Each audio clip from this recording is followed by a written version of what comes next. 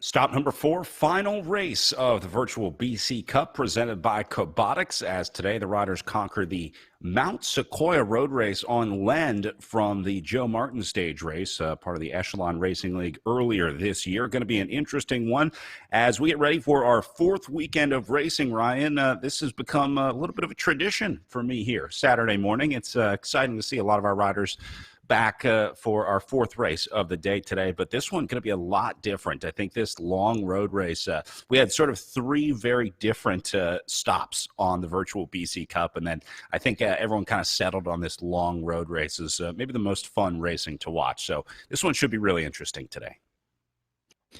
Yes, absolutely. We've had, as you said, a lot of different courses on this in this series, but this may be the differentest. We're finally doing a point-to-point stage race. This is a 72-kilometer course with 1,000 meters of gain, and it's based on the 2nd stage of the Joe Martin stage race, an annual event in Fayetteville, Arkansas. So founded in 1978 as the Fayetteville Classic, Joe Martin was its long-standing director, and after he died in 1989, the race was renamed for him. We can see the profile the riders are going to be doing today, so we can see a couple of major climbs, and certainly we're to see how that'll play out in our first 2 races this morning, which will be the 3 and cap events.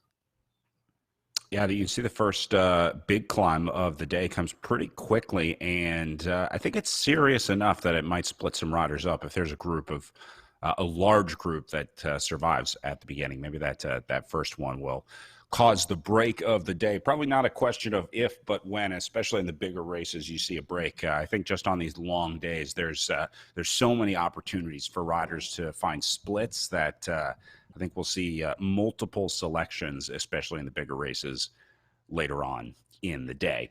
Second big climb comes, I guess there's only two climbs. There is one sort of in the middle. There's a little bit of an uphill grade you see there, but and then the finishing climb at the end. But there's one more little lump about 20K from the finish there, with a nice long downhill run into the final climb of the day, which is absolutely decisive. I'm thinking ones and twos across the line when they hit the finish today. Yeah. Yeah, definitely going to be an interesting course, and the riders will have to be very attentive. I mean, unlike what you get with a circuit course, they're not going to be used to any of these. Most of these riders will be seeing them for the first time each time we roll through them today.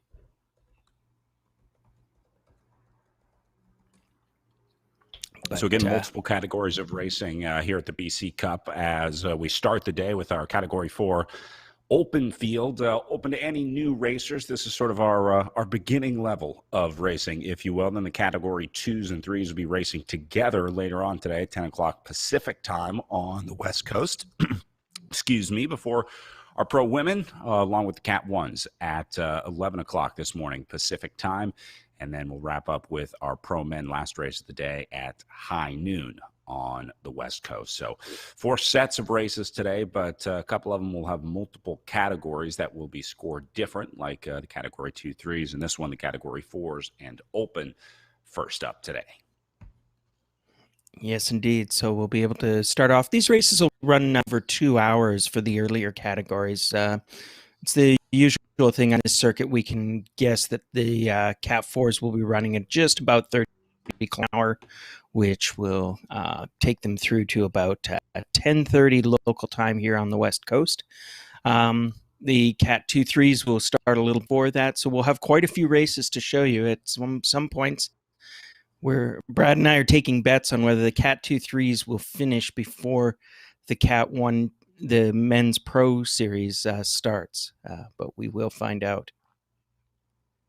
I guess like any race, also in virtual racing, the promoters have to figure out the optimal timing, trying to time the distance and time of a race. So sometimes we have big gaps, sometimes we have small gaps in between the start of the race, but I think they've done a pretty good job with the schedule, adjusted it a little bit today. So hopefully we can get as much racing in for all of our categories as we can. Obviously, we'll be able to cut back and forth between the two throughout the day if we have any overlap. So we're going to watch all of our, at least our podium finishers through the finish line in all of our categories. And hopefully Cat 4's got the memo about the racing starting 30 minutes earlier today than it has in the weeks, so that we'll have a full field in about 5 minutes when we begin the first race of the day. Let's talk a little bit about the platform and sort of the world of virtual racing for anyone just joining for the fourth and final stop. Riders are racing on a platform called RGT today. It's I guess, virtual racing platform is the easiest way to describe it. They have their bikes hooked up to what are called smart trainers. Those are connected to the internet, and they're able to measure the power that the riders are creating when they pedal the bikes. That power is then put into the game and makes their characters go in time with the power that they're putting into their bikes at home. Now, the cool thing about RGT is that the course that they're riding on is based on real life roads. So you can input any course. This one, as we said at the top of the show, on loan from the Joe Martin stage race. So this is a real life race course that a lot of these riders will be hoping to do in the next couple of years, but they're going to have a chance to preview it here on RGT. So the elevation responds in the game. It gets harder and easier to pedal, or the rider responds that way in the game. So they'll be racing on, again, the real-life Mount Sequoyah road race course today from the Joe Martin stage race, and there's some serious climbing out there in Arkansas. So it's going to be a big one today, Ryan. Yes, indeed. And it looks like we're going to revive some old rivalries on this exciting new course, because I'm looking at the start list that you can see on your screen now, and we're going to have all three of Ian Walker, Jimmy Arkang, and Shane Alfred's trio that so activated our previous races in this series. So last week we saw Shane and Ian work over Jimmy Arkang after Arkang took an early lead, followed by working over each other for an exciting finish. And I'm sure that this week that Jimmy will be ready to get his revenge. And let's not forget Shelley Navin. She will be the only woman in the day. She's a rider from Illinois, probably from Chicago, I'm thinking. And she will be able to take the Cat 4 Open prize today for just by showing up. I think you still have to finish. I know Shelley will make it to the line for sure. She is well versed in the world of virtual racing here, as we've seen her racing a lot in some of our RGT virtual races over the last few months. Yeah, last week, or I guess 2 weeks ago, we had a week off this week. This Category 4, I guess, men's field was one of the more tactical races of the entire series. Normally you see tactics like that up at the higher level of racing, but these guys were going at it last race on stop number 3.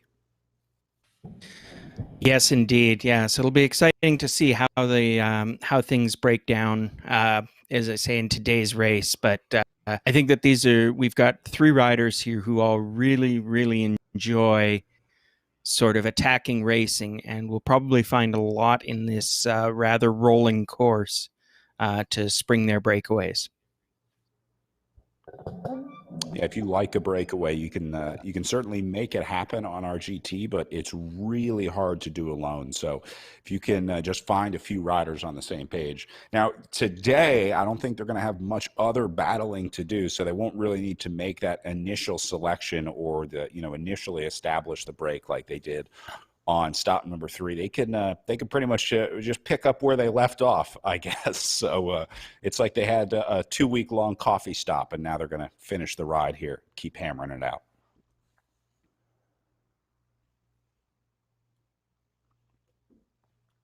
All right, riders getting the countdown now. You see the countdown clock in the bottom right corner.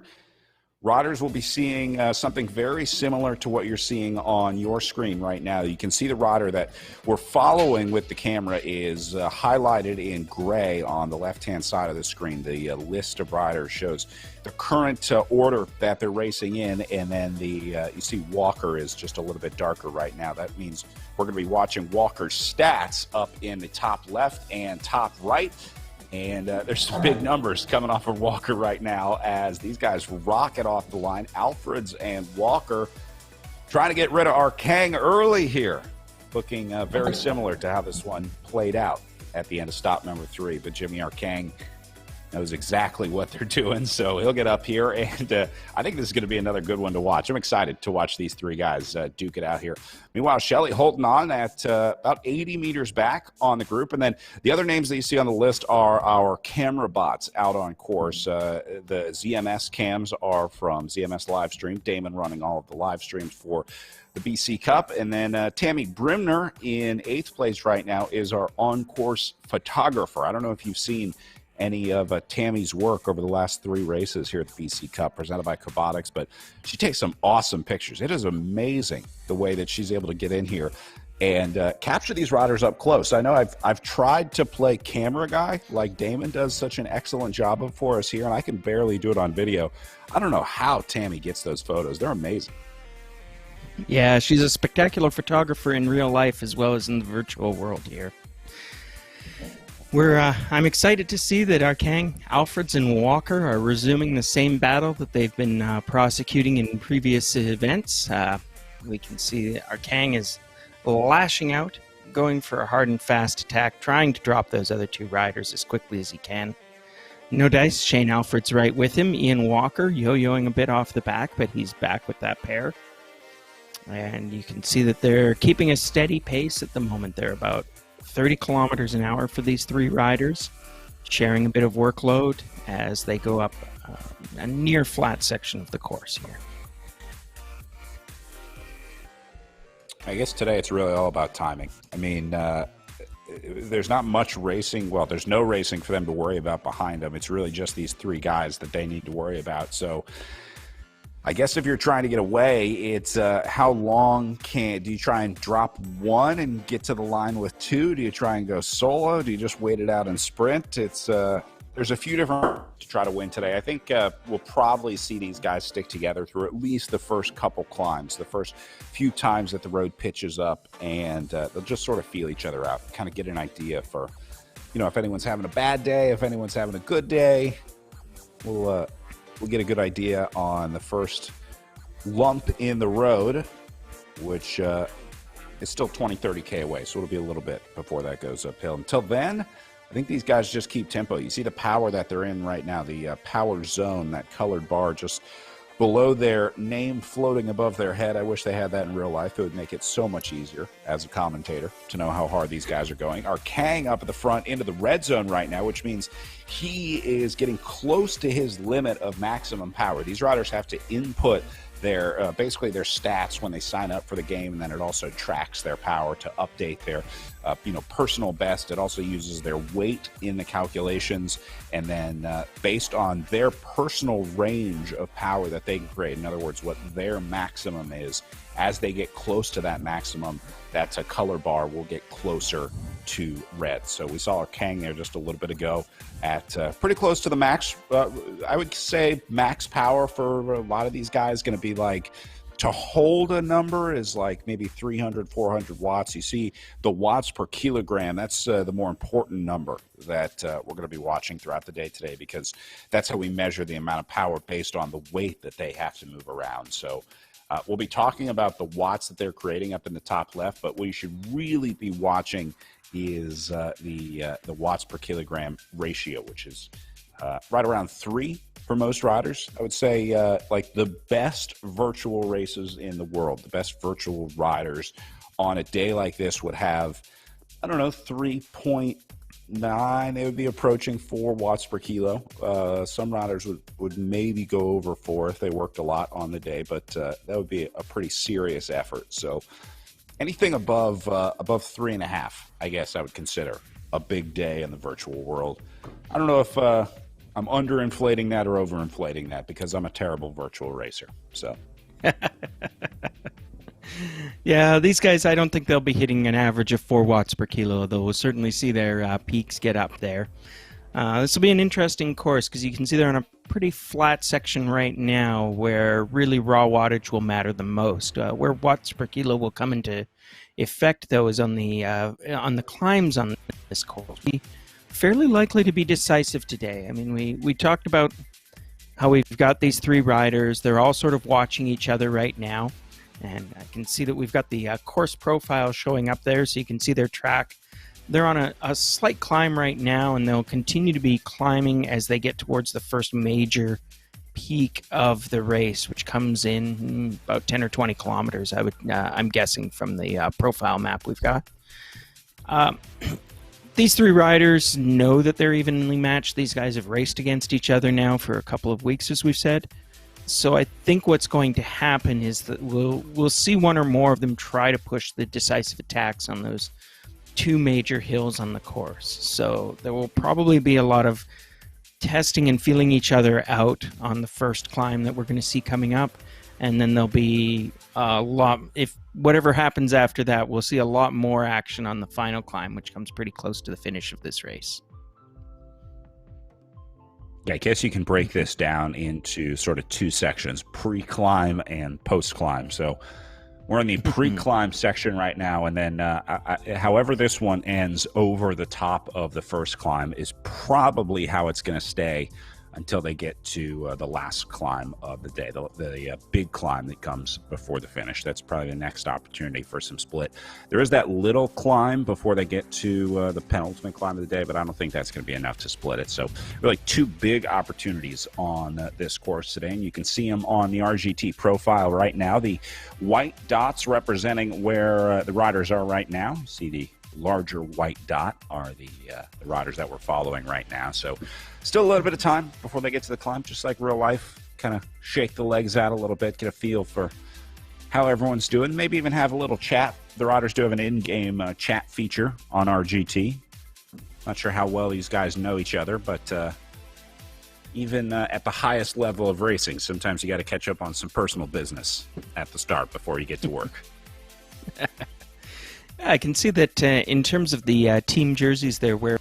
I'd like to greet Jimmy Arkang warmly. He may be from the great state of Illinois, but in fact he's representing that lovely Echelon Cycling BC jersey, along with Ian Walker. I don't think they're teammates in real life, and certainly we saw them ride hammer and tongs to try and drop each other in the previous races of this series.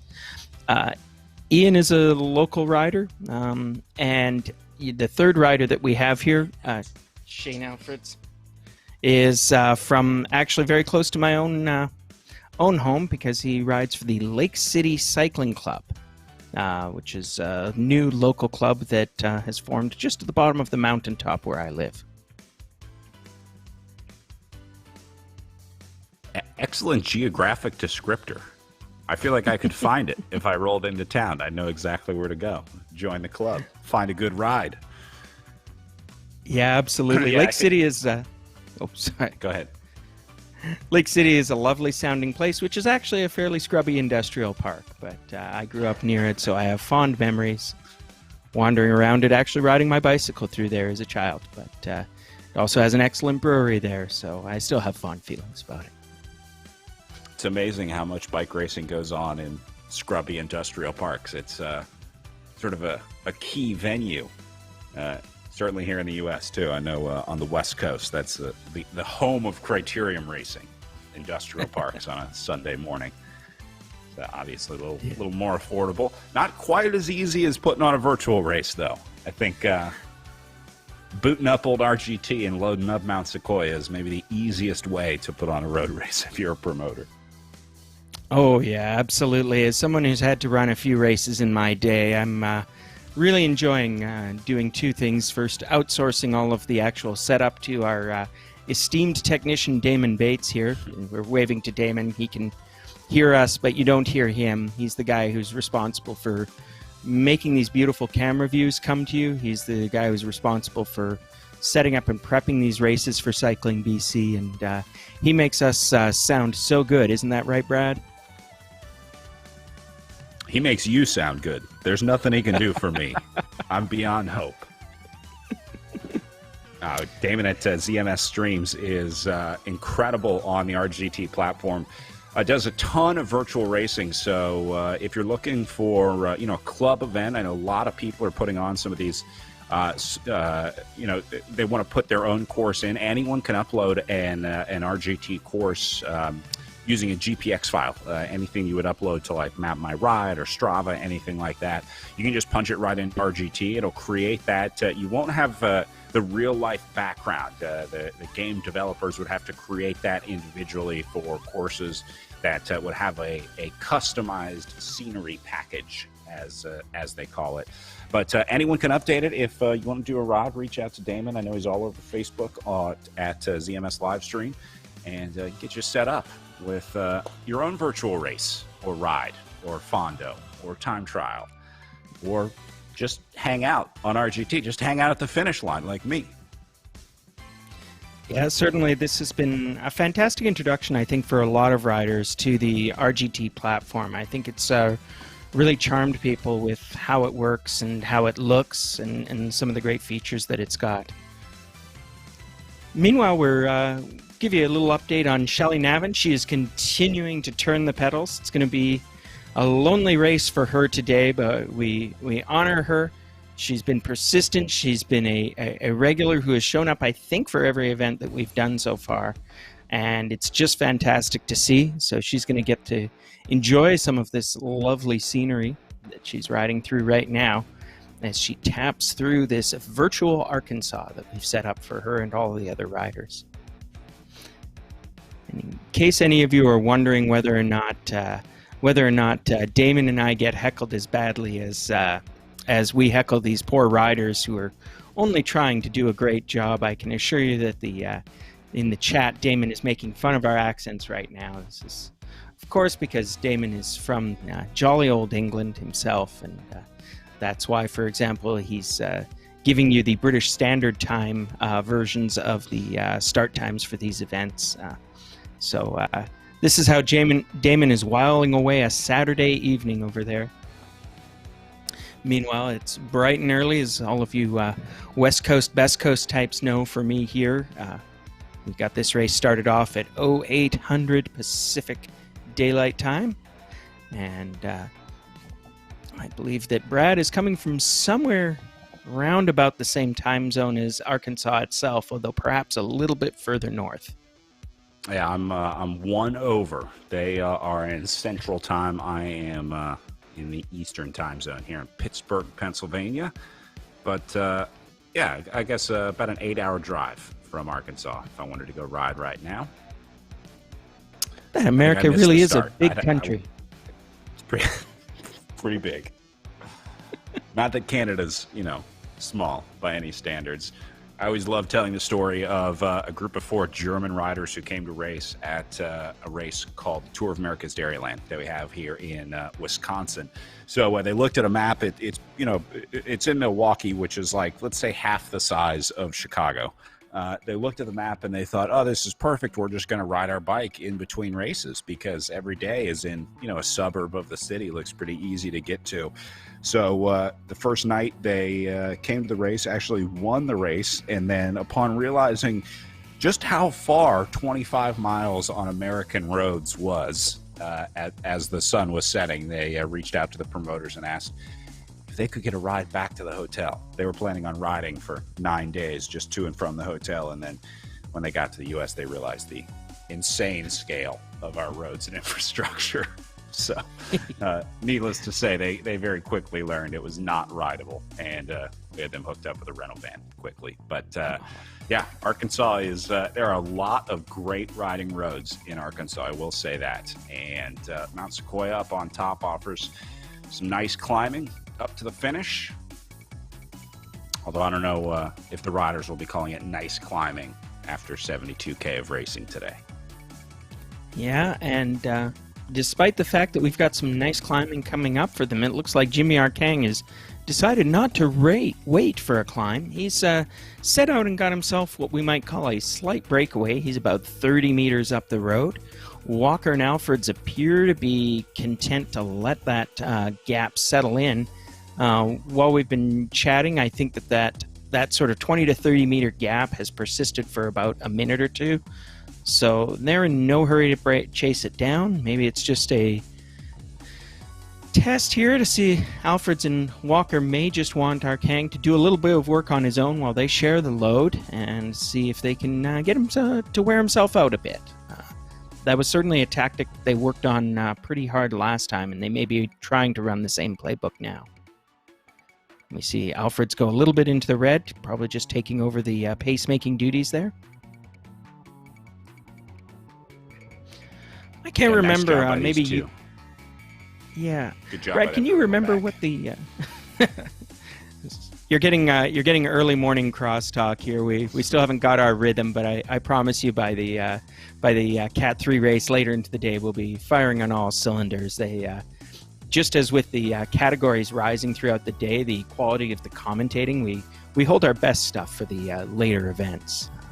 So we apologize to Arkang, Alfreds, Walker, and of course, let's not forget Shelley Navin for having to deal with our Tier 2 commentating here.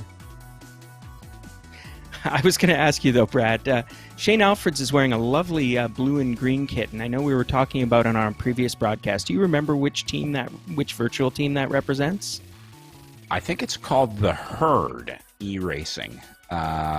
It's a virtual racing group, I guess, if you will. There you go. Thank you, Damon. And then I know that on the back you'll also see it, Herd So Good. Yeah. Well, I can't resist a team kit that uses a terrible pun. So we're sure that as he races along here, Shane Alfreds will not be cowed by the considerable competition. Let me read you about the Herd because I think they deserve a little plug since they got him to wear the kit in game. You deserve a little promo. The Herd is a welcoming, inclusive, and supportive place for people within the virtual cycling universe. Virtual cycling is wonderful and can be challenging, especially in the beginning. We're here to help you. The Herd is a place to try new things like racing without the risk of just being destroyed, and experience events such as tours knowing you'll be supported by the collective. When we host a ride, our ride leaders always hold to their stated pace, whether it's a 0.7 to 0.1 or 2 to 2.4. I assume those are watts per kilogram. The ride leaders take it seriously, and we want you to know that when you sign up for is what you will get. That's awesome. We need more clubs like this in real life as well, because that's how you get into it. You got to have some great support. Good to see that the Herd is doing that in the virtual world.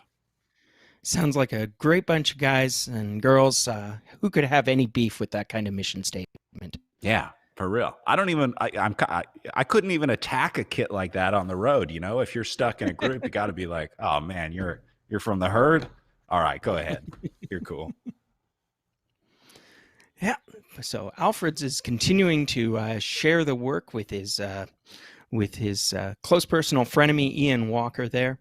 They're continuing to sit about 25 meters behind Arkang, and at this point I have to feel that's a deliberate decision. They're climbing a gentle slope here. I think this is one of the lesser approaches to the later major climb.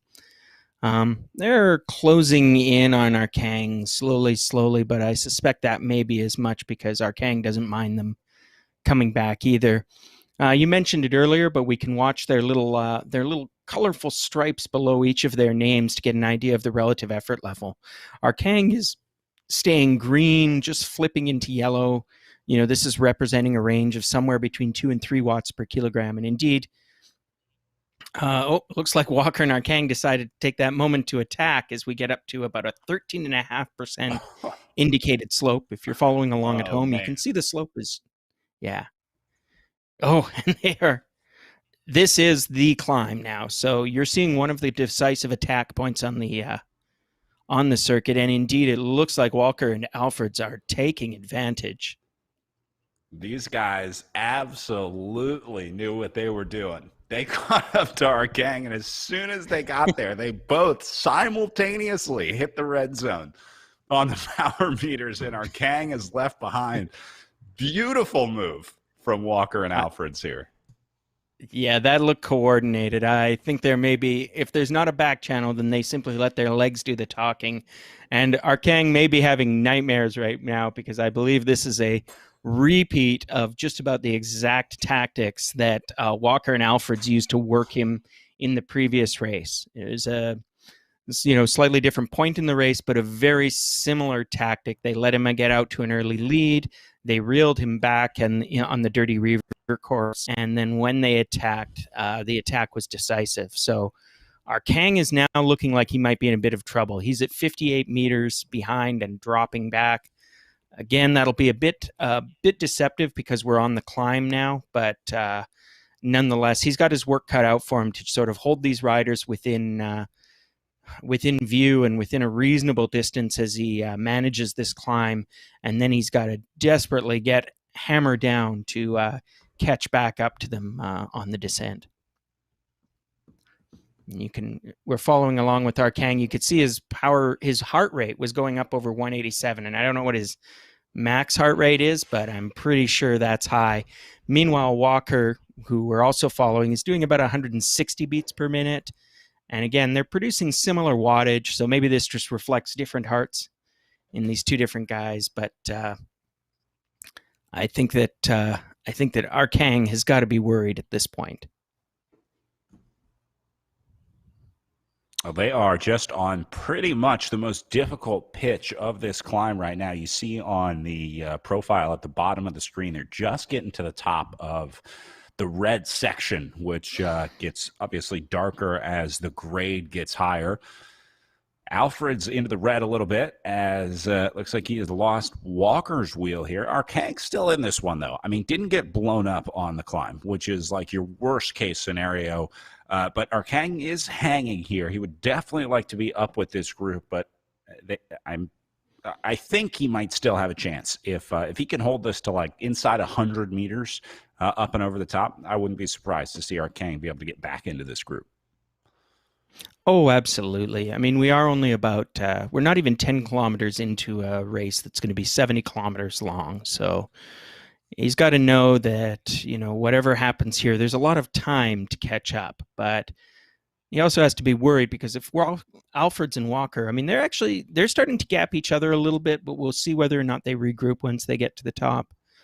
But if this race does split up here, anybody who's left as the odd man out at the top of the hill may find it is a very long day in the saddle trying to play catch up. And, if they're waiting around, if any of these riders is waiting around for the next major climb to execute a decisive attack, it's coming many, many kilometers away. I think they'll be about 20 or 30 kilometers down the road before they see that second hill. Yeah, at this point, I don't think there's really much incentive for Walker to wait up for Alfred's here. I mean, they're going to be to the top here pretty soon. It's not like he's killing himself up on the front. Alfred's is, you see, dipping into the red zone there for a little bit. So Walker and Arkang probably don't really need to work together in terms of getting up to the top now. It's really just, Walker and Alfred's don't really need to work together. It's really just up to Arkang riding his own race back here in third. Yeah, I wonder if Walker will try to keep that gap or if he'll be content to work with Alfred's when he gets over the top. Well, the way we will find that out is by watching the race, I guess. Meanwhile, Arkang is definitely not panicking. He's not going into the red. Walker is over the top and beginning his descent. Arkang is just about got there, so we'll be able to sort of see how this race recomposes itself on the descent. I don't have weight numbers for you on these three riders, so I can't really tell you which ones are the big rollers or the real featherweight climbers. Actually, I got to go back and look at my DMs because I think that Shane might have had something to say to me about his relative performance because I was teasing him about this last week. Well, looks like he's going to get on to Walker here. And then with Arkang up and over, I think this is going to settle in. Probably right around 250 meters, looks like, will be the gap up and over. Might hit up to 300. Arkang going to keep the pressure on, even on the way down here. Ooh, Alfred's and Walker are too, though, in the red zone up here at the front. Yeah, it's I was looking back at my research, which by research I mean Shane Alfred sending me text messages after last race, and he's probably the roller of this race. So it's all the more impressive that he's executed an attack here on the climb. We'll probably see him do some pretty solid descending because his claimed weight will be on his side. And indeed, if anything, it looks like he's stretching out his lead as he slides down this hill. Walker is 100 meters behind him. Again, these distances will rubber band as they go up and down the climbs and descents, but nonetheless, that's not a trivial gap, and maybe even more telling, all three riders are on the climb now, and Arkang is now almost 500 meters behind our leader Alfred's here. Yeah. So you see Shane Alfred's getting into an improved regular tuck, not a super tuck. I don't know if super tucking has been banned from virtual racing, but I don't see any of the riders going into a virtual super tuck, so. Let's hope there's no virtual UCI, because I think I saw Alfred's helmetless up at the front. That's got to be a bigger issue than the super tuck, first off. And Walker had some suspect socks we're going to need to check into. Yeah, they tend not to police equipment quite as strictly in these events. We're seeing Shelley Navin. She's now on the climb, hitting it at 11%. She's riding within herself. She's got only herself to beat. Maybe this is a bit of a training ride, but we salute Shelley. She's come out. She's seen off all comers. She's fallen behind the other three riders in this race, so it's going to be a little bit of a lonely event. But she's got the challenge of this hill, so we salute Shelley and hope that she can get a good ride out of this and be ready to rip the legs off of all the people who didn't show up for today's event. Yeah, that's right. Shelly showed up, and that's what matters. What she's doing solo on the trainer like this, especially on this Mount Sequoyah course, takes a hard person to conquer a course like this alone. So my props to you, Shelly. Bravo. Yeah. And now we're watching Shane as he continues. He's still on a slight descent here, leading out the group. These guys got to watch out because he also has a pretty fantastic sprint, and I believe he actually won the crit race that we did on Canary Wharf from a sprint, if I'm not mistaken. I'll have to go and do some research on that later. But right now, he's got to be fairly satisfied. He's shown a genuine gap. We know these three lead riders, Alfreds, Walker, and Arkang, have been pretty closely matched throughout this series. So it's interesting to see a fairly robust-looking attack and to see these three riders so completely split up already. As we follow along with Walker, he's the meat in the Alfreds Arkang sandwich at the moment, and I'm sure he'd rather be closer to the top slice o' bread, that being Shane Alfreds, rather than having Arkang close on him from behind. But maybe the tactic will be for Walker and Arkang to reunite and prosecute a little bit of catch-up on Shane Alfreds. Yeah, I think that's what I would be doing if I'm Walker. And if I don't start making up time soon, like if this gap doesn't get below 500 real quick, I think I'm just waiting up for Arkang. You know he's good. You know he's got good power. You know he can work in a group. And he's only, 170 meters back from Walker. So maybe wait it out a little longer, 160 now. Alfred's only at 300 up the road, though. So I think you stick this one in the middle. Let Walker work on Alfred's a little bit longer. But if he doesn't start making up ground, if it looks like he's losing the battle, then wait up for Arkang here and see if those two can work together. Yeah, absolutely. This is a long race. We're about 15 kilometers in. They've got about 72 kilometers total, so it's going to be about, my little totalizer there is showing me that Ian Walker has about 58 kilometers remaining in his race. That's an awful long distance, and Shane may be trying a big, exciting solo attack right now, but he's going to be on that big, exciting solo attack for 57 kilometers. I rate his chances. He's proven to be a strong rider. He's a roller. He obviously likes this terrain already. Nonetheless, I'm not sure he's stronger than Walker and Arkang combined, at least not for 57 kilometers of rolling terrain based on Fayetteville, Arkansas.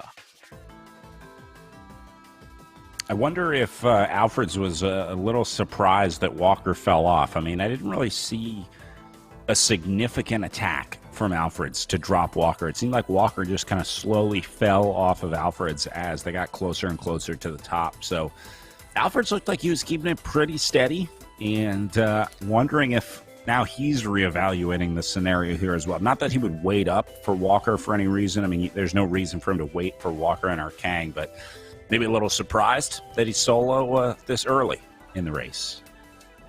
Yeah, for sure. He's putting in a good gap. He's got to be happy that there's still 100 meters of separation between his two major opponents here, because that means that they're not getting any aerodynamic drafting from each other. It means they're not working together. Shane is probably pretty okay with trying to race one-on-one against these guys in what would amount to a virtual time trial. I think he's got the power, and I think he's got the will to try that. But what he has to worry about is if those two join up behind him and then turn it up into a team time trial versus Shane for an entire 55 kilometers. That might be not unique.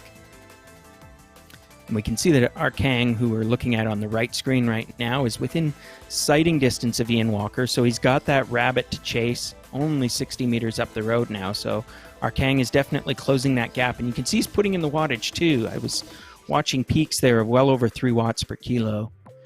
He's definitely keeping a very steady effort. Given what we know about these riders, when we see them sort of sitting in that sort of high 2s, low 3s for watts per kilo, that's a pretty killer tempo. That's probably these guys going just slightly over their all-day pace. Like they're in a sort of a red line where it might be a bit exciting for them to try to time trial home at 3 watts per kilogram. And indeed, we're watching our Kang. He's continuing to just bring that gap back. 40 meters now as they roll over through this rolling terrain. This lovely virtual countryside. You can see the trees have leaves on them. It probably reflects reality in Arkansas. It's far enough south that I'm sure their spring is well underway. Yeah. The real Joe Martin stage race is going to happen this year, if all goes well, in August. It'll be an event that you can all sign up for, and it'll happen August 26th to 29th this year. You know, it's been a complicated year for racing events of all types. No, we're still mourning, or at least I personally am definitely mourning the cancellation of Super Week here in the Lower Mainland. My own personal racing club, Escape Velocity Cycling Club, is still talking back and forth with the powers that be, both Cycling BC, Via Sport, and the provincial health authorities about when it will be possible to do some bike racing again. But we're still cautiously optimistic that by the end of the summer we'll put on a couple of races, and I know there's other promoters who are definitely champions. That mentioned my old buddy Barry Lister, who wants to run a couple of races out in the Maple Ridge area, and I'm sure that our friends at the Phoenix Velo Club are excited to do their Mission Racing series again when they can. I think they've been trying to set up a few time trials as well. And United Velo is a very good club for doing masters races also in the Fraser Valley. And my old buddy Todd Hansen runs his coastal racing series out in the South Richmond. So I'm giving Brad a whole bunch of name checks for nice regional areas within the south coast of British Columbia, which he won't know about at all, but I assure you the listeners will think these are all great. I like it. I like the little regional rundown of the area. It sounds like you guys are pretty lucky with plenty of people ready to get racing back to normal when we can. So sounds like when things open up again, you're gonna be back to it pretty quickly. It's nice to have. Yeah, I think a lot of people are pretty excited for real racing. I mean, the virtual racing has been an incredible option to have during what we will call these uncertain times. But nonetheless, there's, as good as it is for training, and I mean, I think it really is scratching the itch of racing. Meanwhile, as we get back to the racing, it looks like our Kang and Walker have indeed reunited. Once again, they are best friends for now. And they are still about 800 meters behind Alfred. So they got their work cut out for them, but now they've got 54 kilometers on the road in which they will be able to chase down Shane if they can. They'll certainly work together, do a little pace line, and they will watch that gap very closely, as I'm sure Shane will, because all they've got to do is basically make up 1 kilometer in 54. So that's the work for these two riders. They're wearing the same kit. I guess they've become a virtual team, at least for now. And they will be chasing down Shane Alfreds. Jimmy, you can forgive, but never forget what Walker did to you on that climb with Alfreds. That's my advice. You got to work together now, yes. So you got to set your differences aside. But I don't know if you can ever forget the attack that Walker and Alfred laid on Jimmy on the way up that climb. Well, of course, bike racing is an awful lot like international diplomacy. There are no, eternal friendships, only eternal interests. And right now, our Kang and Walker are sharing the very acutely common interest of catching Alfreds. So they will be certainly allies, if not friends, for a good long while. But of course, if they do manage to make that catch, then it'll be only a matter of time before they betray each other, because that is, of course, the tragic but also glorious cycle of bike racing. You just gotta love it. Virtual or real, You know, that's the dynamic that so many bike racers come for here. You know, you have to have just a little bit of malice in your heart to be a truly great bike racer, I think. Nobody ever won out of a breakaway by being nice. That's for sure. Yes, as the classic phrase goes, no gifts. Right. So we're watching these riders, and we pay another tribute to Shelley Navin. She continues to tap along with the pedals. She's still in there. She's about 5.5 kilometers behind the lead of the race right now, but again, she's racing in her own category, in effect. And the fact of the matter is that you know, she's actually maintaining a pretty solid pace relative to these other three. You know, she has not been losing time at a steady or monstrous rate. She's just keeping that gap. She's keeping to her own pace. You can see her rolling along on this gentle section here, slight descent, and she's up to 46 kilometers an hour. You can see that she's keeping her pacing pretty steady. She's doing a good, hard workout. You can see where the heart rate is, where the power output is. Power output and the heart rate will be flagging a little bit as she goes down this slight descent. She'll be taking advantage of that, and as the road flattens out in a few kilometers, I'm right back on top of those pedals. For all of those of you who've done actual bike riding and racing, of course, you know that there's a certain cadence to how you ride a real road, which is that you ease off a little bit on the descents because you don't want to push against the increased aerodynamic drag you get as your speed rises. But then when you're on the flats and the climbs, you put in your steady or even your peak efforts, because that sort of gives you the fastest possible pacing overall. So Shelley's effectively riding this race like a time trial now, which is she'll be putting in the deep efforts where it matters, when the aerodynamic resistance is low and when the climb is high. And that's what she's doing right now. You can see that she's got a steady 2 watts per kilogram that she's tapping away as she goes over this little tiny rise. And here we can see how the scenery is showing us the course profile pretty nicely as well. She's got a little rise. You can see the crest of it ahead of her. And as she comes over the top of that, then she'll be back on another little descent as she rides towards those 3 lead riders in this event.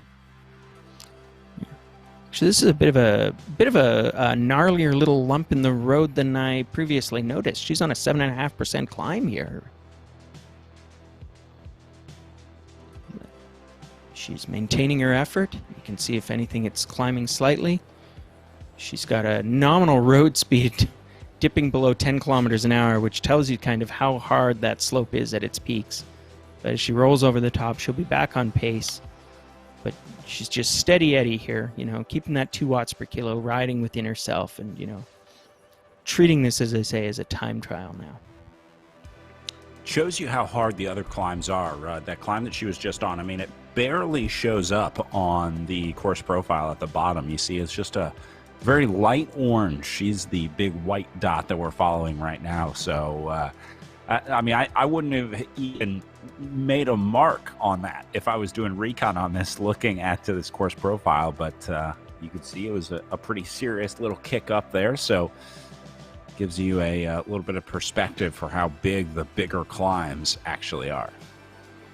Yeah, and we'll have to put a little marker on that, because sometimes when you get those little nasty steep pitches like that, remember that when we see the bigger fields we'll have later on in later races, that they're going to be going up this first major climb that all the riders have now cleared, and then once they finish their descent, they're going to run straight into that little tiny 7.5% wall. And I wonder if one of the effects will be is that you'll see groups that will, you know, shred their way up that first major climb, you know, regroup to some extent on the descent, and then there'll be a few riders perhaps caught out by having one more lump, and if they aren't right on top of it, they might find that they've managed to do a lot of work to regroup after the first major climb, only to get dropped on a little bump that barely appears in their course profile. So for all you Cat 3, 2, and Pro riders who are going to be showing up in later races, if you're watching this for some recon, put that in your race notes. I guess you don't have to mark anything on your stem anymore. I know some riders use whiteboards to write the important landmarks of the course so they can keep an eye on it. But the days of the stem tape are unnecessary in the virtual world.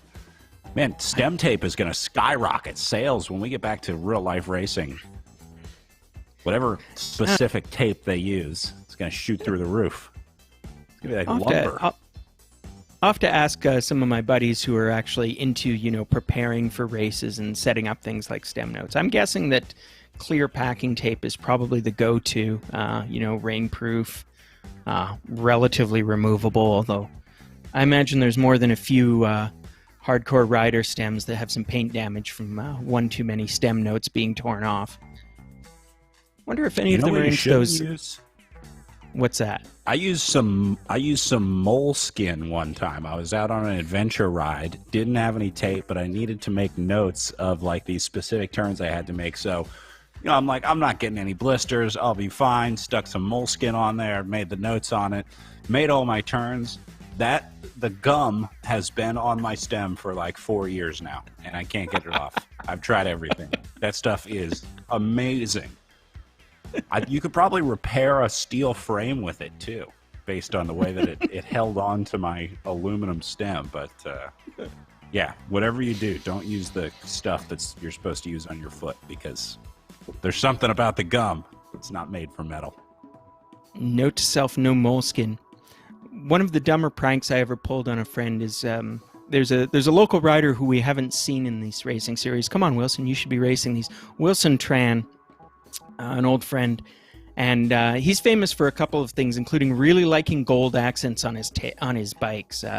He actually went out and got gold anodized Nocon type cables for one of his bikes, which made him look like an insane Bond villain. So that was pretty great. But as a tribute to him, one of my more bizarre hobbies is crochet. So I actually crocheted a tiny gold yarn stem cozy, and then at a bike race managed to surreptitiously sew it onto his bike while he wasn't looking. And I'm pretty proud of that fact, honestly. So here's to you, Wilson. On the cable. $80 on the cable housing, and still ended up with a crocheted knitted handlebar. That's right. No rider is safe from yarn bombing once in Vancouver. So I hope that we'll be doing enough real racing in the near future that I can yarn bomb a few more local riders. But meanwhile, we can watch Arkang and Walker, their virtual stems completely pristine, riding together, both wearing that beautiful Cycling BC kit, and they are continuing to try to put a dent in Alfred's lead, but Shane Alfred's has stretched it out to about 1.3 kilometers. So Arkang and Walker have some work to do, because that is not the right way for that gap to be going. They might be content to sort of leave Alfred's out to sort of just cook in his own juices for a while, but I don't think such a plan involves letting him stretch his lead beyond 1.5 kilometers, no matter how far from the finish they are. No, I don't think there's any good strategy that starts with, we let him get 1.5 kilometers ahead, and then there is no and then in that scenario. So, yeah, Arkang and Walker, I mean, it's pretty simple math. I went to public school here in the United States, but even I know you just have to go faster than whatever pace he's setting up front. Cool part about RGT that you don't have in real life is you can see exactly what Alfred's is doing. These riders are basically looking at the same screen that we're looking at now. They can choose their own view. A lot of them will have the first-person view on there as well, but they can see the exact distance that Alfred's is. They can see the exact wattage that he's doing. So all you have to do is match the watts per kilogram, do 0.2 or 0.3 more, and over the next 50K, you hope that you did the math right to bring it back. Yes, indeed. We can see Arkang and Walker starting to, I think they're starting to pick up the pace a little bit. We're looking at the numbers. You can see that they're sort of peaking out around 3 watts per kilogram, which is a pretty solid effort. Alfred's is contentedly riding at 2 watts per kilogram. May also reflect that they're just on different terrain at the moment. So Walker and Arkang are on a slight descent. Alfred's is on a very slight grade. Might not even notice that. But you can see that Walker and Arkang are taking a bit of advantage of the terrain. They're up over 40 kilometers an hour. But soon they are going to run into the same slope that Alfred's is, which is it's not trivial. It's a little bit of a lump, but look at this. He's up at 15% grade.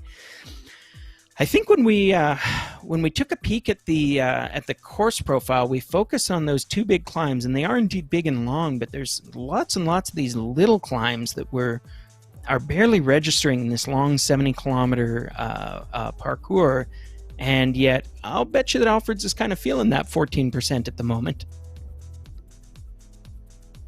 So we're going to see Arkang and Walker face that same thing. It'll be interesting to see if that has any effect on their ability to stay together, or if they deliberately try to hold together during these little rolling climbs and descents that they're going to be facing throughout the race.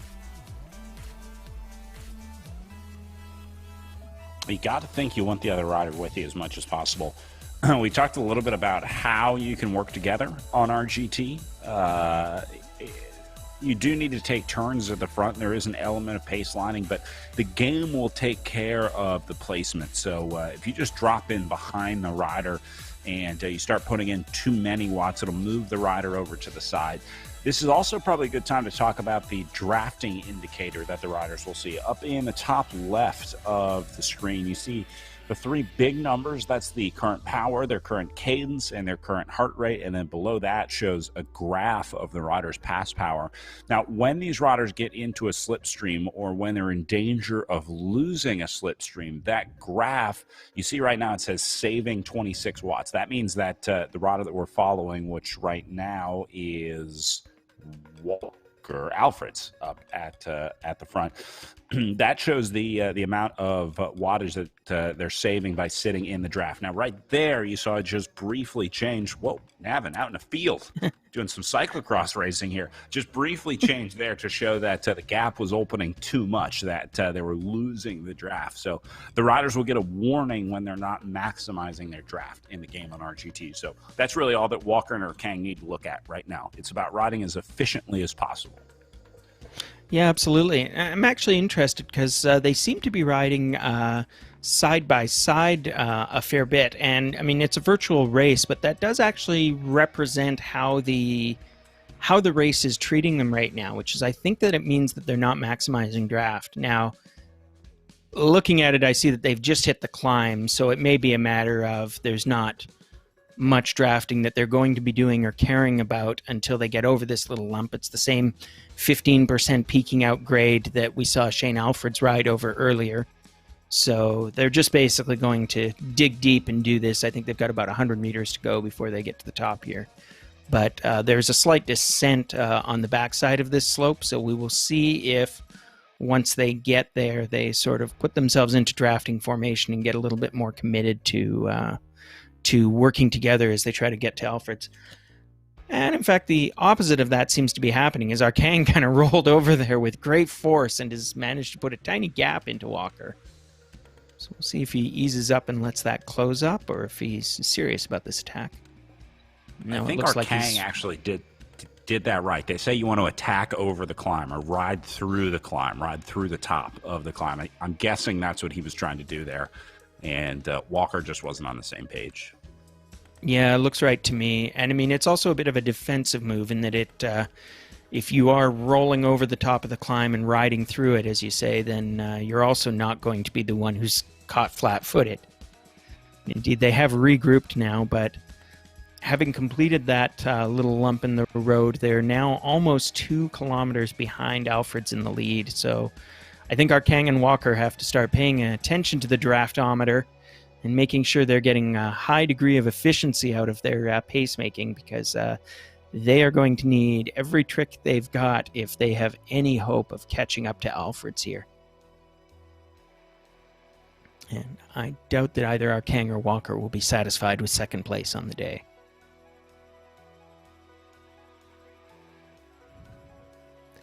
So we reflect especially once again. After, I was going to say, especially after the last week. I think there's still some feelings.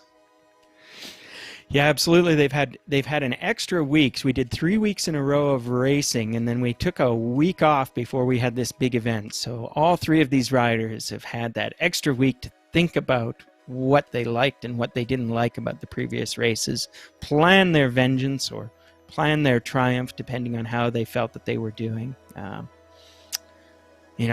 And certainly all three of these riders will take to heart the words of that classic Southern philosopher, Ricky Bobby: if you're not first, you're last. And I am positive that at this point, Arkang and Walker are thinking about how they can execute on a classic shake-and-bake strategy in order to work over Shane Alfreds, who is, in fact, taking on the role of Jean-Pierre here, the hated outsider who has come into the sport and is now making them look silly.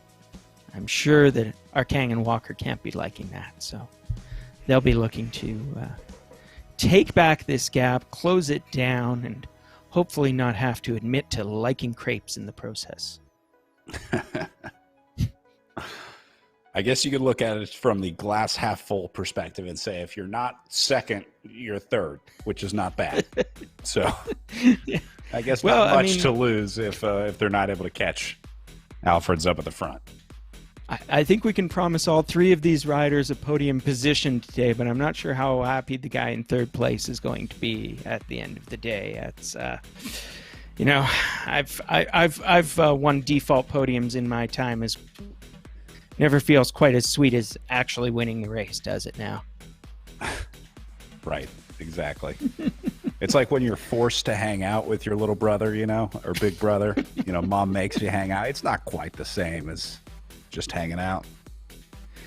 Yeah, that's right. So Arkang and Walker are playing each other's little brothers at the moment. I'm sure neither one of them particularly wants to hang out with the other, but it sure seems like a better idea than any of the alternatives they've come up with. So they will play their virtual bike race game together and pretend to be best friends just long enough for them to shut down Shane Alfreds if they can.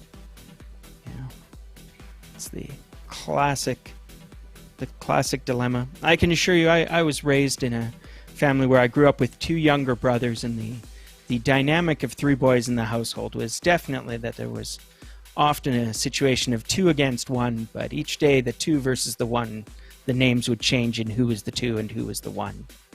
That's right. Shout out to Mike and John. I still love you guys. Well, we have to figure out which one is the Mike, which one's the John, and which one's the Ryan in this group of three. I don't know who the antagonist of the three of you was, but today it's Alfred's up here at the front. Yes, indeed it is.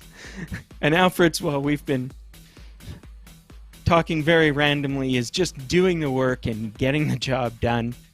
He's keeping that gap pretty steadily at about just under 2 kilometers as the clock continues to tick on this race. So we're now passing the 40 to go mark. That means that we're getting very close to the halfway point already. So these guys have been maintaining a good steady pace. We started this race at 0800 sharp local time, so we're now 55 minutes in on the clock. You can see it there in your top left corner. 55:26 and counting is our race time.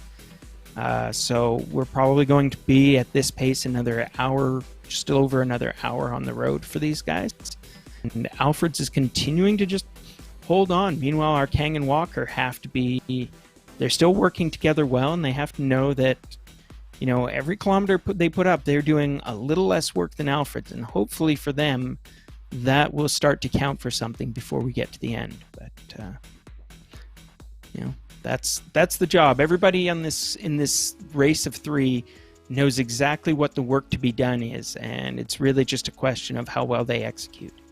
Arkang and Walker really only have one task at hand at the moment, which is work together, make the number that matters most go down, which is the gap between them and Shane Alfreds.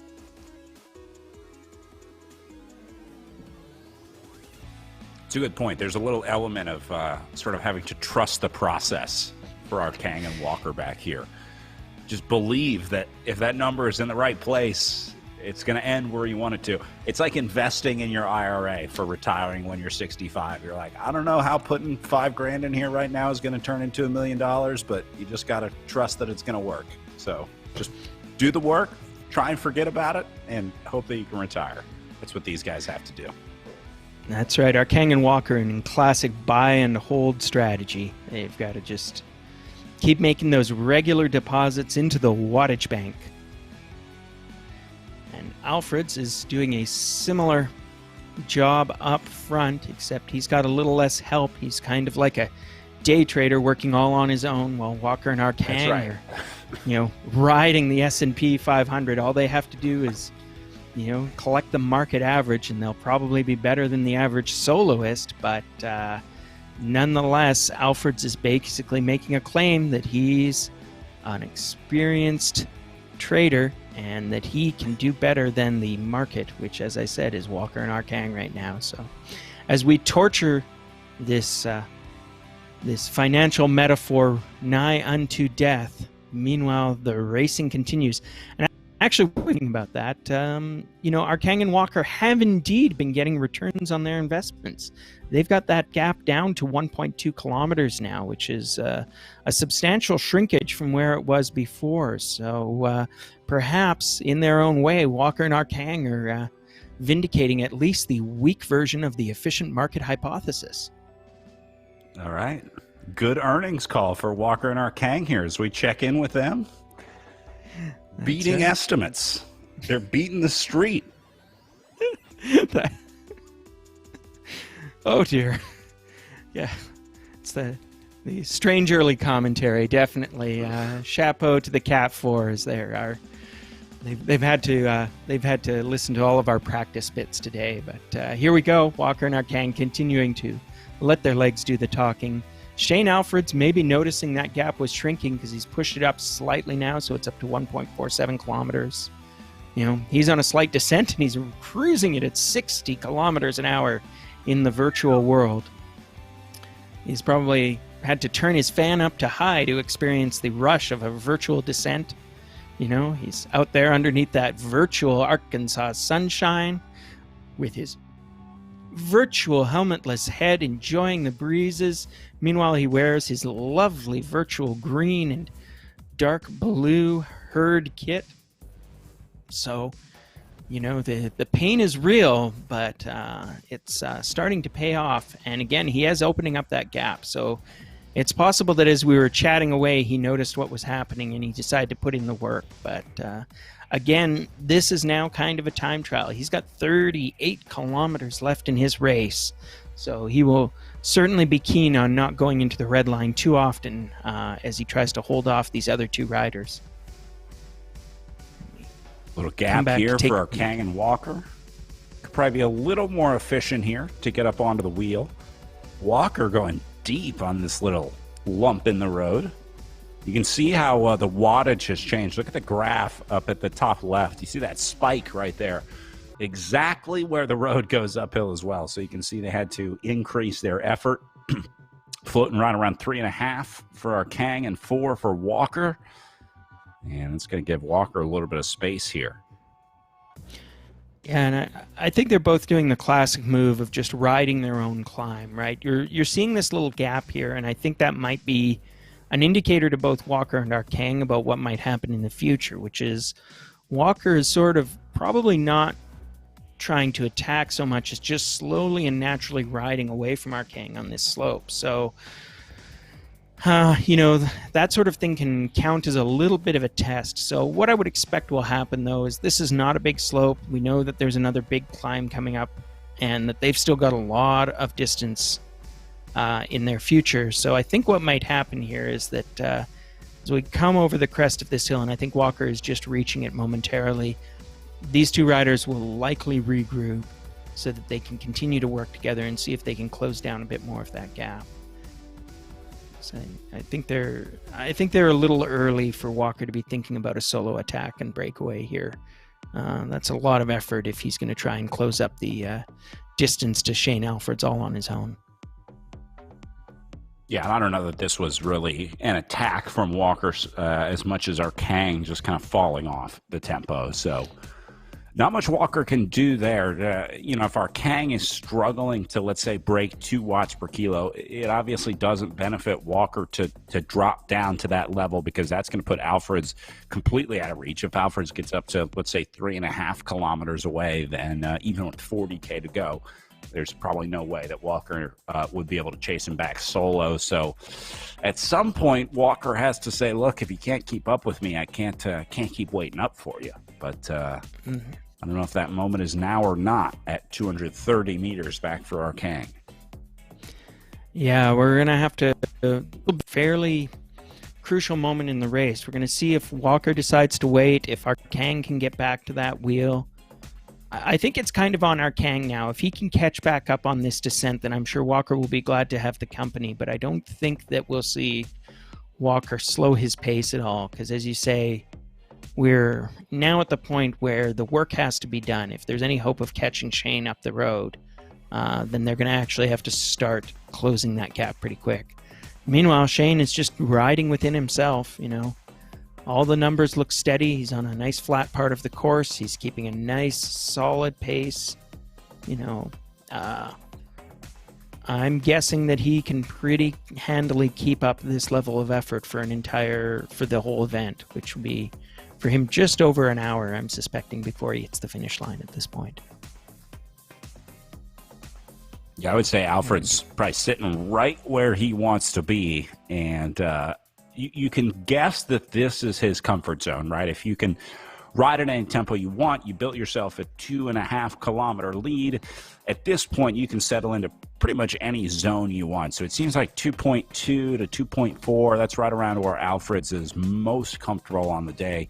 And obviously that's reflected in his relative FTP with the power zone that we're seeing pretty much green and blue for the last 20 minutes or so.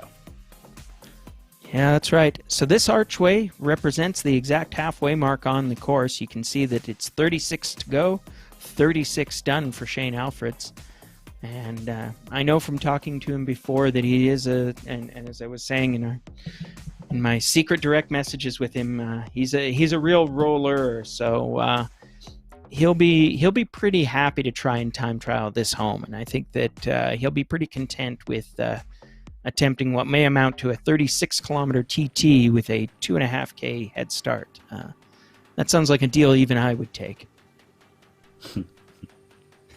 Sounds like even a deal I could screw up. Oh, hey, we could all screw it up, couldn't we? Meanwhile, Ian Walker, he's finding himself slightly solo at the moment. Our Kang is still 200 meters back. We're watching those numbers carefully to see if our Kang is going to get back in contact, but Walker may have to do this as a solo time trial as well, so he's going to find himself in the morose position of catching up to Alfred's after giving him a 2.5 head start. And our Kang, I think, can just barely make out, if he's got a real good screen, Walker in the distance on this long straight section, but he has to close every one of those 200 meters with his own hard-done effort, and we will see if he can manage that.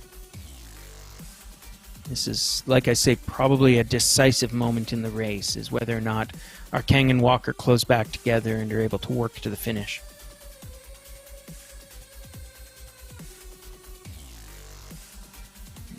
And we can see he's putting in a fair effort. Our Kang is kind of going, blue, yellow, blue, yellow. This is sort of just, he's probably riding right on his threshold. He knows he's got to keep something in the tank for the entire rest of this race, which is far, far from over. But he also knows that he's really got to close this gap now, or else his race is decided. And it'll be decided as he'll be third place. So let's see what our Kang can manage. Numbers are maybe closing down a little bit. It was over 200 meters to Walker. Now it's about 185. Again, that could be vagaries of this rolling terrain. We see there Walker, and meanwhile Walker is looking at the gap between himself and Alfred's, and that's just ever so slightly closing down. You can see that if he keeps up at this pace and at this gap closing, he's about to take the gap below 2 kilometers. That's still a lot, but it is at least the numbers trending in the right direction. But we see the reason. Shane Alfred's is on a 12% grade, so I think that it's very natural that his lead is looking like it's closing down, but we'll get a truer picture of what is going on once Walker and Arkang clear this same grade.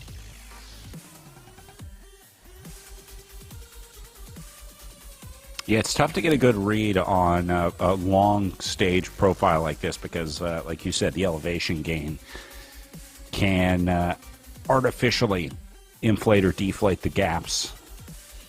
But there's a nice flat section here that we'll be able to get a good read on. Mm-hmm. Yeah, you see the same effect in real races too, where there's a tremendous amount of accordioning as the peloton goes up and down over each hill. So it's important not to read too much into those fluctuations, especially as the road goes up and down. So, for example, right now we're seeing about a 1.6K gap between Alfred's and Walker, but Walker has a very large hill in his future that Alfred's is now on the descent of. So, meanwhile, Arkang is maintaining. Actually, he's about 200 meters behind Walker still. So, as we watch Ian Walker crossing through the halfway banner. And we're sort of seeing the race develop here.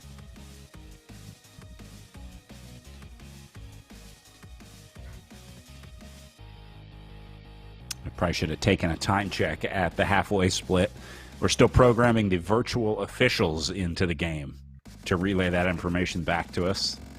That is still in development, as I understand, over at RGT headquarters.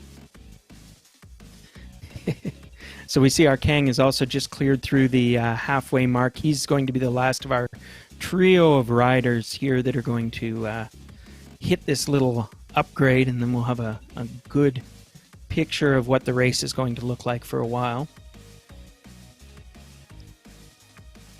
And I see that even as we say that, Shane Alfred's is on another little climb, so it's just rolling terrain after, and these are not little lumps. Like when you think about a sort of a 3 to 6% grade in real life, that's a hill that you'll definitely feel. But these hills are not 3 and 6%; they're like 8 and 15%. Hey, Brad, it's a remarkable thing to see these nasty little walls, and they must. When you hit something where the percentage grade goes into double digit, you know that these guys are feeling it in their legs. You don't even need one of those load sensing trainers to all of a sudden just watch your numbers hit a wall there. And I suspect these guys are all sophisticated enough that they do have the fun force feedback trainers that will indeed give them the real sense of these hills.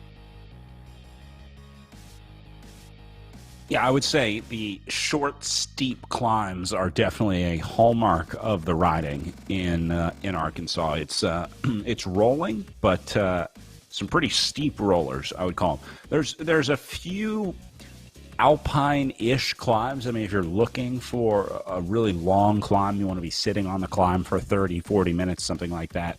You can find them, I guess. They're not going to be as steep, obviously, as a true mountain climb, but really, I guess the defining features of the climbing in Arkansas would be short and punchy. Good way to describe these climbs today as well. Yeah, it's kind of like some of the gnarlier spring classics courses that end up happening in like the north of France or perhaps the eastern part of the Netherlands. Netherlands is a funny place. I've been there once or twice.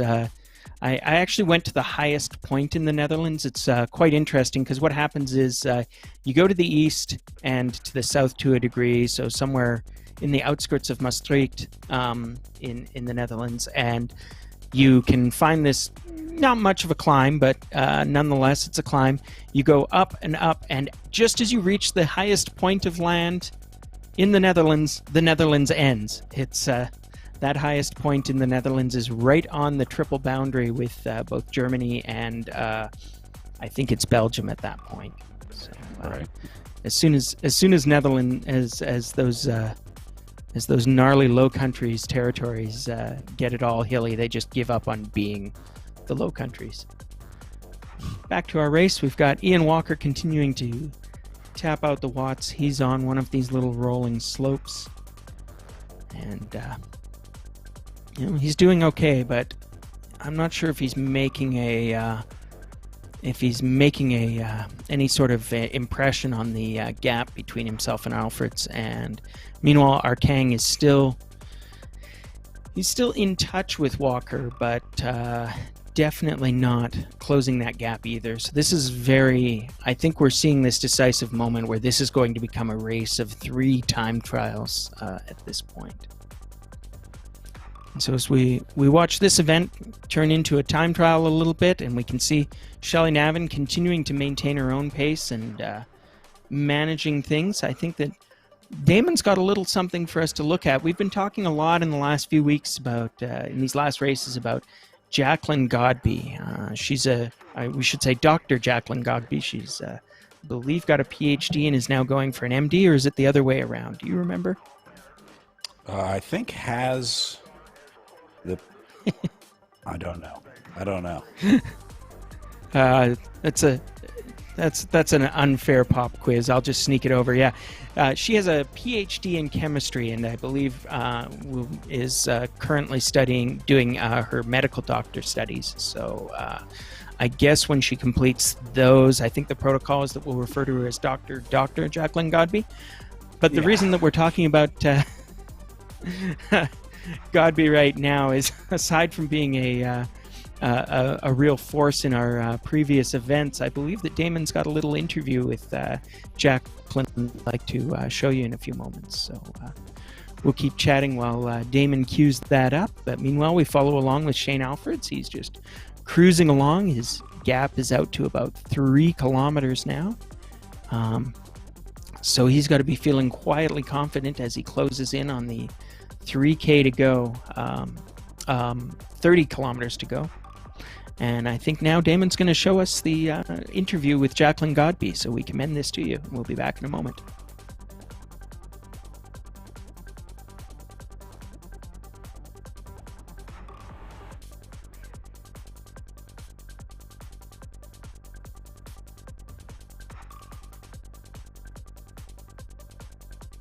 State your name, your age, and your nationality. Hi, yeah, so I'm Jackie Godby. I am 30 years old, and I am part from the United States of America. Currently live in Chicago, Illinois. That's awesome, Jackie. And you've been sweeping the podiums for the last 2 weeks with 2 wins at the last 2 Cycling BC virtual BC Cups. Now, which team are you racing for? So I am racing for X, and we've also got 2 men over on the men's side. It's a relatively small team, but we're quite powerful, particularly once you know those 2 male racers are my coach and my fiance, respectively. Yeah, you guys are powerhouses out there. You sweep in the women's field, and they're throwing it down in the men's cats as well. Now, regarding Saturday's race, the Criterium in Canary Wharf, it was not as exciting of a stage as the first one with a relatively flat course. So did you have a pre-race plan for that day?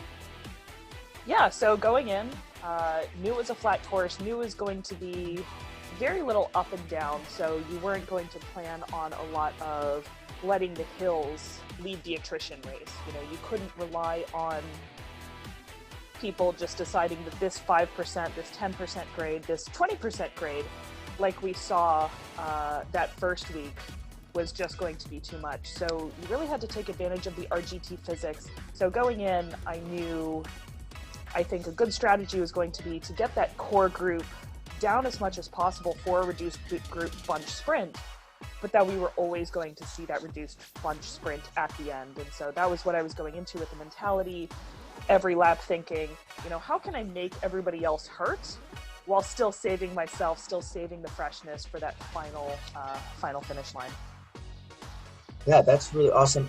And I noticed that on the first stage of the race, you went for the solo breakaway and just rode straight off. But for this race, you decided to stay within the pack and kind of toy with them rather than try and break away. So did you have a lot of faith in your sprint for the day?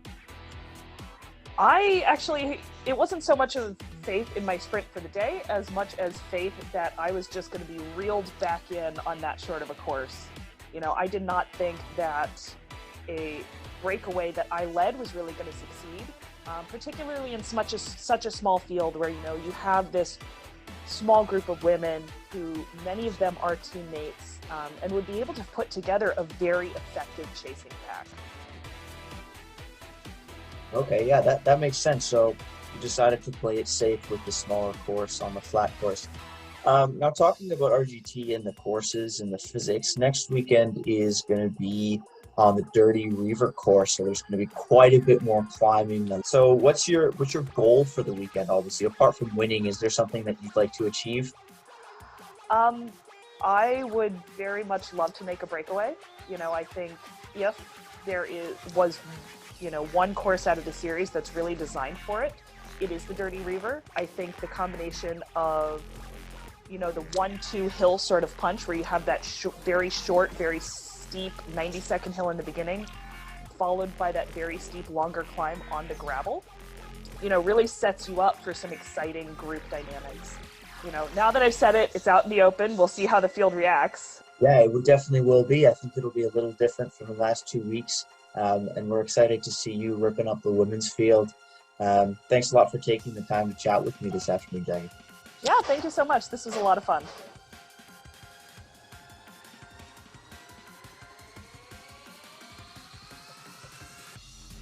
Well, if Godby likes long, hard courses, she's going to love this one today. This will be a course that she knows well because she raced with us in the virtual Joe Martin stage race. So she'll have raced on this course before. This course also available on RGT, so the riders could have gone and reconned it before. But you heard Jackie kind of talking about some strategy. She's one of the few riders, Ryan, that has the ability to choose how a race is going to play out. She talked about the difference between wanting a sprint or wanting a breakaway. There are very few riders that have the luxury of being able to want for a certain scenario in a race like this. Jackie Godby is absolutely incredible.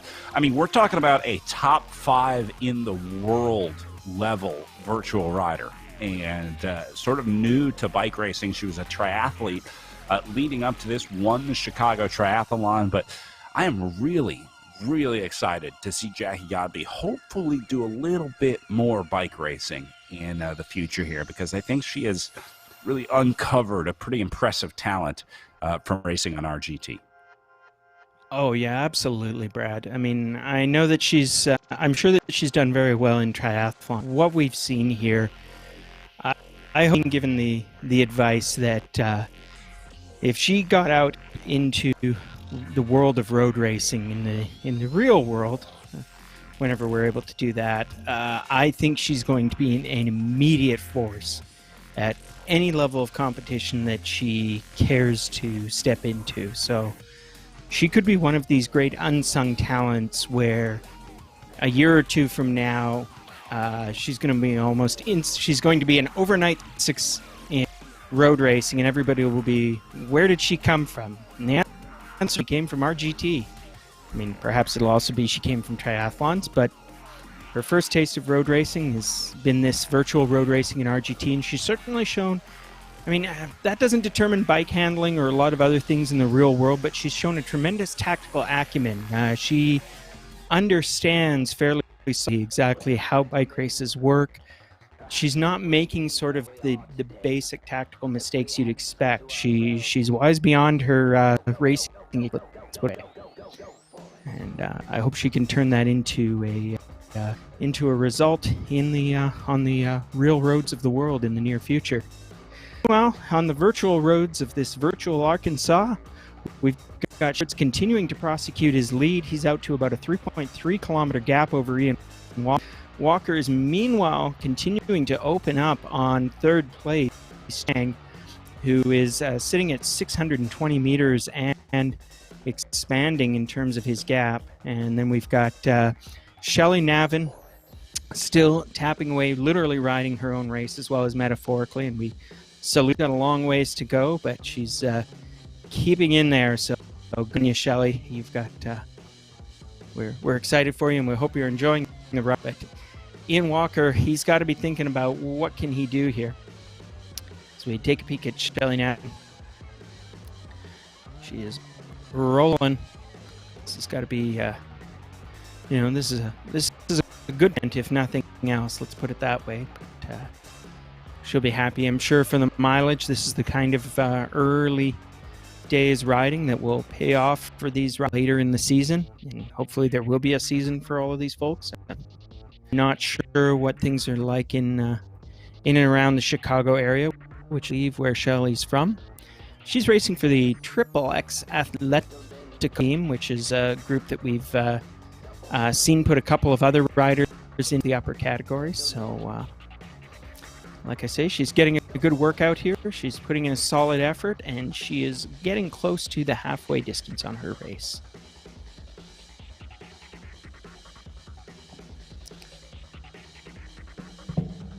X getting Switch their back. custom kit in the RGT game. Teams can basically pay to have their design rendered into the game because X had Jackie Racing at the highest level in the Echelon Racing League. They got their kit in the game, and same way we got the Cycling BC kit in the game here. Yeah, and those virtual kits look fantastic. It's lovely to see the detail and the rendering. I'm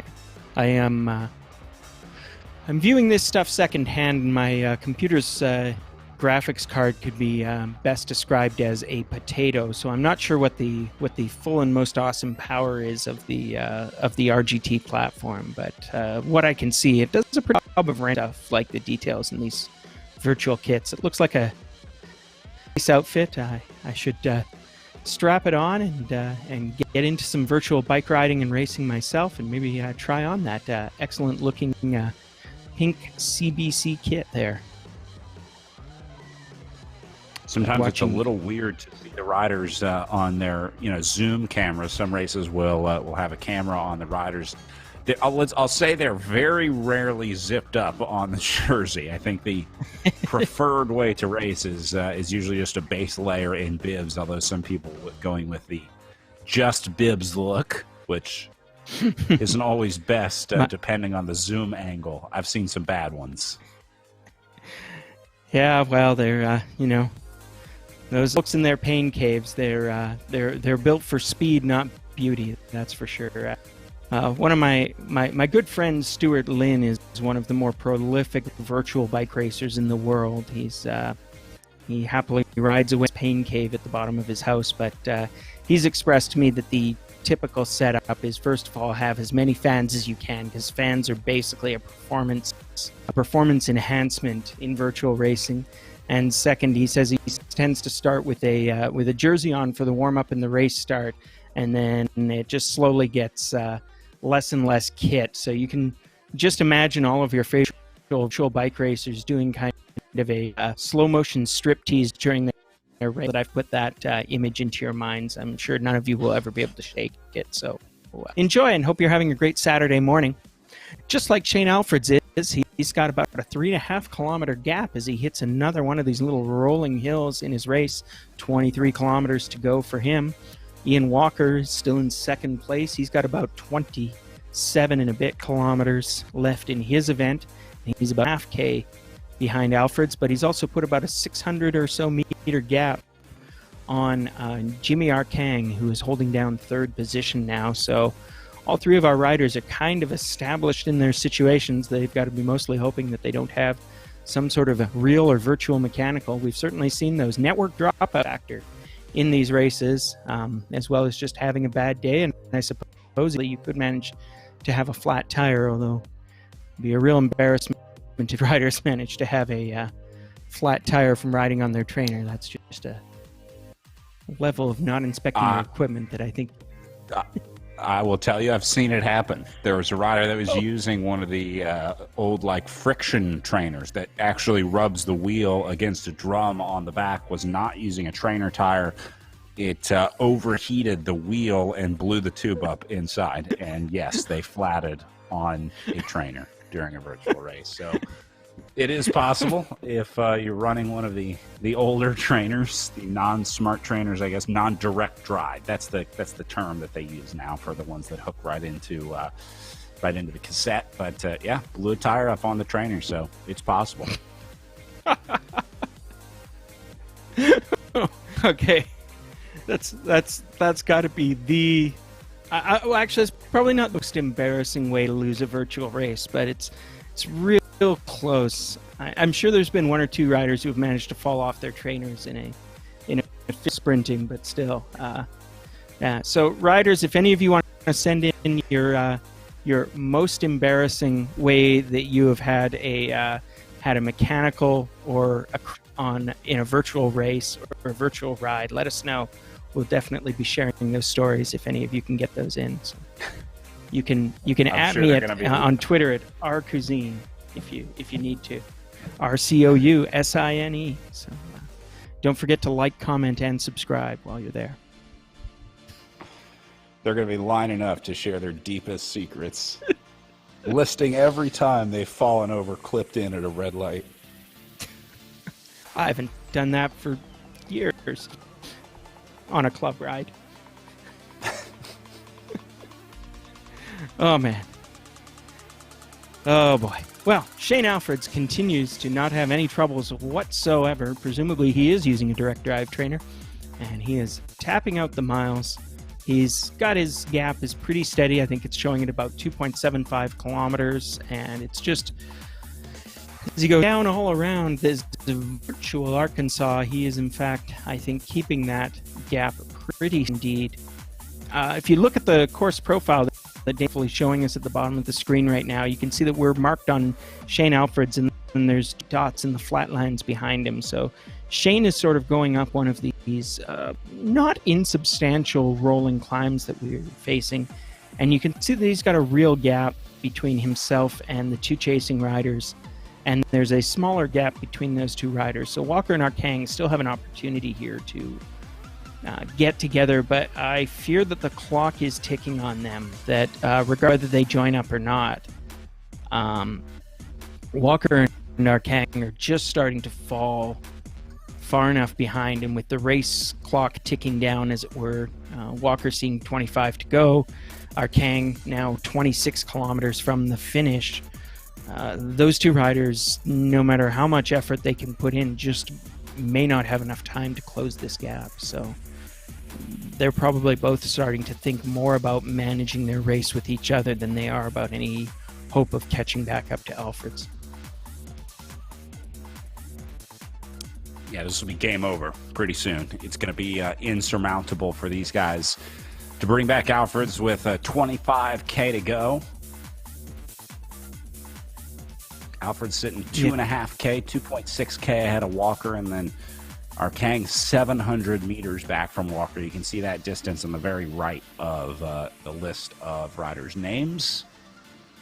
I'm surprised Arkang's still holding at 700. I mean, usually once you go past like 500-600 meters, it often blows up in spectacular fashion. But Jimmy Arkang hanging in there, doing a nice job today.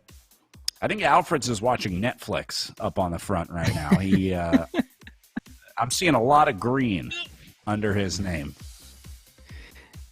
Yeah, Alfreds is sitting in the catbird seat, so I'll check with Shane after when he's willing to text me again and find out if he's willing to share what he's been watching or what his preferred. Text him right now. He can look at his phone. He's got a 2.3K lead. Come on, you can give a little interview here, Shane. I am texting him right now. Nobody can see this, but you'll have to trust me. I've messaged him on Facebook. Hey Shane, how's the race? We'll see. We'll watch and see if his. I mean, he may not have his phone nearby, but if that doesn't work, and if that continues to go up, I'll just use the messenger phone call feature and see if we can loop in Shane for an on-race interview. This is how the pros do it, right? I'm pretty sure I've seen video of Bradley Wiggins as a commentator leaning over and interviewing riders mid-race. Seems like that works out well. Yeah, this is the virtual version of that. We'll see if his power drops out. If we can spot the moment where he gets the message. Hey Shane, how you doing? Or if he just maybe he'll wave off the camera like they do sometimes when they get too close and they just want to be left alone. The riders do have some like emotes, I guess is the best way to describe them. I think they can wave at will, like when riders pass them or something like that, and then there's a little bit of celebration. So maybe Shane can wave us off. If you can, yeah. Shane, if you can hear us, you can give us a little wave and tell us how it is at the front there. It's very possible that Shane is doing the and ignoring us, because it turns out he actually is in a bike race, and as it may be, it feels probably all too real to him at the moment, because his heart rate 155 beats per minute just for the fun of it, is it? Meanwhile, Walker continues to try to chase him down. They're all sort of on a climb at the moment, so again, these gaps may be compressing a little bit, but gap is probably not compressing enough for Ian's like closed it down to about 1.8k. But as I said, I think that's a compression effect of these riders on the climb. And similarly, Jimmy Arkang, who's just rolled into the bottom of him, is now down to about 500 meters between him and Walker. But I don't think that represents a serious closing of those gaps. So we're seeing these riders kind of be 1, 2, 3. Look, sorry. The reason for the laughter is I just got it from Shane, so I can now see what his suffer face is. I'm just going to say that probably all of you out there are fortunate that you can't see Shane's suffer face. I'm just going to tweet this out. It's a great race, and I'm sure Shane won't mind if I just share his photo. He says he did give us a response. He says the race is hard. So we salute you, Shane. Thank you for being very entertaining for us. We're glad that you're willing to be such a good sport with your commentators here. He says his legs are. So there's no wonder. Go ahead. Go ahead. It's no wonder this race is so hard. There's some guy up on the front doing 3 watts per kilo for the last hour. Yeah. Shane, you may be the architect of your own pain.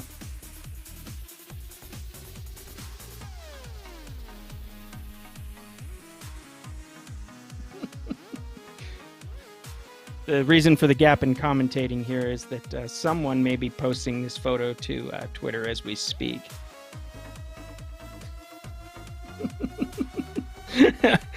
Shane shares that it was not his plan to go solo in this race, so oops, accidental. We all hate it when that happens. I mean, maybe not. Yeah, this is pretty good. So what we have to do is Shane is continuing to chat to me, so we have to watch and see whether his watts per kilo is steady while he's doing this. I see him at about 2.1 watts per kilo, 2.2. He's maintained a lead as he does this. We're reaching new moments in race interview technology here. He says it wasn't his plan to solo, but with Ian and Jimmy not working together, he went for it. So that's actually an illustration of something real, which is that Shane is probably, we're going to interpret Shane's words there, which is he could probably see at some point that there was a gap forming between Walker and Arkang. And once he notices that from a racing perspective, he knows that he's not going to have to race against those two working together. And so if they're not working together, then he'll just basically know that he puts in the watts and turns it into a time trial, that he'll get paid off for that, in the sense that he will only have to race against them one-on-one rather than race against them doing a team time trial. So that's the kind of tactical acumen that you can put into a virtual race. And that's fairly particularly a piece of information you wouldn't have in most normal bike racing. I mean, if you're very lucky and you're at a very high level, you might have the Moto Man come by to give you group compass and that sort of information. But when you're in a race, you get group composition information and gaps, at least distance, if not time, all in real time and updated more than once. And so if you know what you're doing and you know what to look for in those, you can create a very, you can be very strategic about your racing.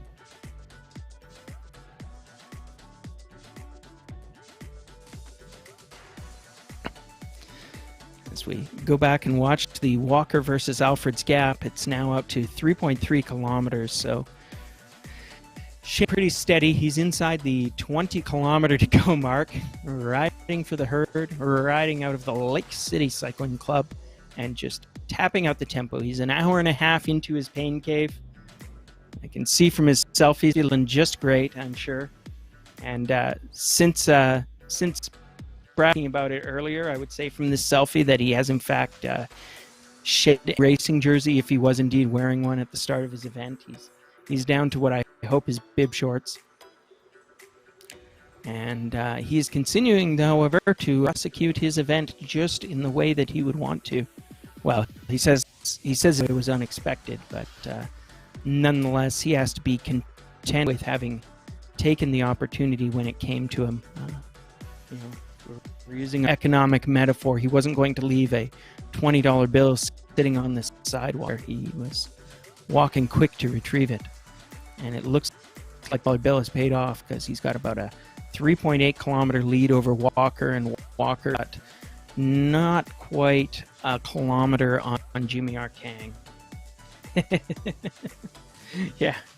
And I'm getting more messages from Shane, so our interview continues. He says, I suspect this is a typo. He says, I was ready to read up if they started gaining on me, but we'll have to guess what read was supposed to be before autocorrect got a hold of it. But I think what he means is to speed up if they started gaining on me. So is basically saying that he was very much in control of this here. And indeed, this looks like a rider who's very much in control of the gap. Now, I think Shane is attentive to the idea that he's probably not the best climber of these, though he did put in a pretty solid piece of power effort on the first climb. And as we roll along this flat section, if you look at the parkour at the bottom of the screen, you can the big climb is coming. So this is not quite as big in the road as the initial climb that comes about 10 or 15K into this race, but nonetheless, this is kind of a decisive moment here. So the key thing that for Alfred's, he's going to have a pretty substantial lead. So I think what he'll be able to do is just sort of ride within himself and not stress too much about losing much of his lead as he goes over that climb. And then in the race, we've got a climbing finish. But again, his gap at this point is 5 kilometers to go. So even if you consider the finishing parkour might favor the chasers here, Walker and Arcang, don't think it's going to 5 kilometer favor them in 20K.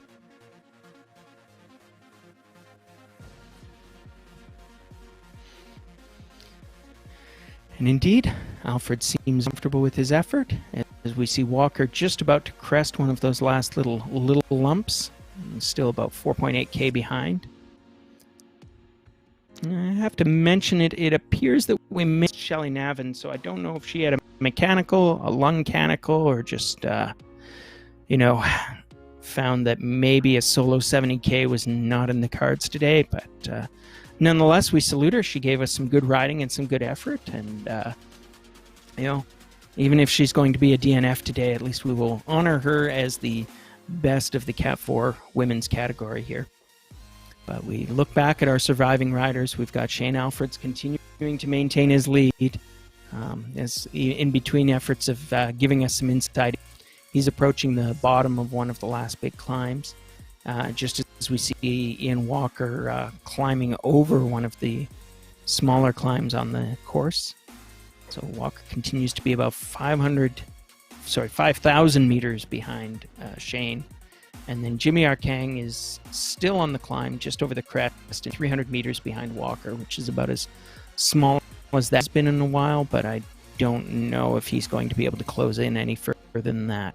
I suspect for Walker and Arcang that the race is really between the two of them at this point. That looks like that still may be manageable, whereas I don't think the 5K and Walker's in any meaningful way manageable anymore.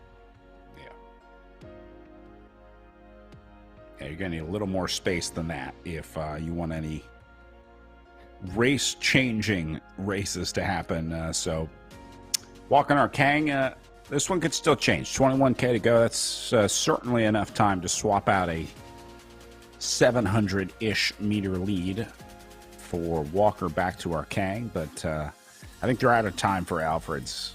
Over 4K, 21K to go. It would take a miracle. I'll say that. We'll have to find out if Shane Alfreds has a direct drive or a hype trainer, and thus whether or not there's any chance of a flat tire laying him low, because that may be about the only hope that Walker and Arkang have at this point. I don't know if your bike shops are open in Canada, but I think Shane has time to flat break his trainer, go to the bike shop, get back, hook it up, and he'd still have about a 1K lead.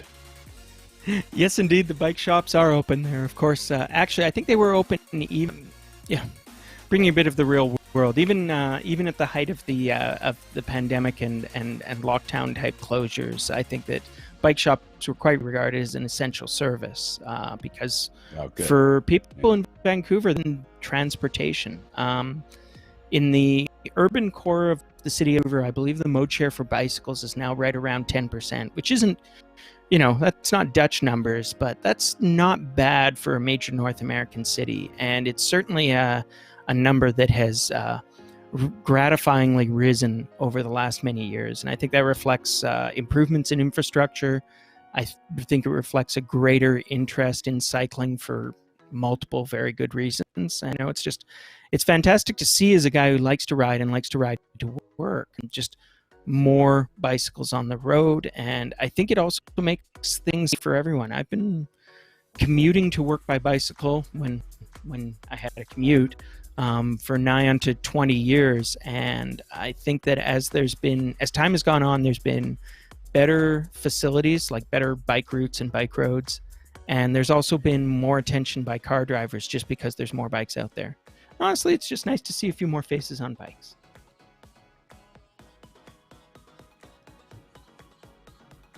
Yeah, looking forward to seeing the new faces on bikes as well. I know a lot of people getting new bikes for the first time, if they were lucky enough to be able to find one early on.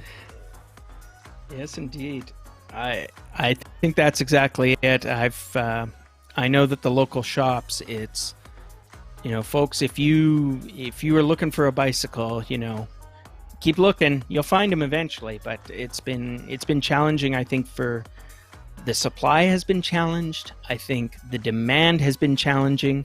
I mean, locals are doing great in the sense that they're selling whatever they can get a hold of, but we're at the point where I don't know about locally, but certainly in some regions, I've heard people mutter about changes, that the metaphorical supply chain is having trouble supplying literal chain in the sense that I think there's been enough people getting back onto bikes and enough, it being one of those recreational options that is still available to you when you can't go and meet with people because you can just ride around alone and be safe, means that everybody and their dog has been keeping up their bike, riding their bike. I mean, we're having this strange bike boom going on as we speak, and I don't, and it's going to stop, and I hope it doesn't, frankly. Not surprisingly, as a guy who likes to comment on this, I also like biking.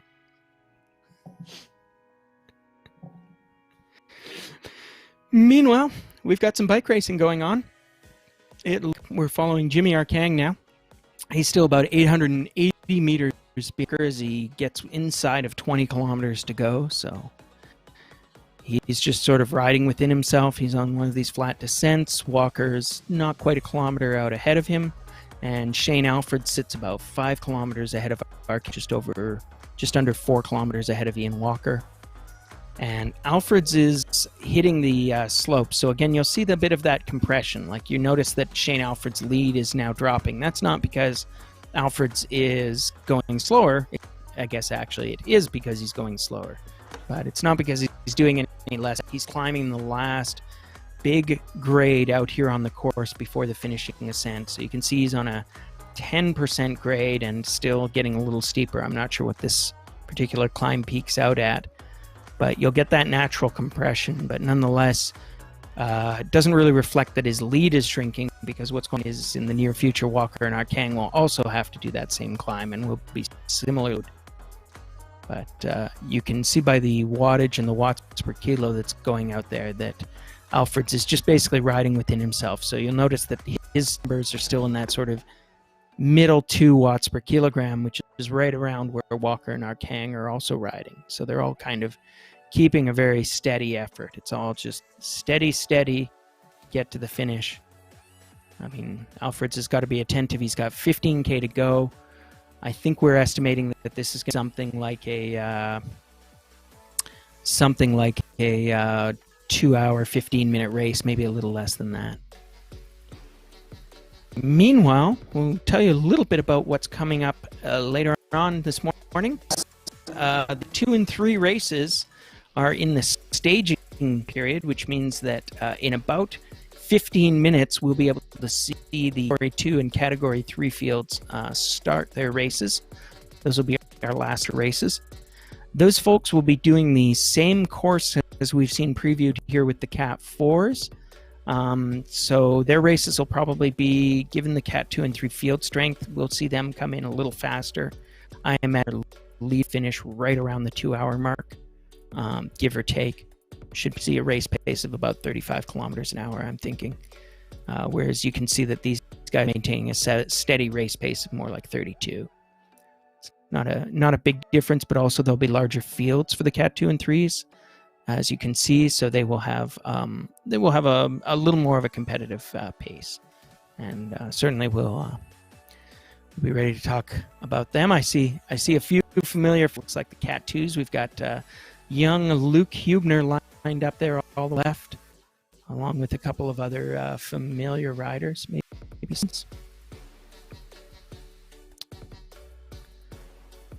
appears that let's see, Whiting is.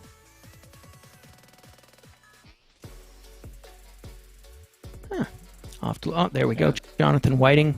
Yeah, he's yes. I'll have to tell you a good story about John Whiting later on, but we'll come to that. Shane Alfreds is continuing to tap out the tempo.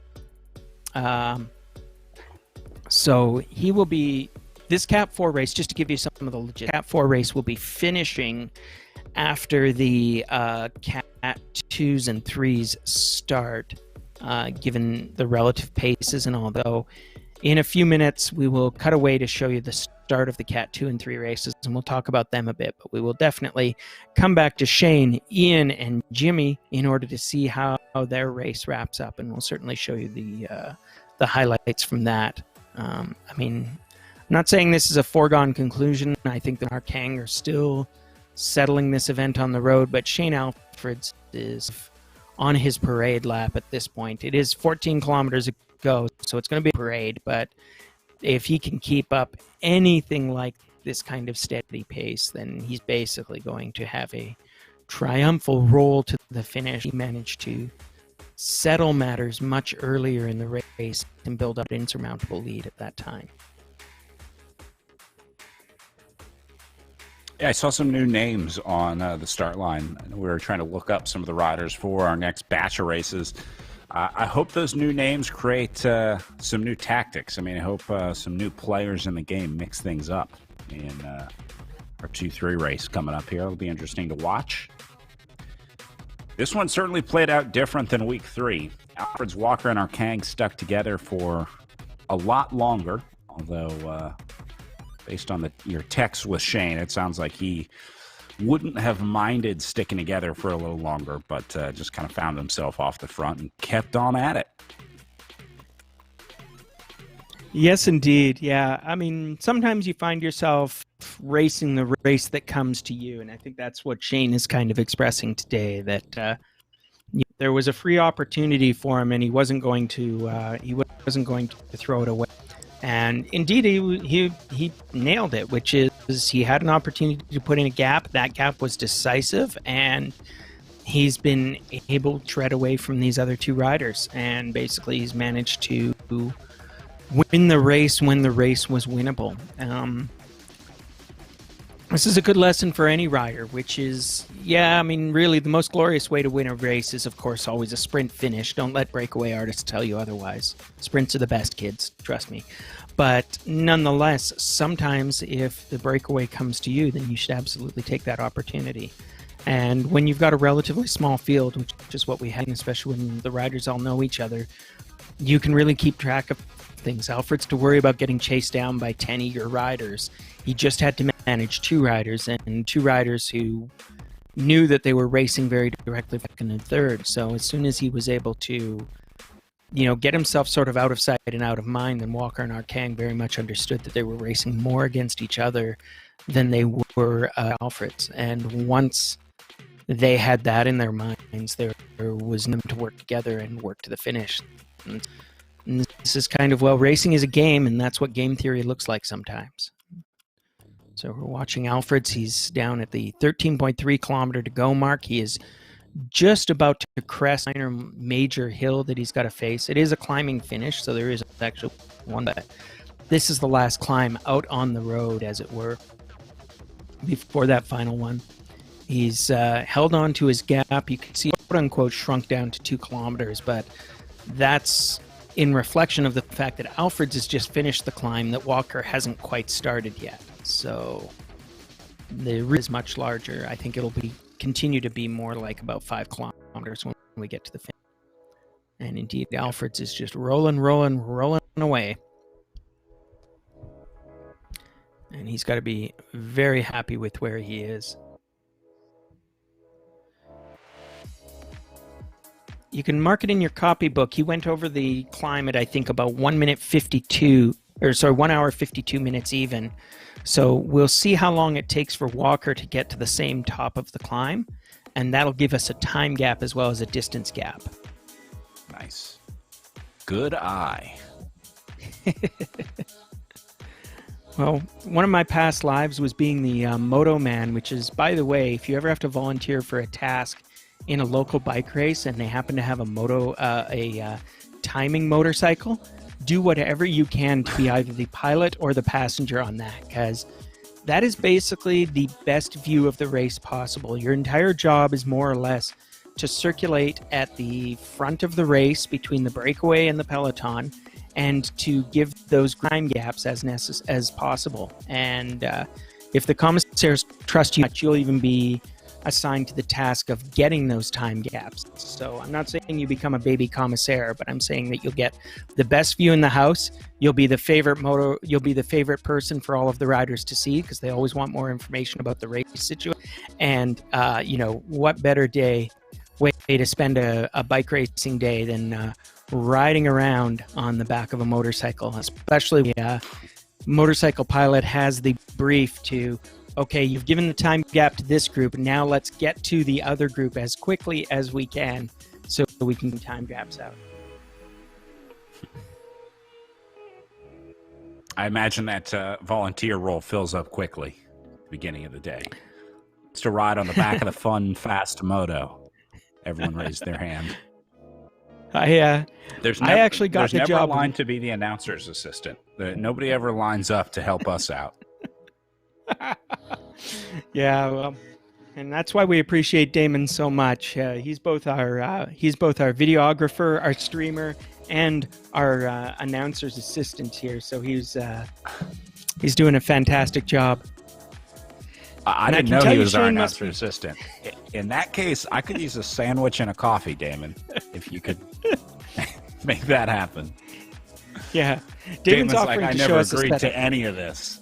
I'm just here to stream the thing. I don't know who these guys are. I don't know how they got in the broadcast. Later on, we're probably going to show you a setup photo, but I see that we're about 5 minutes to go before our Cat 2-3. So I can tell you, I just got a direct message from Shane. He says, try dragging 115 kilometers over this course. I think that he's feeling the suffering, but we salute you. So first of all, Shane, that's solid. That is a solid weight, and if that's really what you entered into RGT, then I have to admire you. Yeah, Damon's going to show us a little photo here it takes to get one of these races going. So let's take a look at that. This is Damon's setup. So he says this was from 2 weeks ago, the Dirty Reaver. So you can see that I think that Damon has more screens in his streaming zone than I do in my entire household. And I'm a pretty big nerd, so chapeau. But we really salute Damon because you can hear us taking breaks and moments away, but Damon has to stream from pretty much beginning to end. We have a strict policy of finding out how Damon his breaks, which is we don't ask him, we don't tell.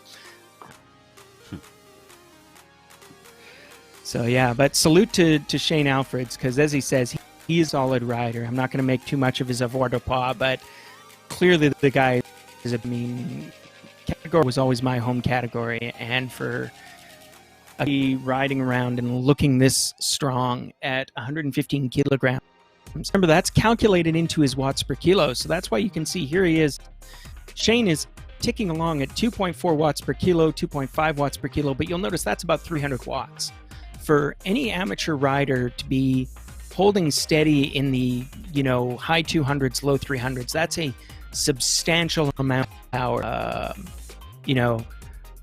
300 watts is this steady functional threshold power of some pros. Now, the difference is those pros do not weigh 115 kilograms. Nonetheless, it's a real power output. And if you're wondering why Shane is able to ride away from these guys, it's because hills or not, he's got plenty of watts. So he's been pretty strong. I think this will be, when he puts this away, I think this will be 2 in a row for Shane. I think that Arkang may have beat him in one of the first 2 races, but I'm sure Shane is copying that he doesn't think that he's usually at a racing weight of 150. Some of that is COVID weight. So respect to Shane. Trust me, you're doing a lot better than I am at keeping your fitness up. My bikes are looking at me mournfully at the moment. I'm pretty sure they're wondering when I'm going to actually step back onto one again, but so it goes. So we're about, look like we're going to be about 90 seconds from the start of the Cat 2s and 3s, so we'll be cutting away shortly to see that. Meanwhile, we can see that Shane and Ian and Jim are kind of sorted out this race. Shane is inside the 10K to go mark, so I'm going to say he's got a cruise to victory because he's got one more hill to climb, but we're also watching because he is going to hit the top of the hill pretty soon. And I said that it was about 154 even when Shane got there, and we've still got some go for Ian. So I believe that if I look at roughly where the mark is going to be, we're going to call it over a 5-minute lead. I think this is going to stretch out to be near enough a 6-minute lead that Shane has over Ian at this point. And Ian has still got a substantial gap Kang behind him. So I don't know if we'll be able to take that time gap because I'm pretty sure we're going to take a peek at the Cat 2s and Cat 3 starts, which are happening momentarily. We've got about 25 seconds left to go. So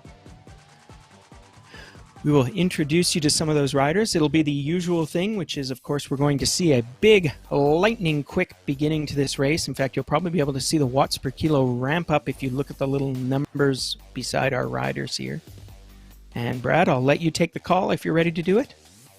Yeah, a few of them ramping up, although I'm concerned for the ones that aren't. I see Westlake starting in the yellow over on the right-hand side. Meanwhile, on our screen over to the left, the Cat 2's Giesler flying out of the gate. You can already see the riders that got caught out not starting hard enough. It's incredibly important in the virtual world because when that clock hits 0, it's taking the power that you're putting in right now. So there's really, look at the power graph in the upper left corner for Giesler here. You can see the starting power before the hammer dropped, and then looks like my portfolio over the last couple of weeks after that. Yeah, Giesler we know has been an incredible factor in this over the last few weeks, so there's no doubt that Vince Giesler is a young rider. I'm not sure if he was actually attempting to create an instantaneous break in the gun or if he just didn't want to get caught out, but he'd be contented to let the gap come back to him, and it looks like the race is recomposing. We're not seeing a substantial gap. Like you can see from 1st through 11th, it's showing is about a 30-meter distance, but that's really just that the pack is so far. So this is Gruppo Compacto right from the start. I'm not sure what our total field size is. I think it's a little bigger than, but lots of familiar names there. We can see, as I said, we can see Giesler, who's been a factor in these races all along. That's Tom Flower, is that right? Or if I give the wrong name once again. And we've got some other regulars. Jamie Dumper from the island of Vancouver, a former middle distance rider, and my old friend Shane Griffard, or mostly the son of my old friend Susan Griffard, Shane. So I know that Shane's mom, Susan, is she's retired now, and she's always been a huge fan of bike racing. That was what we would talk about at work, was how the Tour de France was going. And I know that she's been following these events avidly, so I'm sure she is out here on her son. So Shane, know for a fact that you've totally got a fan out there. And I give a little hello to Susan, and I hope you're enjoying this race wherever you are. And Shane has actually done a pretty solid job of being an active in these events. He's definitely had some good finishes and been a factor in these races. And so we can see that the group, I think it's going to go down to about, I'm not sure if it's 12 deep, but I see my old buddy Brian DeLisser is a little bit dropped, so hopefully he can get back on there before he gets into too much trouble. And meanwhile, we're sneaking over a peek at the Category 3 race. It had a slightly less frenetic beginning, and it looks like it's formed up into a fairly steady group. These guys may be thinking more, I don't know, well, I see some attacking riders there. It's Mr. Israel. I think that'll be Shane Israel. Let's see. Right. Simon Israel, my mistake, from the Gastown Cycling Club, a good local team. He's gotten up to the front, and then there's, I believe that is Brian Vind. He's also a local boy. So you can see now this cat active. Westlake is off the front a little bit. Be followed up. There's another attack going away. I think that's Simon Israel off the front. Now Cox, keep up with it. This is the sort of early attacks where these simultaneously, I think, to shred each other and to maybe get a little bit of a breakaway going, but also these attacks will have the effect that if anybody is showing any weakness, they will very quickly be spat out the pack. And we can see already there's one rider in the Cat 3s who's fallen a bit behind, and that'll be a problem. And similarly, I think we've got one rider off the back in the Cat 2s on. I'm afraid it may be my old buddy Brian DeLissie. So Brian was pretty brave, I think, to attempt in the Cat 2s, but he's a good, strong guy, and I hope he'll have a ride out of this regardless. I hate to see a race like this ended early, I guess, when you see a rider get dropped. It's really hard to get back into the group when a rider has a rough early start, but it's nice to see a group this big surviving in both of our categories here, as you see Giesler and Vandergreen up at the front. Now, these are two guys that are going to be setting a pretty serious pace, so there will be plenty of riders in this group that are just trying to hang on today, just trying to stay in the group, and that's fine. That's a battle in itself, let's say. But the racing dynamics of this one will be significantly different than the racing dynamics that we saw in our Category 4 open race. Yeah, absolutely.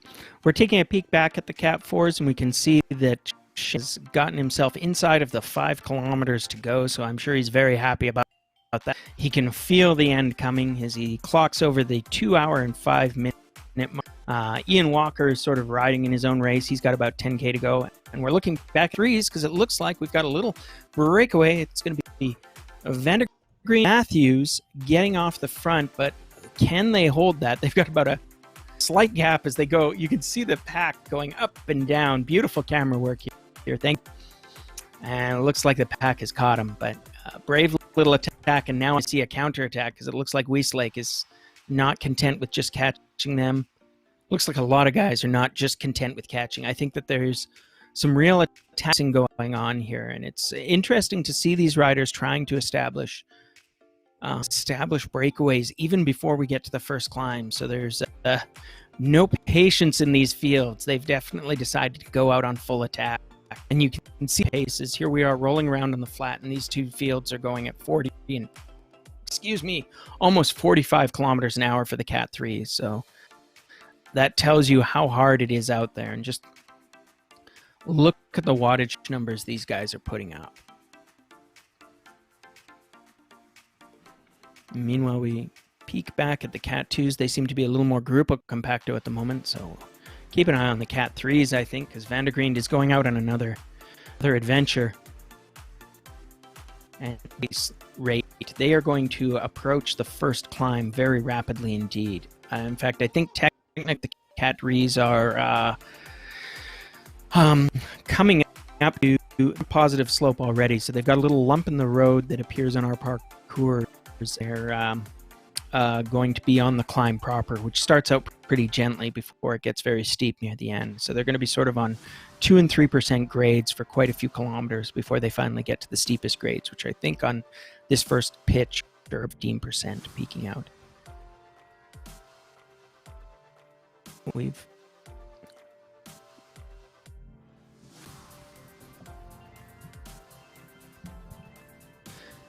Folks, I'm going to turn you over to Brad for a moment, because I'm going to try and deal with some technical difficulties that I've been chasing down all morning. Damon's telling me I sound a little choppy. See if I can do that. You got to crank up the internet. Turn it up to 10. I had mine set on like 3 earlier today. You just have to turn on high performance mode. I was watching the Category 3s earlier as it seemed like they're spending a lot of time with the same riders on the front. Same thing here. I saw Griffard spending a ton of time there. Van der Green was the guy at the front of the Cat 3s that really seemed to be driving it for a large portion of the day today. So I'm a little concerned that we're seeing these riders have such a big impact on the race here. Although that is definitely going to cause some splits. Here's Matthews for the Cat 3s and Bonifaci for the Cat 2s. Let's watch Matthews here for a little bit. Try and split this group. Bonifaci in almost the exact same scenario here, trying to solo away. Although Bonifaci coming back. That one gets shut down, and see if there's a counter. Meanwhile, Matthews on his own. We'll see if Van der Green gets up to him and they can work together. These are two names that have been spending a lot of time at the front trying to set tempo at the front of the Cat 3 field. Ooh, Van der Green actually going to bring a nice-looking group up with him. Chan, Wieslake, Staten also in here. And this is really now more dropping guys out of the back than it is sending riders off the front, as this group balloons up to 7. It's about to be 8 with Richards, and then 9 will be Israel back there. Should make it on. And yes. Then Cox is going to be number 10 to come in. So that was a big move right there, Ryan. Yes, indeed. Some real attacking racing going on there in the Cat 3s, and now we're taking a peek over, it looks like, at the Cat 2s, where Brett Boniface has gone off the front. But, you know, honestly, Brad, I like your pronunciation better, so he will from now on be Brett Boniface to me. Good Italian boy. I can assure you he's the only Italian ginger. So, yeah, Brett is an active figure in local bike racing, as well as being an active figure here in virtual bike racing, and he is off to the races. We know that Vince Kiesler is also a real diesel, so seeing his name up there as well means that this is an attack that may get chased down, but Brett is putting in the wattage. He is trying to hold that group off. I go one way or the other with the last names. I either go like full pronunciation or I just go full American. So it's either like Boniface or Boneface. Those are the two ways I know how to read it. I like both of those versions, so I'll just use them alternately. But the problem is that I'm pretty sure Brett knows where I live, so I gotta be kind of gentle on Brett. He's, he's a nice guy though, probably. Please don't hurt me, Brett. Nice to the field. He was not nice to the field this morning, that's for sure, because he put the hammer down early on. Indeed he did, yes. I guess he's one of those bike racers who's not here to make friends. We're we're sneaking back a peek at the Cat 4s here as Shane Alfreds gets within the 2K to go. Yeah, I guess that would be the double Fiamme Rouge if there was such a thing, which there is not, by the way. Don't look for that when you're watching the Grand Tours coming up later in this year. But Shane is at the 2K to go mark. He'll have a pretty heavy-duty final 2 kilometers, however, because he's got a climb to finish off. You can see he's at 3% now. Ian Walker is still chasing it down, but he's a bit adrift. But I think that Ian has kind of locked up his second place as long as, again, he keeps it steady, no flat tires on his friction trainer, doesn't fall off during the sprint, then I think Ian will be able to take care of business, as it were. So we will keep an eye on these riders as they continue to finish, but we're also peaking. We'll just use all 4 of our eyes here, Brad, as we watch the Cat 2s, 3s, and the Cat 4 break and chase all together. Seeing another little attack in the Cat 2s. The Cat 3s are acting Grupo Compacto, except for 1 or 2 unlucky riders. And, of course, we know the composition of our Cat 4 race. We've got Shane there on his parade. We've got Ian just doing the steady work to close out his podium. And we've got Jimmy Arcang racing for honor and taking home 3rd place as long as he can bring it home in some number of minutes. I love the quad view here that we're getting. This is like trying to watch all the pro racing that got rescheduled in Europe, all for the same weekends. There were some mornings where I had like 4 VPNs going, trying to watch everything that was on. I wish I had 4 eyes. It would be a lot easier. Well, if you choose your parents correctly, you can be like me and be a lifelong glasses wearer. So, although I think that my classmates were polite enough that I never really got called 4 eyes.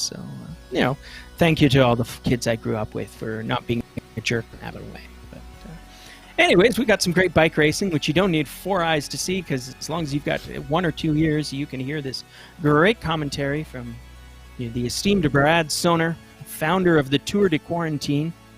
Truly a fantastic YouTube series. If you haven't seen it yet, I highly commend it to you. I do not want to spoil the result, except to say that I think it was a high point of both bike racing commentary and low comedy, from a shining light in the darkest days of the quarantine that Brad put together. And so chapeau to him for that. And now we're lucky enough to have him here in the Cycling BC Virtual BC Cup as our lead commentator.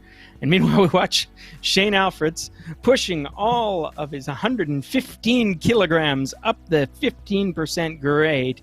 I'm sure he's regretting a lot of his life choices now, but, pain fades, glory is forever, and soon his name will be eternally etched on whatever Virtual Cycling BC results webpage there is. So I imagine he's thinking about that very hard right now. So we take a peek at Brett Boniface trying to put his own mark on a bike race. He's gotten about 100-meter gap over the chasing field as we hit the climbs in the Category 2 field. So Brett is a pretty lightweight rider, so I will not be surprised if he's able to put a pretty killer pace up the hill here. But I think that the Cat 2s understand that he's a danger man, and indeed you can see them starting to respond. Lots of red numbers over there on the left. This group actually riding together really well in the chase. I'm impressed how close they are together on the climb. It's really easy for a group like this to fall apart, but these riders sticking together, and that's exactly what they need to do, because Boniface is obviously having a good day. He obviously feels good, but I don't think you want to try and isolate up there with like 2 or 3 riders. So this entire group of, 2, 4, 6, I'll call it 8. I think there's 2 off screen right now. pretty much staying together. It's exactly what you want to do on the climb, because they're going to need all these guys to keep the riders that are out of this group in like 9th, 10th, 11th place. You see on your screen right there, 12th at 600 meters back, 11th at 160 meters back on the left side of the screen. Those are the riders that this group is worried about right now. So I think they're trying to ride together to make sure that they stay inside the top 10 and make sure that they keep those leaders within sight.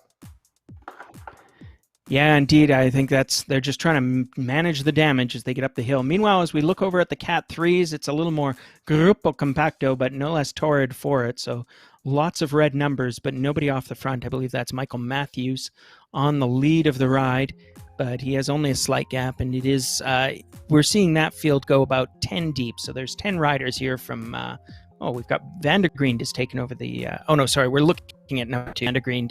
So there's now a slight gap there between Matthews and Vandergreen, but this is a group of 10 who are effectively the lead of your field right now, stretching back to Mr. Staton. But Matthews is starting to open up a slightly dangerous-looking gap. It will be interesting to see how this proceeds. Again, it's all well and good to open up a gap on this climb, but he's then going to have to try to hold off 10 very motivated riders who can work together on the descent and are likely to get a very natural regrouping effect, just as you see even in elite races, where whatever the gaps are over the climb, the descent is the great equalizer where things get caught back up. As we take a peek at the Category 2 race, we have Brett Boniface just cresting the hill. He's still on a 6 or so 7% grade, but he is almost at the top now, and as he rounds over the top, he's got about a 150-meter gap back to the chasers. So this is an early attack, but it is not a trivial attack. Brett is far from what we would call a no-hoper. He can be a real factor in this race, and some of the other heavy hitters will absolutely be taking that attack very seriously, because Brett is not a guy that you want to let get away and stay away all day, because he might just be willing to try it. And we're looking back here at the Category 4 field as we've got Shane Alfreds just cresting, and you can see he actually does have the Fiamme Rouge, the classic red flag, which marks 1 kilometer to go at most bike races. You'll be very familiar with this if you're a Tour de France fan. They always have that lovely arch, and you can see the little triangular 1 kilometer to go flag. Here are arches sponsored by our good friends Cobotix. They're a manufacturing facility right here in the greater Vancouver area. I think they're out there in Port Coquitlam. I've visited their shop because they actually did some beautifully machined finishing winners medals for us one year at one of our bike races. So lovely work by the Shane Alfreds honors them by riding through the arch. He's pressing hard. He will soon be finishing. He's under a kilometer to go now. Ian Walker still chasing him down, but he's 3K away, so he's got a while before he will see the Fiamme Rouge. And meanwhile, our Cat 2 in 3 races are getting active. Looks like Matthews is off with a gap, as well as Brett Boniface. He's holding 300 meters as he continues his descent, and you can see he's not letting up. He's putting out about 5 watts per kilo on the descent. And meanwhile, the chasers are starting to get active, and they've got to get active because they got a lot of work to do. It's not nothing to have an almost 300-meter gap over the top of that hill. And as we look at the Cat 3 field, we're observing the chasers here. I think that Matthews is still out and away, and again, he's got almost 300 meters on the field. And they've all crested the hill now, so we'll see if the chasers can close that gap, and surely they will want to. Because I don't think that Mr. Matthews is a guy that anybody who has seen him race in this series is particularly interested in letting get away this early. It's interesting to see 2 solo riders in both of these categories off the front. This happened in the Category 4 race as well. Both of the Category 4 races, both stop number 3 and stop number 4, the 2 that we've been talking about a lot today. We saw a solo rider go away, but neither time it worked out. They were both caught, and then a new rider went away. So I guess I just caution these early solo escape artists that history is not on your side in this scenario. But sometimes you have a day like Shane Alfred's where you just have the legs, the other riders don't, and you can end the day with a 3-kilometer lead over the next rider. Yes, indeed. I mean, it's easy to forget how good and how close the racing has been between Alfred's Walker and Arkang throughout the weeks of this series. So, chapeau to Shane for a course that does not necessarily suit him in terms of having probably a few more kills than he'd really like to see. He did exactly what he needed to. He took advantage of every opportunity that he found on the road, and here he is, parading to the finish. Congratulations to Shane Alfreds. He's a big man in cycling, and I predict that he will do very well on the road when we can get back to some real bike racing, because he has shown that he's got some serious power, and he's put his mark on this race. Congratulations to your Cat 4 winner, Shane Alfreds.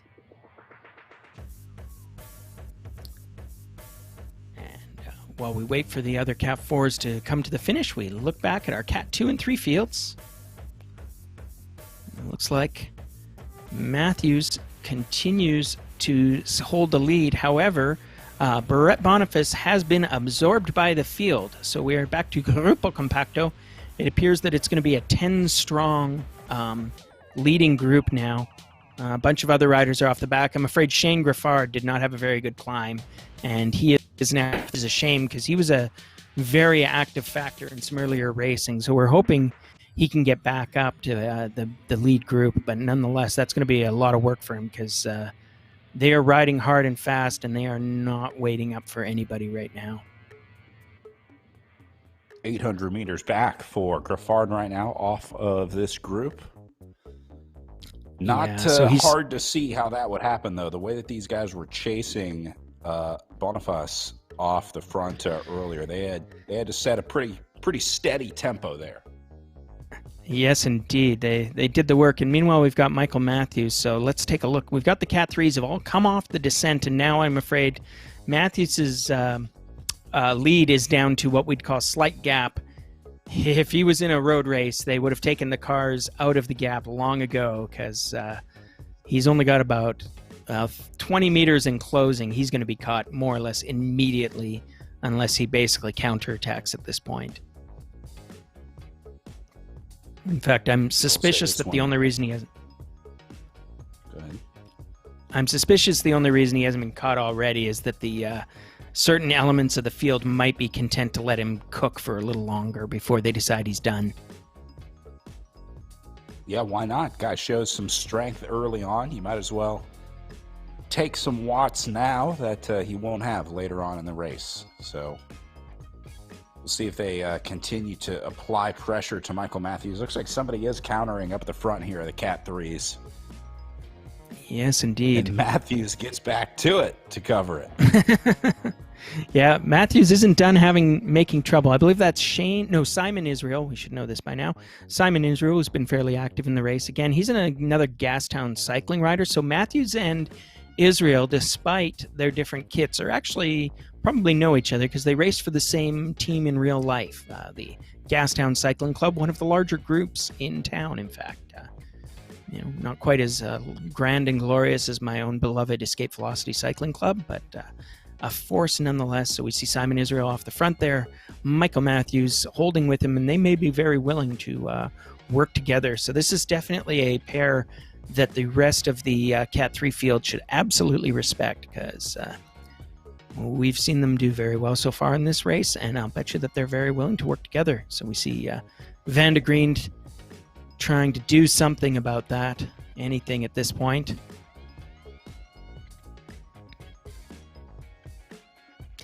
Yeah, Brian Van de Green is another local cyclist. I don't know what team he races for. He's in the Glorious Cycling BC team kit, so he's looking good.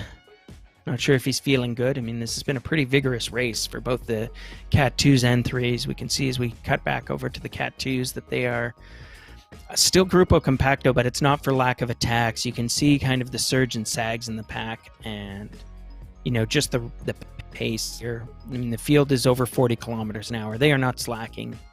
neither one of these is a club ride. As we look back at the threes, we can see that Matthews and Israel are currently holding a 45-kilometer-per-hour pace. So gentle descent, which is certainly helping their case, but even on the flats, they were around about 44K, which is a solid, fast tempo for a Cat 3 group. And I don't know about you, Brad, but I have noticed that the speeds that we see in RGT look very realistic. Their average speeds and our on-the-road speeds look very much like the numbers I would expect from a real race among riders of these levels.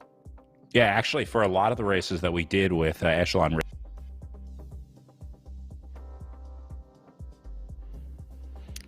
Yeah, I'm not sure if Brad's cut out there for you, but if he has, sorry. I had my mute on. I'm still getting used to this virtual thing. You know, sometimes it takes me a year to figure things out. I was going to say, in the Echelon Racing League that we had earlier in the year, a lot of the races, we were finding that the finishing time of the virtual race was sometimes down to the minute of the winning time in the real life race. I know the Tour of the Gila stage, there was like down to, I think it was like a minute 6 of the winner's time. So yeah, the speeds are incredibly accurate. They've refined that a lot. You see a lot of updates to RGT, and 90% of the time it's under the hood stuff. You don't really see a lot of visual changes on RGT. That's not really what they're about, I guess. It's a platform for the riders. It's a racer's platform, if you will. And so a lot of it is built into the physics and the way that the courses roll, the rolling resistance on the bikes, the drafting, that kind of stuff. But yeah, a lot of times you'll see alarmingly accurate finish times based on real life courses. So for a course like this, great example of where you can really use RGT as a bike racer, because now if you're going to have a shot at the Joe Martin stage race. Nobody wants to go all the way to Arkansas just to get dropped on a course that doesn't really suit them. But if you can do a course like this and you find yourself a time that's like somewhat similar to, let's say the front group's time of your category from a past year at Joe Martin, you might start looking at that and saying, I could do this. This is a course that, I could have some fun on. So I think that's another way that we'll see riders continue to use RGT as we move out of the pandemic and back to real life racing. I think that's a big place that virtual racing can still play a part in real life racing. That's a great insight as to how the racing is so effective as a way of modeling what you would do in the real world. And it certainly is intriguing to me that a lot of the races, a lot of the names that I am familiar with from, as I say, real road racing, are also serious factors in these virtual races. It really reflects that, yeah, as you say, the model pans out, that what you see in these virtual races is reflective of real ability in real bike racing. Dr. Godby, are you listening to this? Just asking, just throwing that out there, that maybe you'd be good at real bike racing.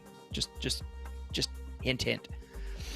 Meanwhile, Simon Israel is now trying to chase down his erstwhile breakaway companion. Companions no more, teammates they may be, but they're definitely not friends at the moment, because Michael Matthews has put a slight gap on Simon Israel. I don't know whether that was because Simon wasn't keeping up or because Matthews decided to put in a dig. But just as I say that, they have closed back. They are Grupo Compacto, and they're about 180 meters ahead of their field. So we will see how that continues on as the Cat 3 race continues to be active. And now we're looking back.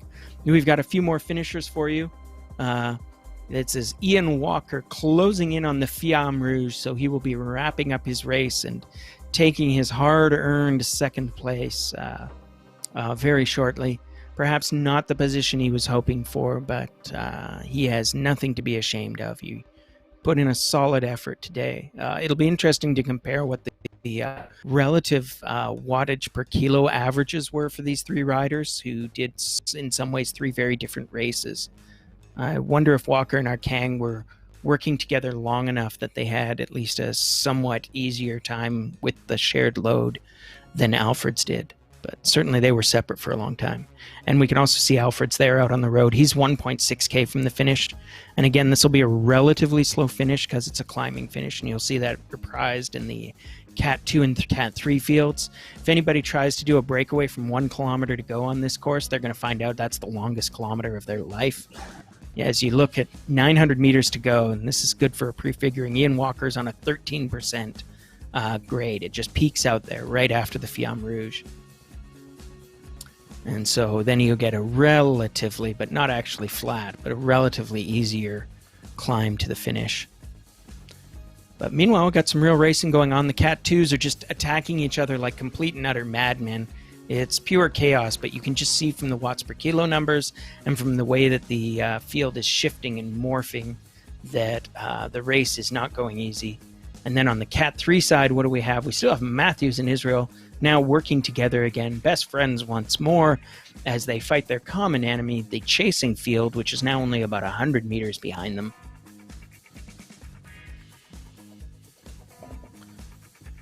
And it looks like over on the Cat 2 territory, it's my old friend Luke Hubner. He's a fine young man from the island. Lives out on acreage, as he explains in one of his podcast stories, which I highly recommend to you. Luke Hubner is part of the Zone 2 podcast. I've listened to an episode or two myself already, and I commend it to you. I see great things in this young man's future, both as a bike racer and also as a professional gossiper, which I believe is more or less how podcasts work. But I may be unclear on a few of the details. Perhaps Luke can give me some tips and pointers. Luke, if you're hearing this on your podcast, I would totally enjoy that. It would be great. You'd get like mad views. You know, I have like over 800 followers on Twitter. I think that's a lot. I'm not sure, but I think so. Meanwhile, Ian Walker comes to the finish. Only 90 meters to go. He will take second place in our Category 4 field. Chapeau, hard ride, good ride, and he's going to finish it off. He's been in the saddle for over 2.5 hours, a literal marathon worth of time on the road. Listen, anyone that can do 2.5 hours on the trainer is a winner in my book. So if we ever get to meet up in person, I'm going to buy these guys beers for today's ride in the Cat 4 race for hanging in there. 2.5 hours in the saddle. Oy, oy, oy. Oh, man, you know that Shane actually lives close enough to me. Shane Alfreds lives close enough to me that he can make me take him up on that offer. But actually, it's true. You know what? I'm pretty cheap. I'm not going to give it to everyone. But Shane, if you can hear this, I will totally take you out for beers once you're vaccinated, because there's a nice brewery near us, our old friends at Daggerad, who also, by the way, have a pretty sweet cycling jersey. You should totally check it out. But I will treat Shane to a beer, because certainly he has given us an enormous amount of entertainment. And I got to say, none of these guys took a break. And I will tell you, Brad, I did not do 2.5 hours of commentary without requiring a break. So good on them. Real. I can't even call these races for 2.5 hours. I don't know how in the world you sit on a trainer for 2.5 hours. So I guess it pays to finish the distance in the virtual BC Cup. At least you get a drink waiting for you at the line. I'll send you some Bitcoin to help facilitate that beer buying for him. I think we can call it quits, because I still owe you a Doge coin from last week, or from 2 weeks ago. So here we are. Meanwhile, yeah, it's all fun and games now. In 5 years, when it turns out that we were making mock of $24,000 worth of. Yeah. Remember that time you bought a pizza with $1 million in Bitcoins? Pizzeria remembers. Anyway, Jimmy Arcang. Jimmy, he's number 3 on the road, but he's number 1 in our hearts. Sorry, Shane. Only as we laud Jimmy Arcang going under the Fiamme Rouge, I got one last message from Shane. I guess having dispensed with bike racing duties, he's able to be chatty again. He says he doesn't drink beer, but he'll take me up on a cider. And not a problem, Shane. I can definitely accommodate you on that. I'll make sure that there's a nice cider on tap at the brewery when we go. But chapeau to you. I'd love to meet you up. You've given us a tremendous amount of entertainment in the last 4 weeks. And certainly it's I hope you've had as much fun as Brad and I are having these days. We watched Jimmy Arcang. He has just crossed through the Fiamme Rouge, so he's got another miserable 980 meters to go in his race before he can finally call it a day, collect his honorable 3rd place. I mean, 3 starters, 3 finishes, but don't let that tell the story. Arkang was active in all of the races in this series. He was active in today's race. He activated the race with an early breakaway, and he's put in a credible finish. He's ridden it all the way to the end. He's going to be 2 hours and probably not quite 40 minutes when he's done this race today. So full points again. Buns of steel there, Jimmy. We salute you. Hope you also have a nice tall version of whatever your preferred post-race beverage is, perhaps a glass of wholesome milk or some such. Jimmy's going to need a couple shots after this one. He's going to be doing Jaeger bombs after 2.5 hours on the bike. Yeah. Well, anyways, I don't know what your future virtual racing plans are, but at least for Jimmy, the Virtual Cycling BC Cup will be over in a few moments, and I'm sure he'll be glad to put that behind him. Although, as painful as I imagine today has been, I'm sure he's like all bike racers, which is in about 30 minutes he'll be thinking about how much time there is until his next bike race. So, good on you, Jimmy. Meanwhile, it looks like we've got some Cat 2 and Cat 3 racing. I'm sure that Damon will keep us apprised and make sure that we don't miss Jimmy's finish. I see he's putting in a dig, so we want to honor him. He's been out there for a long time. He deserves a good,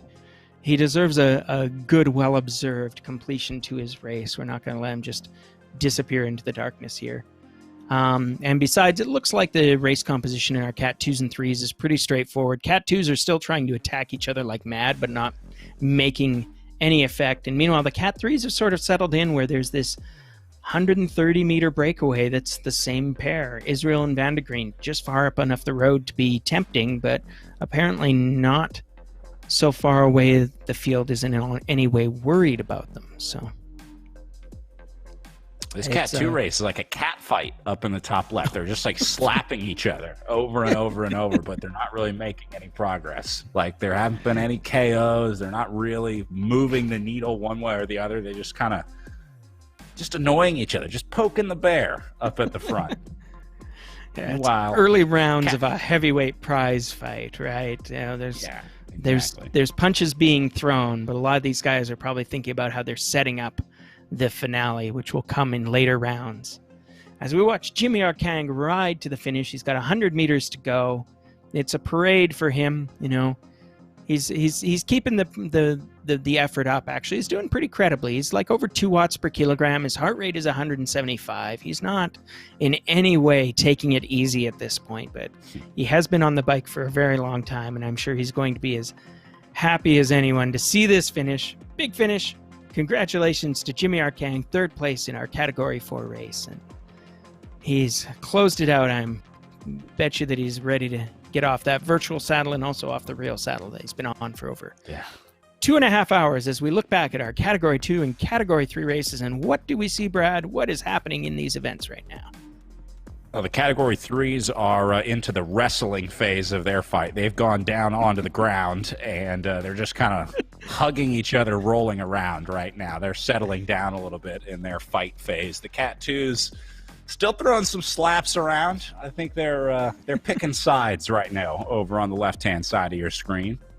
A little more aggressive early on for the Cat 2s up at the front. But things are calming down generally, I would say, between these two categories. Yeah, that's right.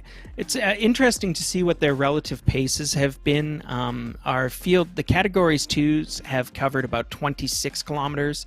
The Cat 3 chasers that we're looking at have covered about 25. So they've got a difference of, what is that, about 4% in pace so far, and they're kind of on a fairly straightforward, relatively flat section of the course. We know that this is somewhat of an untroubled section, except for little tiny 15% hills in the course, as we're seeing the Cat 2s face right now.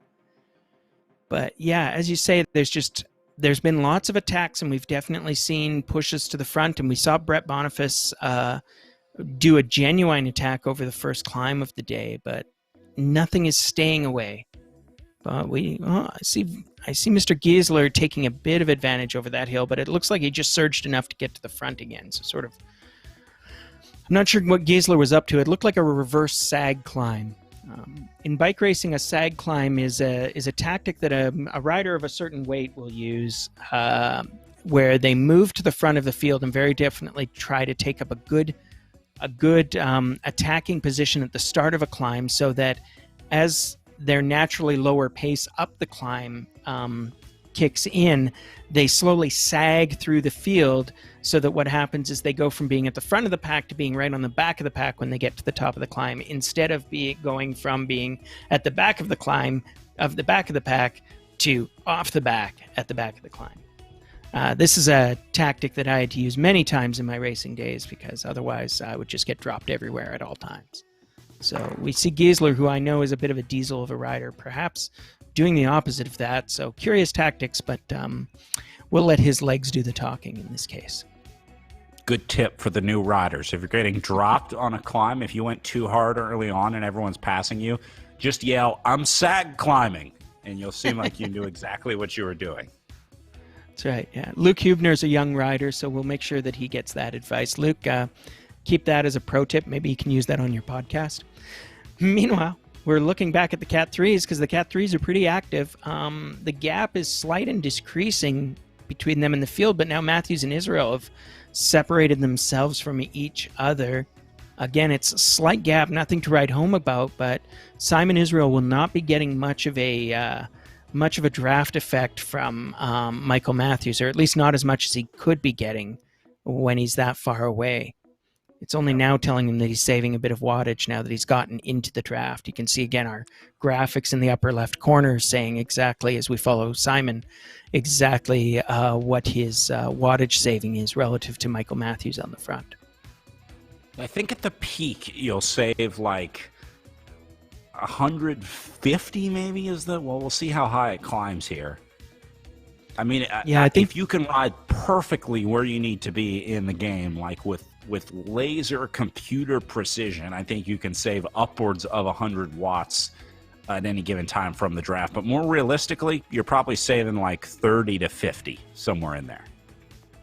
Yeah, that sounds about right. And I think we actually saw Simon's number peak at just about 149, 150 watts as he got right onto Matthews. So it's telling how much lower the numbers are than that in terms of how they're working smoothly. Do you remember, Brad, do they also get a bit of a peloton effect where you'll get even stronger drafting effects if you're in a group as opposed to being two up like Matthews and Simon here?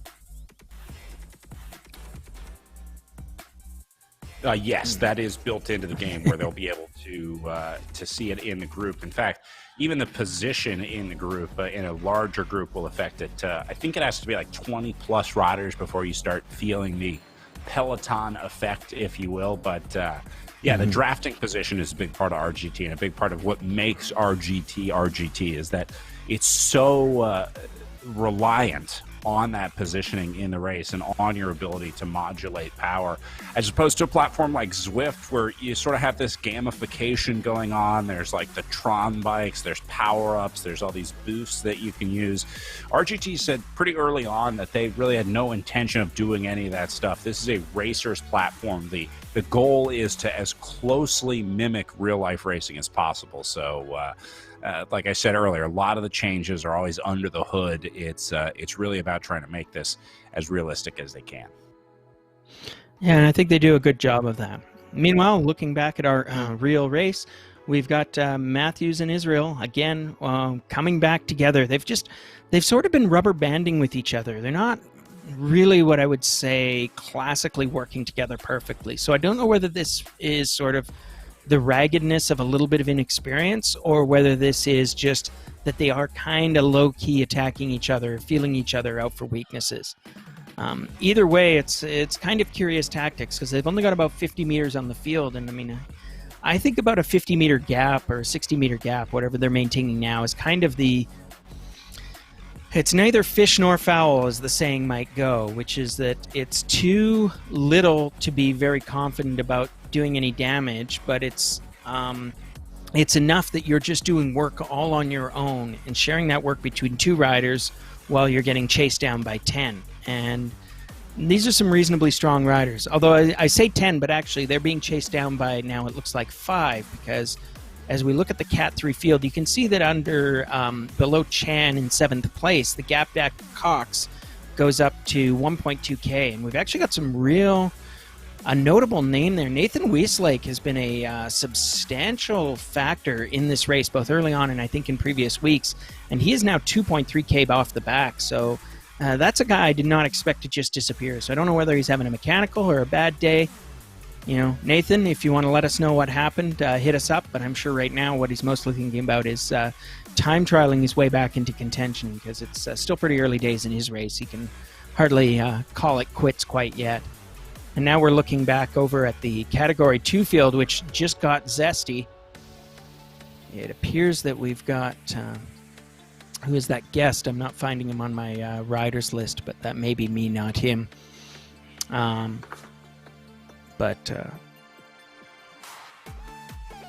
He's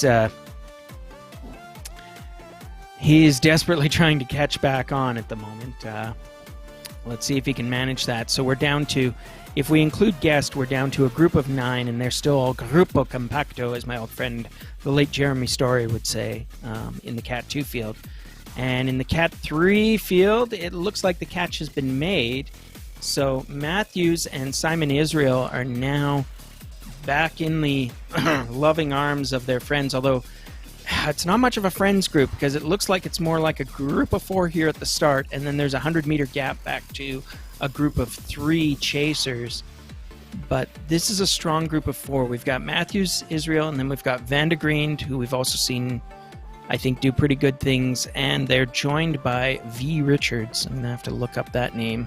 It's Vaughn Richards, and he says he's good at non-technical gravity-only descents. Well, good news for you, Vaughn. All the descents are not technical in RGT. They are sort of technical, because there's actually an effect where in a very tight turn, RGT will turn off your power output, basically not count those watts in your favor if it thinks that you would basically be touching a pedal if you tried to pedal. So a sufficiently tight turn will basically not be worth anything, and so the savvy riders will not be trying to pedal through those turns. They'll save a match or 2 on the way. So we've got something like our race composition there. What is this? 4 riders in Cat 3, and meanwhile the Cat 2s are a larger, more clumped up group. So very different race compositions at this point. It'll be interesting to see how this plays out.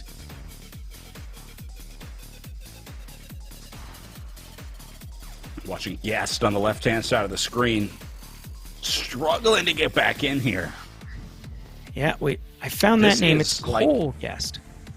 Cole Guest, okay. Yes. He's a local boy. He's listed as a Cycling BC rider, and I see he's wearing the Rally Cycling kit, so that's one of the built-in jerseys, of course, for the professional Rally Cycling team. But I think he's made it back on. He has indeed, and he's there with Jerome Radkin at the back of that group of 8.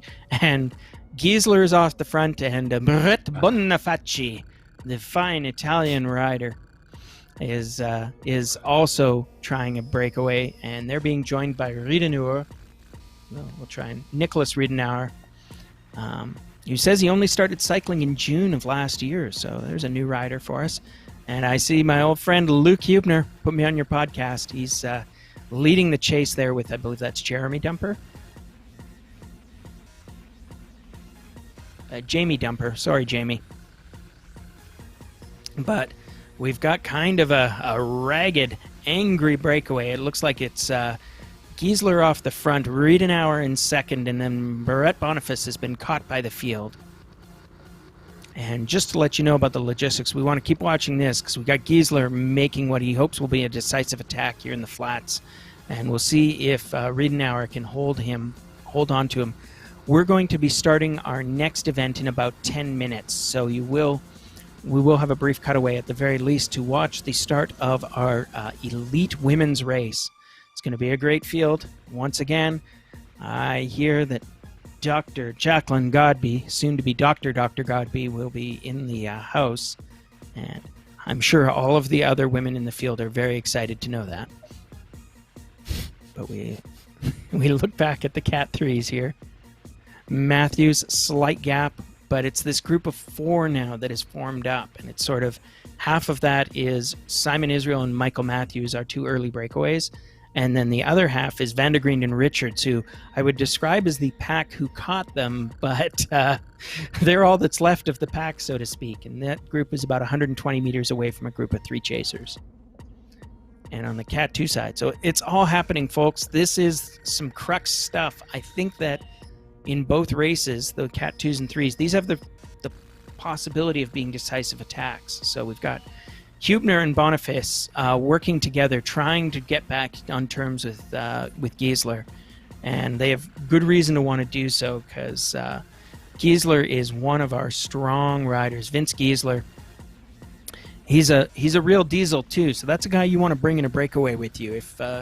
If Boniface and Hubner can catch up to him and hold on, I think that might be a trio that has the talent and the capability to work very well together.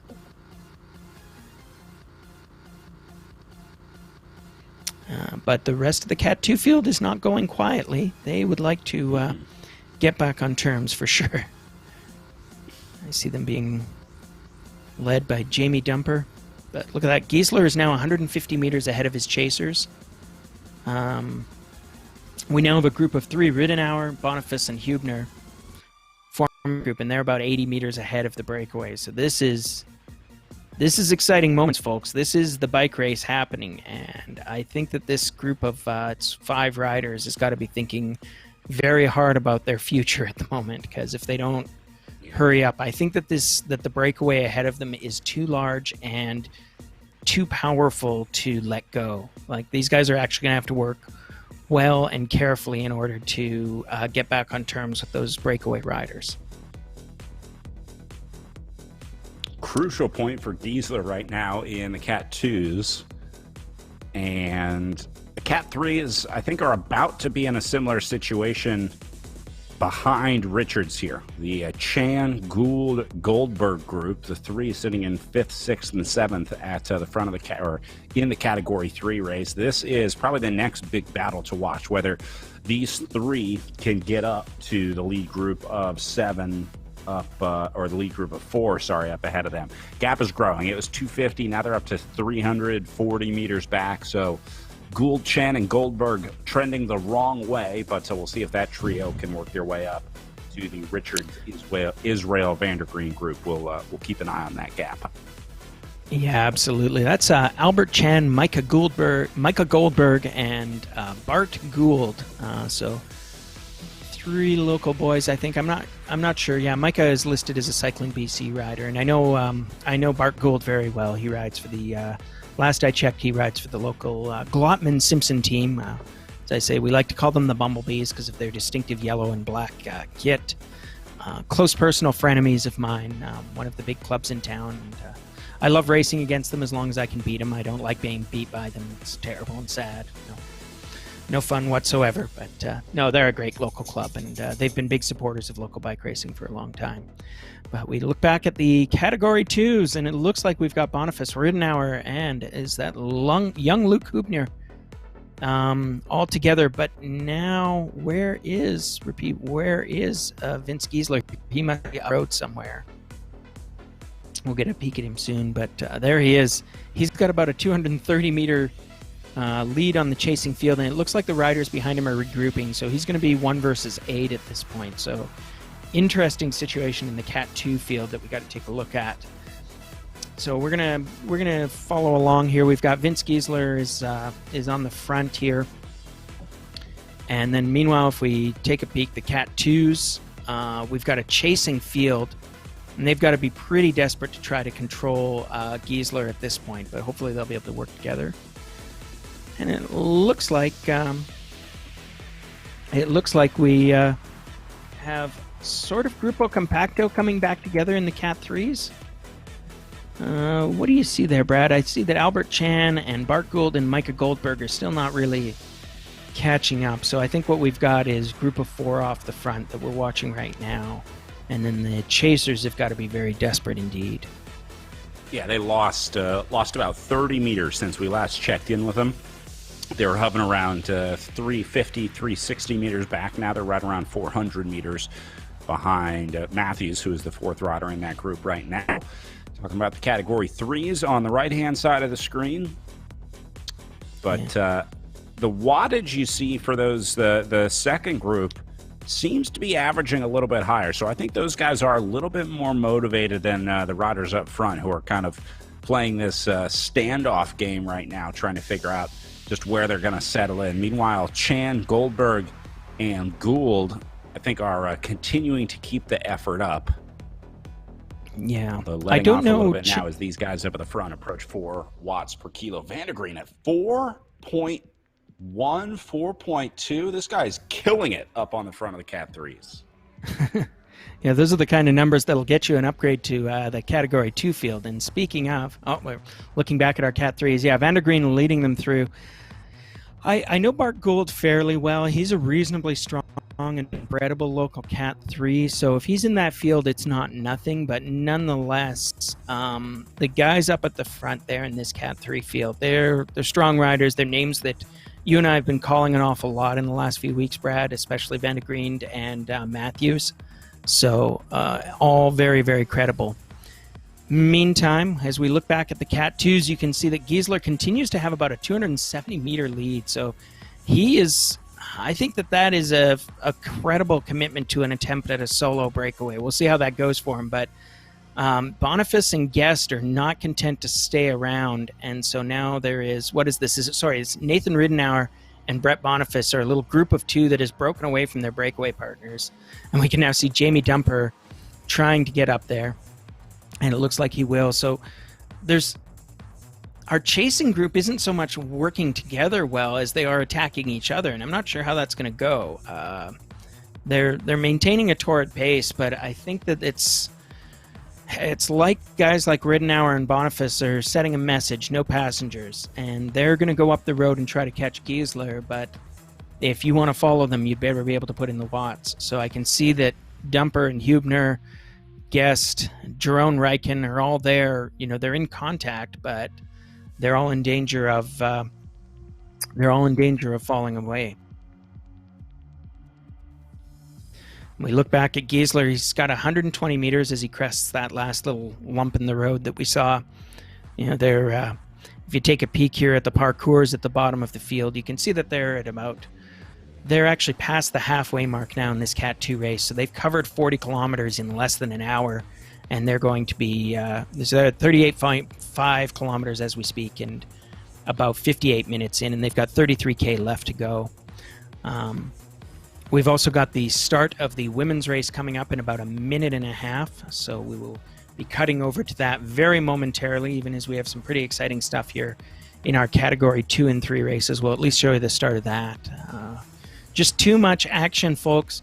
We apologize for having so many interesting things going on in these virtual bike races. It was not our intention to have these races be this interesting, so we understand if we're testing your patience, but at least if you've got a short attention span, you can watch as we go to 3, nay 4 different screens in a few moments. There'll be something to take a peek at on all of them. So, no, this is actually fun. Blame Richards and Giesler. You can address your concerns to them. They're the ones making it interesting out here today in the 2-3 races. Richards up the front of the 2s, Giesler at the front of the 3s. And there's our first look at the starting line for the pro women. Down at the bottom, which we can now confirm includes Wonder Woman, Jackie Godby. Yes, it does. I see a lot of other familiar names there. We're very excited to see what they're going to do. We've got Pam Troyer. She's an architect. We've got Ribs Majendi. She would rather not tell you how she got that nickname. I see Nadia Gontova, who's been a very credible force in these races. Holly Larson and Zoe Sacchio. She's got a Canadian flag next to her name, but I can assure you she is very American. She lives with her husband somewhere in the wilds of Oregon. I understand that she did not, in fact, die of dysentery. Oregon Trail jokes. Sorry, probably too subtle. It was before your time, kids. I think Zoe was born probably about 20 years after that game came out. Now I feel so old.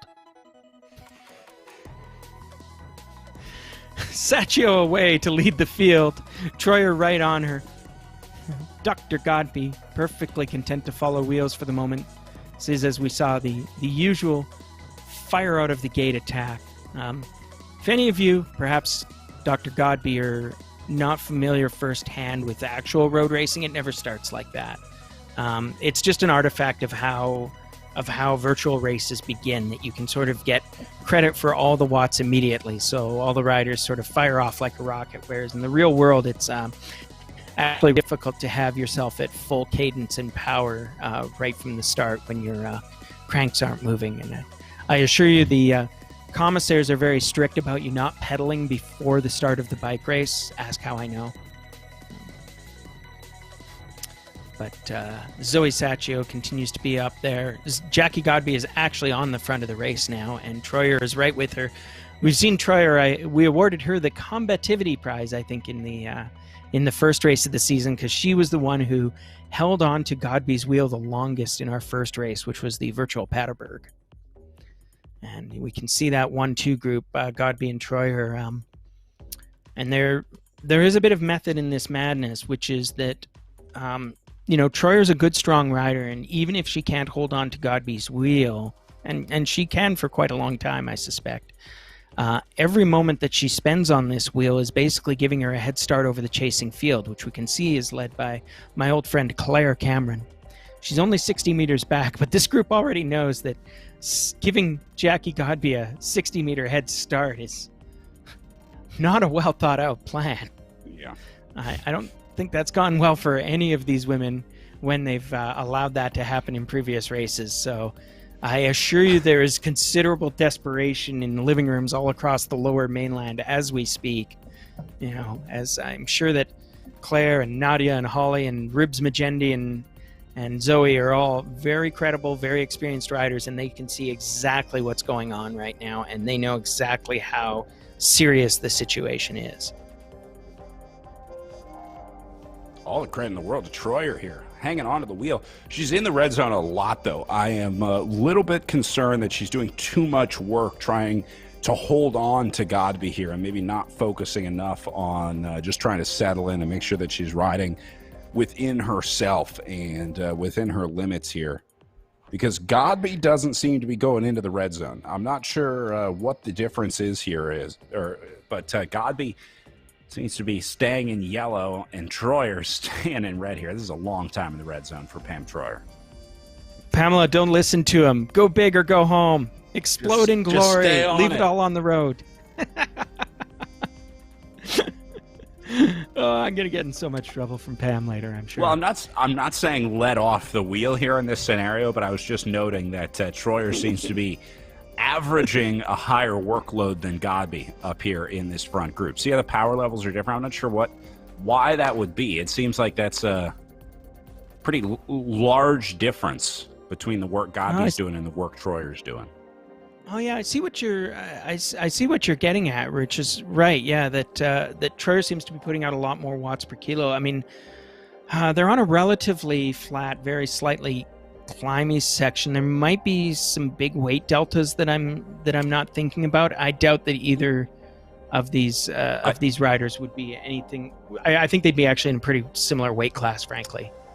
Yeah, I'm going to make a guess and say that this has to do with the riders' their maximum FTP. Basically, that's going to skew the scale. So Godby's highest score would mean that she has a lot higher to go before she gets into the orange, yellow, red zone. I think that's probably the situation here, is that Godby's maximum FTP is significantly higher than Troyer's. And so while they're both doing 4.1, 4.2 watts per kilo for Godby based on her theoretical maximum, that's still in the yellow-orange zone. For Troyer, based on her theoretical maximum, that's a little closer to the max. Of course, I think you've nailed it there, Brad. Yeah, Pam Troyer is a great local rider. She's a credible threat in all of our races. She's fun to watch race, and I know that she's done high-level racing like Super Week every year. But there's being a good bike racer, and then there's what we've come to refer to B tier, right? Which is when you do what Jackie Godby did and just sort of ride away from other riders at will. And you can see that gap is forming almost as soon as there's a little lump in the road. Doing it right now. Yep. and she's actually putting it in dig. You can see that she's gone into the red numbers.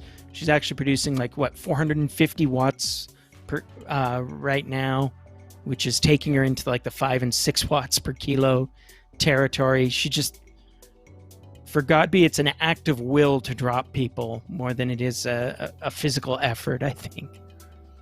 Yeah, look at the nice little spike in the power meter up at the top left. You can see exactly where she dropped the hammer on Troyer.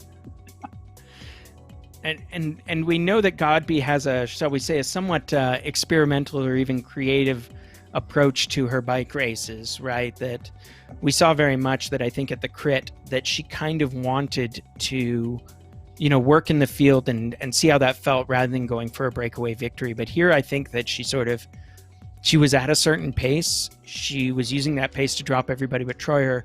And then for whatever reason, she decided that the little lump in the road was time to go, and away she's gone. She's 100 meters up the road.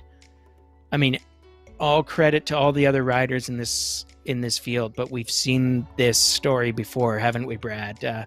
Jackie Godby gets separation, and Jackie Godby stays away. Yeah, this is the crack in the foundation that you're seeing right now.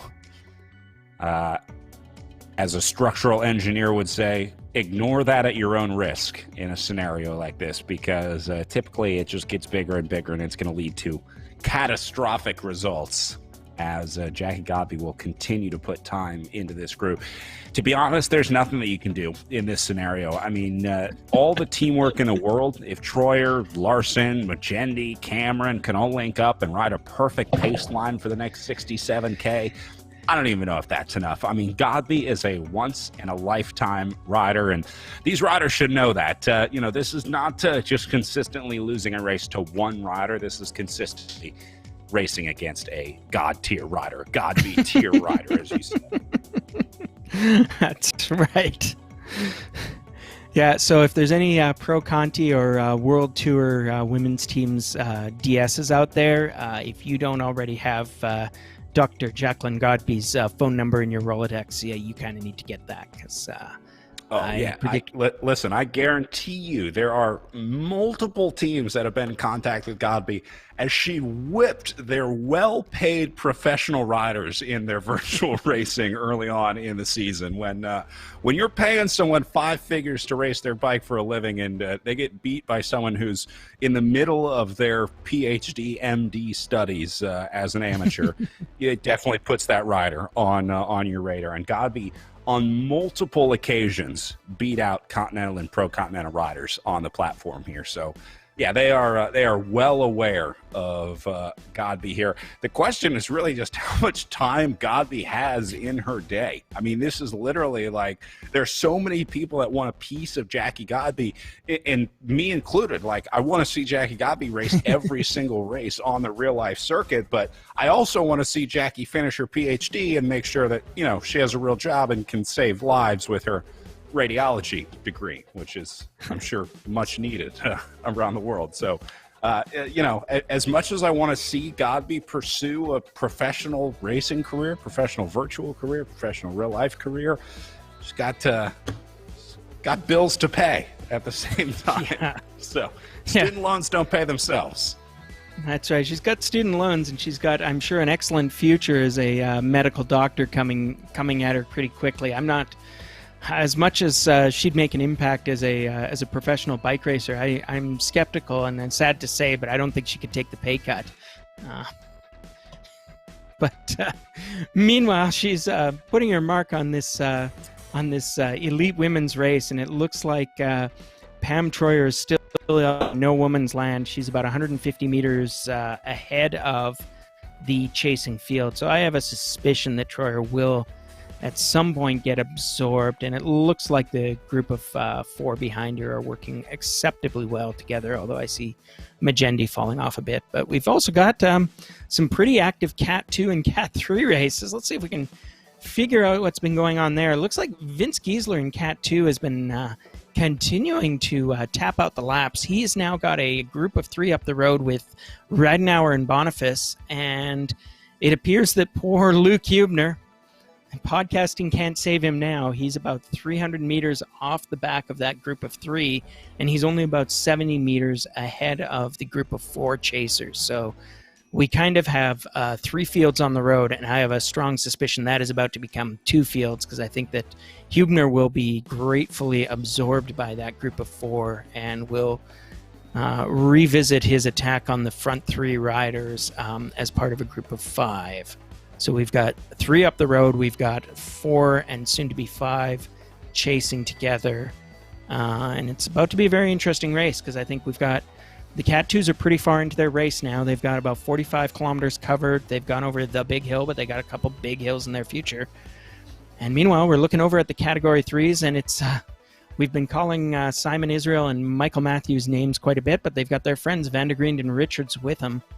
And that is a sort of a ragged group of 4, but that ragged group of 4 now has over a kilometer of gap to the remaining group of 3. So, excuse me, this group of 4 looks like it's basically going to provide your podium barring catastrophe. Just these riders have been too strong, their gap has been rising, and there's not enough chasers to really put a dent in them. So we take a peek back at the Category 2 field again here. Yeah, I'm with you. I think the Cat 3 is pretty well sorted in this group. The Cat 2s, though, I think have the opportunity to drastically change the scenario, because Giesler is slowly but surely losing his gap back to Boniface and Ridenour here. So we may see a new leader at the front of the Cat 2s pretty soon, which is significant because Giesler has been solo out here for, well, let's see, the better part of, I want to say 30-plus minutes. They're an hour 12 into this one right now. Maybe even more than that. Giesler had a pretty early break out of this group. Yeah, I mean, he's kind of following a game plan he has a lot, which is he puts in the big attacks. He's willing to go solo. He doesn't mind riding alone, but now, what's working him against him here in the Cat 2 race, as opposed to what we're seeing in the 3s, is that the numbers behind him. So Boniface and Ridenour, I don't know Ridenour well, but Boniface is no slouch. We saw him do an early attack as well. He's sitting there only 70 meters behind.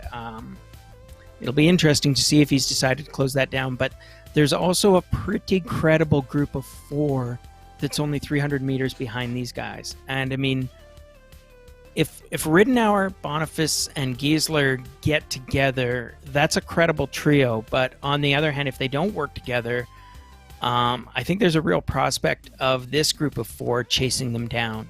I guess or a group of 5 rather. Sorry, Mr. Guest, I shouldn't dismiss you quite that quickly. I think that the difference is that, maybe rightly or wrongly, I trust the names that I'm seeing in this group of 5. It's both a little bit bigger than the compositions we're seeing in the 3s, and it's riders like Jeroen Rijken who are definitely no slouch on the road. So they have the ability to work well together. They have the ability to put out the watts, and they have the ability to TTT back up to this leading group, or groups really, because I guess what are we looking at now? It's still Giesler being chased by Boniface and Ridenour, and Giesler still has a lead. He's about 200 meters ahead of his lead chasers, who are Boniface and Ridenour.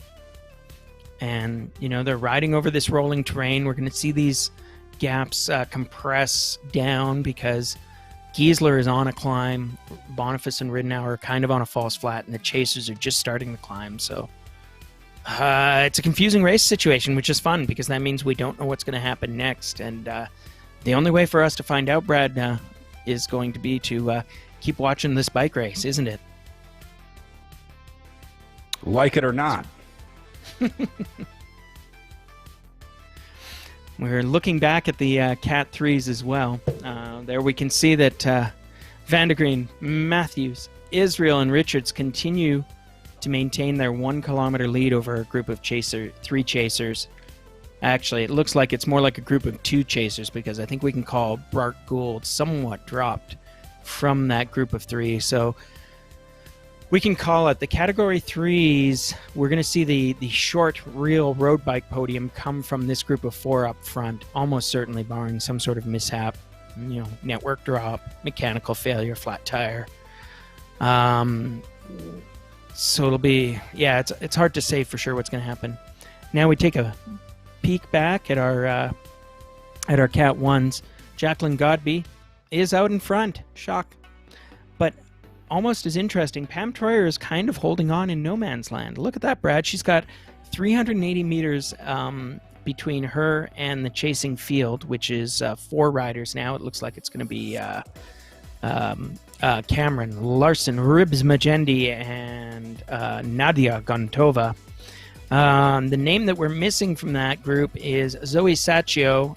She's gone off the back. She's about 4.3K down, so I am not sure what happened. She was with that group earlier, so perhaps she had a mechanical, perhaps she's having a bad day. It's hard to say for sure, but we wish her well, but I don't know that there's much coming back from that. So we're now sort of looking at a composition of 3 groups on the road. We've got Godby off the front.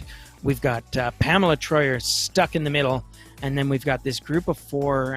I don't want to say they're riding leisurely, but this is not they're attacking or sort of, riding perfectly together. When you see them riding fast and well together, you'll see them form into a line. We've talked about how even in virtual racing, you can see an effect you also see on the road, which is that when a group is stretched out in a long, thin line, it means they're working hard.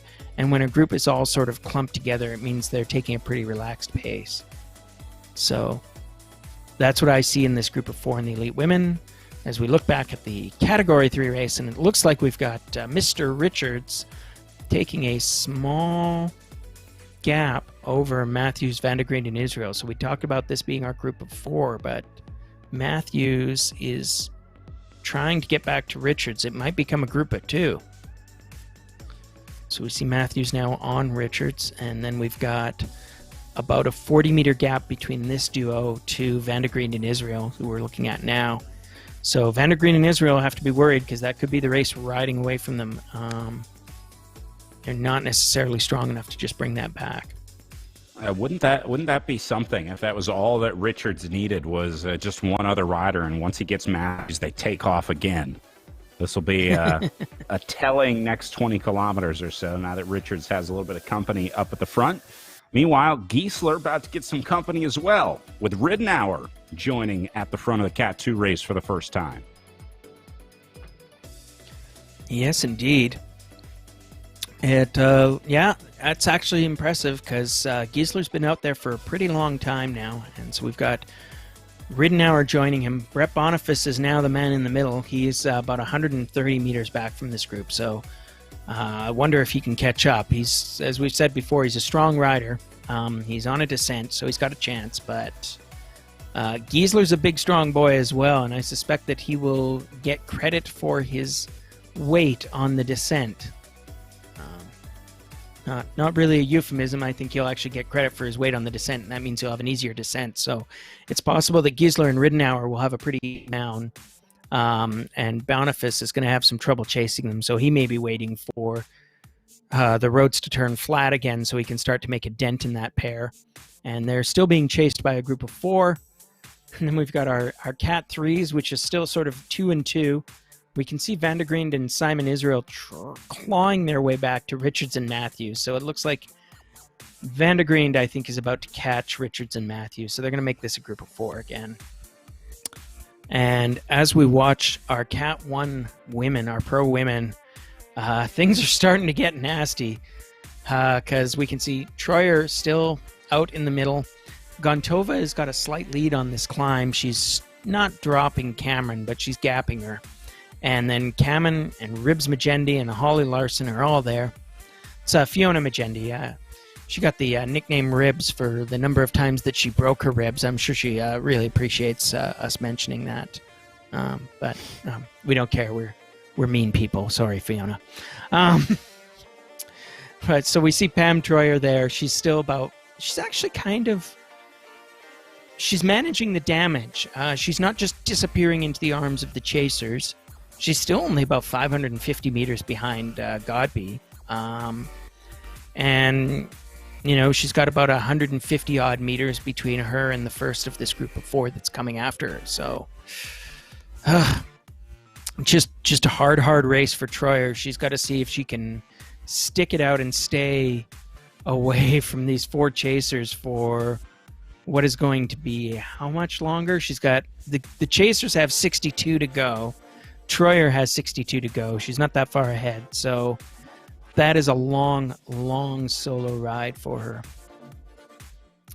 We're taking a peek now at the Category 2s. It looks like we still got Giesler and Riddenauer about 400 meters ahead of Boniface. And another group of 5 chasers that we said were a credible group, but that group of 5 credible chasers, Grupo Hubner we'll call them, because he's the only one of them that has a podcast as far as I know. Grupo Hubner is a group of 5, and they are almost a kilometer behind Brett Boniface, and that is not the right way for them to be going. Now, might be an effect of them just coming up and over that climb, but now they've got this descent, and they've got to work together and keep the pressure on, or else this race is going to disappear in front of them, and these guys will be very quickly racing for nothing more glorious than the extended 4th and 5th place of the mountain bike podium. None of these guys strike me as mountain bikers, so I'm sure they're not very happy about that. Yeah, these guys one step away from racing for socks if they don't get it together and try and get organized here. They're going to be holding a too small pair of socks on the podium pretty soon here. It'll look good with your cargo shorts and flip-flops with your jersey on top, though. Goldberg and Chan on the climb here on the right side of the screen. Let's move in with them. 5 and 6 in the Cat 3s here. And Gould is really the only one that this duo would be worried about immediately right now. And there's a nice view of what he's looking at up the road. Gould, by the way, is wearing the Canyon Esports kit. This is another pro kit available in the game for the riders. Canyon actually launching their own amateur team, kind of like the Herd, I guess. They now have a thing called the Coalition, where they're inviting any racer that wants to participate to come join the Canyon Esports team. That comes with the kit as well. I think they have one of the cooler kits in the virtual world. They did a nice job with this jersey. So looks like Gould has selected the Canyon Esports kit when logging into RGT this morning. Yeah, it's a fine-looking kit. It's reminiscent of a thing of my youth. The 90s were a fine, fine time, Brad. You should read up on them. They were pretty great. Yeah, and meanwhile, we're looking back here at our Category 2 field, and it continues to be the Giesler and Riddenauer show with Brett Bonifaci, our fine Italian rider, sitting in no man's land in 3rd place. And then he's still holding off the group about a kilometer behind him, McCall, Hubner, Guest, and Dumper. And let's not forget Jerome Reichen. So, yeah, it's an interesting and challenging composition here. I'm not really sure why, this group is not making an impact on the lead 3 riders. I mean, we know those riders up front are all strong. Giesler has been a credible threat in all kinds of races in this series, and there's no reason he wouldn't be a threat here. Boniface is a good rider both on and off the trainer, and but this group of 5 is not a weak group. So, but they're also only 17K to go. So I don't think this is a case of this group of 5 leaving their opponents out to cook. I think this is a group of 5 that just isn't making the catch today. So, problem for them. So, come on, Luke, find a better group. Time to break away and drop these guys. They're no good for you. They're bad friends. They're keeping you back. Ride with the fast guys. What are you doing back here? You should be up at the front of the race. Speaking of bad friends, as we peek at the Cat 3s, it looks like we've got Richards and Matthews going hammer and tongs. And they're also only 20 kilometers from the finish. They've got about a 300-meter gap back to Vandegreen and Simon Israel. So that's kind of 1, 2, 3, 4. And then it's a big 2 kilometers, an insurmountable 2 kilometers back to Goldberg, Chan, Gould, and so on. It looks like actually Staten has been dropped out of that group, as well as Wieslake and Cox. And it's just, the Cat 3 field is shredded, but the only ones that matter are these first 2 positions. It's going to be Richards and Matthews, and if they don't get their act together pretty quick, Vandegreen and Israel will be fighting for nothing more than 3rd place. Still an honorable position, but certainly not the one they were planning on getting. And now let's take a peek and see how our Cat 1 Pro women are doing. And we've got Gontova and Cameron riding together and looking very credible. They still haven't caught Troyer, although I think that gap is down quite a bit. They're down to about 130 meters on her. And that looks like a number that they can close in on. So whether she likes it or not, Pam Troyer may have some friends very soon. And Godby is almost having a normal one, just ticking it over. She's 1.5 kilometers ahead of these riders, almost. And we can see Pam Troyer's name pop up on our screen here. So Gontova and Cameron are getting closer with every moment, and they're working well together. You can see them sort of trading pace and riding steady up and down. And they've also got a substantial gap on the next two riders in line, which would be Ribs Majendi and Holly Larson. So this race is kind of starting to define itself. Like, Larson and Majendi really need to be in their teeth, because you can't leave Gontova and Cameron to just ride away from you. They will, especially when they join Troyer. That's going to be a group of 3 that can go away and stay away. So I know that Larson and Majendi have got to be thinking pretty hard about it being time to go or not. So we see Gontova and Cameron continuing to work on making the catch. This is still early days in this race. We're only 14 kilometers into the women's race. They've just come over the first hill in their event. And so we're seeing them. I think we're going to call it that in this descent, they're definitely going to catch Pam Troyer unless Pam puts in a heroic effort. And as I watch that number come down, I think that's exactly what we're going to see here. So, Godby continues to ride away at the front. She's about 1.5 kilometers away, and now we're going to have a group of 3 that will be chasing her with 2nd, 3rd, and 4th in hand on the road. So, Troyer, Cameron, and Gontova. I don't know Gontova well, but I know Cameron and Troyer well, and I know they know each other well. So there'll be a lot of respect in this trio. They'll know that they can work well together. They'll know what they can accomplish, and they'll know that it's worthwhile to work for a while in order to put some space between themselves and Majendi and Larson, right? Those are 2 riders behind them that are, well, let's just say well worth dropping, in the sense that those are, yeah, that's a duo that that has strong enough legs that if you can eliminate them from the race, that might be a good plan. And here we go. We can see the catch. Troyer, Gontova, and Cameron. This is your peloton. And as we look at these riders, I think this might be a good opportunity to talk about one of them. We've got Damon's got an interview with Nadia Gontova that he's going to show you in a few moments. Maybe we can learn a little more about the rider that I know the least about as we watch these 3 riders continue to prosecute their chase of Jackie Godby. And so I think we're going to cut over to the interview with Nadia now.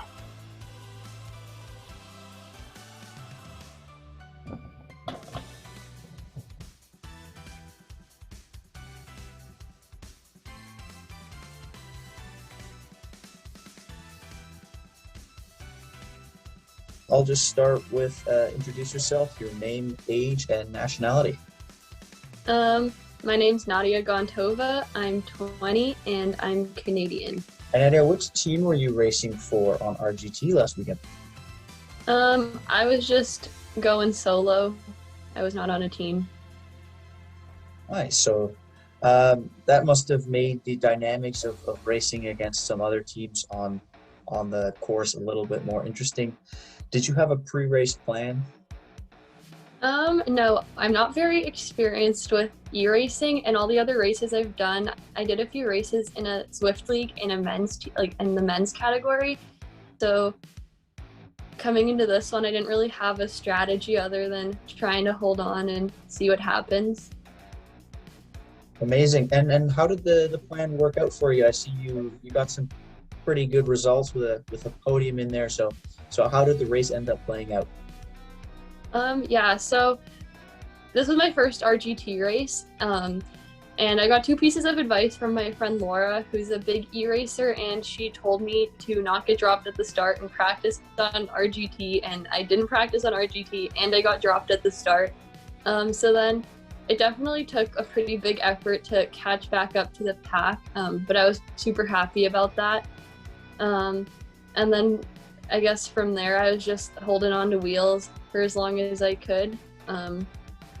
And so I guess that ended up working out well. So I was definitely happy. I was even happy just to finish, like what I told myself I'd be happy just to finish with somebody else. So I was definitely super happy with making the podium. That's amazing. Now you say this is your first real experience on RGT. So what's the one key thing that surprised you the most about it? I think drafting was a lot harder than I expected, and definitely different than Zwift. The first 2 laps of the race, I couldn't stop kind of surging off like the front and the back, just trying to get into the draft. So that was really different, but I think like once you get used to it, it's pretty manageable. Right, so it's all about the in-game dynamics that you have to get used to. Now, last quick question.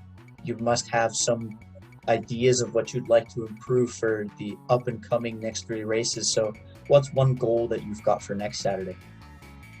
I think my goal is just to like ride a bit smarter, not waste watts where I don't need to. And also maybe think about trying to make some moves or like play, I don't know, race the race instead of just sitting on wheels and hoping I do okay. So you got to get yourself out there and then try some new tactics. Yeah. Awesome. Thanks a lot for quickly chatting to us this afternoon, Nadia. We hope to see you out there on the courses. Yeah, thank you.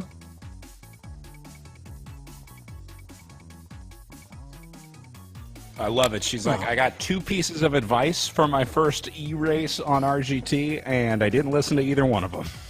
That is, I think, the story for a lot of riders on RGT. You can study it as much as you want, but you heard her talking about trying to overcome the sort of washing machine effect, as we call it, where riders will surge up to the front and then trying to modulate that power. And then, of course, the all-important start as well, where you have to ratchet the power up. But looks like she got it figured out this week.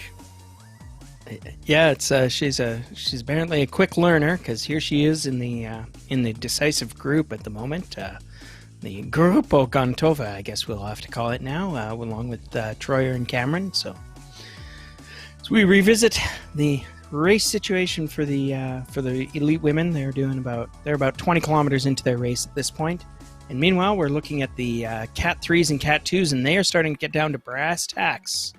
It appears that Mr. Riddenauer has ridden away from Vince Giesler, so he's got a 275-meter gap. They were riding pretty well together, I think, for a while, and now we can see that the 1, 2, 3 on the road are 1, 2, and 3 separated by about 250 or more meters each.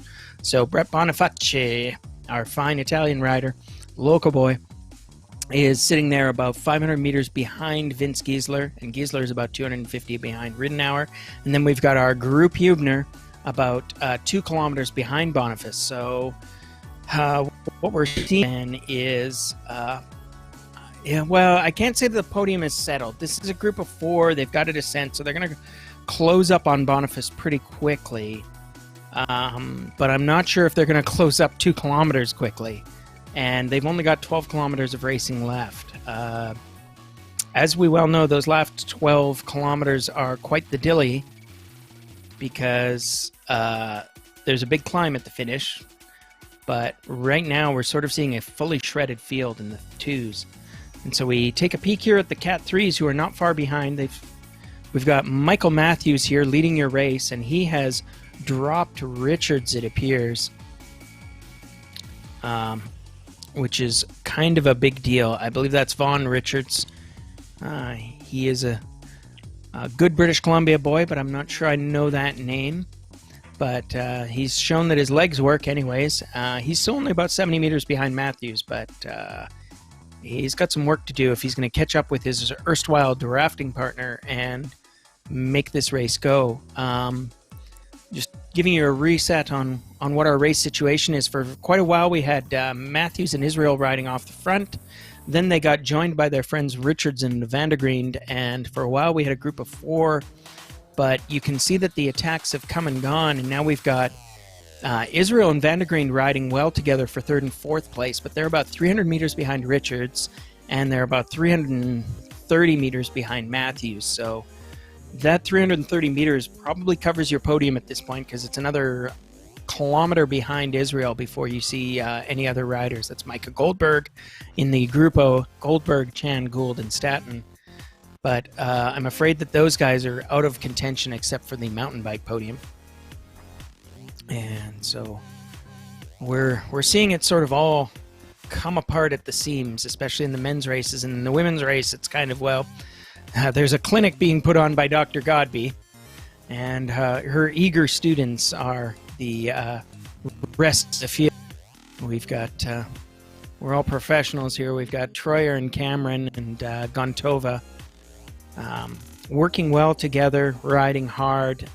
Again, as I say, probably A-okay at the moment if they can just keep Majendi and Larson out of this race. But there's also a lot of racing to go left, because, look, this group Gontova is now, 50 kilometers from the finish. They've been riding for 36 minutes. The race has already kind of defined itself, and now what they've got to do is Troyer, Gontova, and Cameron may feel that they're racing for 2nd place, but regardless, there's a lot of racing left for these 3 to do. Well, racing is the key verb here, because Gontova and Troyer are going at it on this brief little uphill section on the course. Certainly not taking it easy on Cameron, although it looks like she will be able to make it back in. But yeah, Larson and Majendi not out of this one yet. They're certainly in a tough spot. But 52 kilometers is a long way to race. Yeah, it absolutely is. You know, and I mean, I think Larson and Majendi, if they're not the most desperate riders in this race right now, they certainly should be, because if it's a long race for 2nd, it's an even longer race when you're racing for 5th. And I think that Larson and Majendi are pretty classy riders. They will certainly know that on the road they are competitive with this group of 3 ahead of them, but they've got 400 meters in rising that they've got to clean up, that they've got to close down if they want to be part of that conversation about the minor placings on the podium. So away they go. And we're watching them, and they're working okay together. Again, you know, this is not perfect drafting. I don't know if it maybe reflects relative inexperience with the system or not. But meanwhile, the parade at the front of the field continues.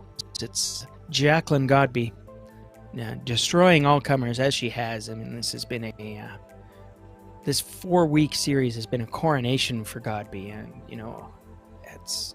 What can you say? She's just a super impressive rider, eh? Yeah, very. I was going to say, it's tough to expand on Jackie Godby's ability. One, because it's hard to diagnose on these virtual platforms, right? Like what that power means until you see it in a race against names that you know. It's tough to measure that effort, but it's important to understand that Jackie Godby is putting out World Tour level numbers on a raw basis. The wattage that she can create is absolutely World Tour level wattage. In fact, her coach, Chris Navin, was saying that the numbers that she does in these virtual races would position her perfectly for an hour record attempt because so often she is just in time trial mode. That's her background. That's where she's comfortable riding. So she likes these sustained efforts. And Navin was saying if she was able to do these numbers on a track in real life, it would be our record pace. So that gives you an idea of just how good Jackie Godby is in the world of bike racing. So, Jackie Godby, if you need Dr. Robert Chung's phone number, I can connect you. I know a guy, but I think we can find you some resources if you're interested in taking on the most prestigious record in cycling. So, I mean, you know, what a we'll problem help you to out here. have for Jackie Godby, that she's just too good at too many things, and everyone wants her to, you know, go for the highest level of these various endeavors, whether it's, you know, the medical field or bike racing. Pulled in 1,000 different directions when you have talent like that. Oh, absolutely.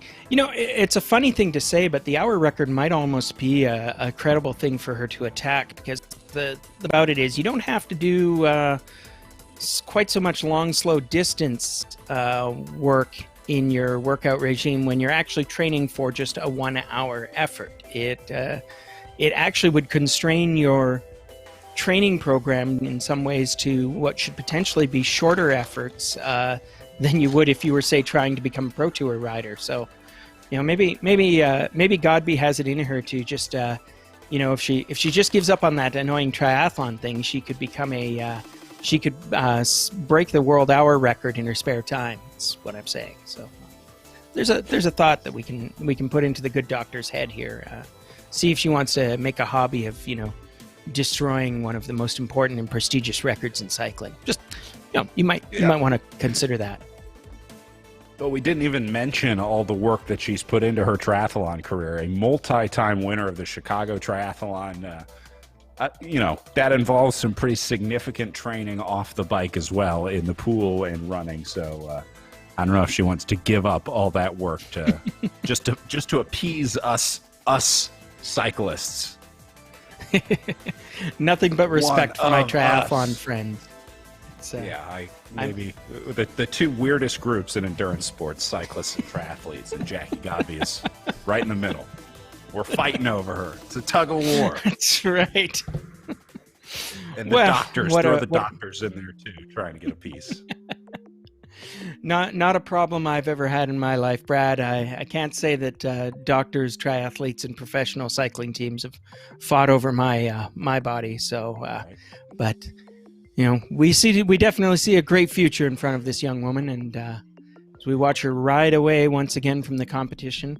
Competition in this case being our friends Troyer Cameron and Gontova, with Ribs Magendi and Holly Larson still trying to get in contact. I think they're about 400 meters behind the Grupo Gontova, so that's still an active race and 49 kilometers to go.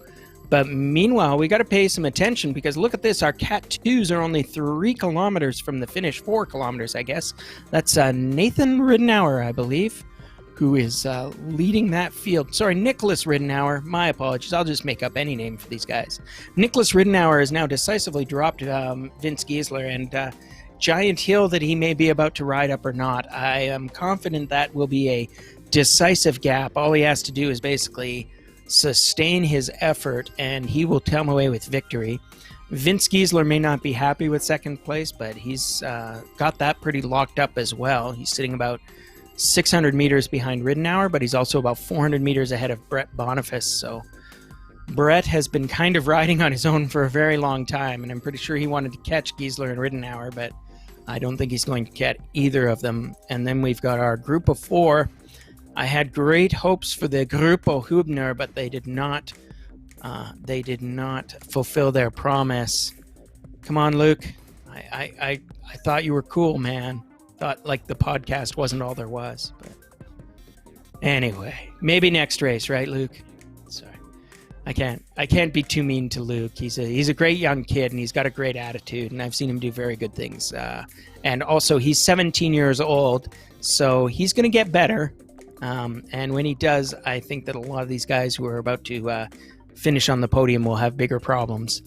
But Hübner is still riding it out, and he'll probably be pretty happy with a sprint at the finish, because he's a sprinty guy. But right now he's riding together with this group of 4, which is going to be Jamie Dumper, McCall, and Jeroen Rijken coming to the finish. But at the moment, with 2.7 to go, we are watching Mr. Ridenour, Nicholas Ridenour.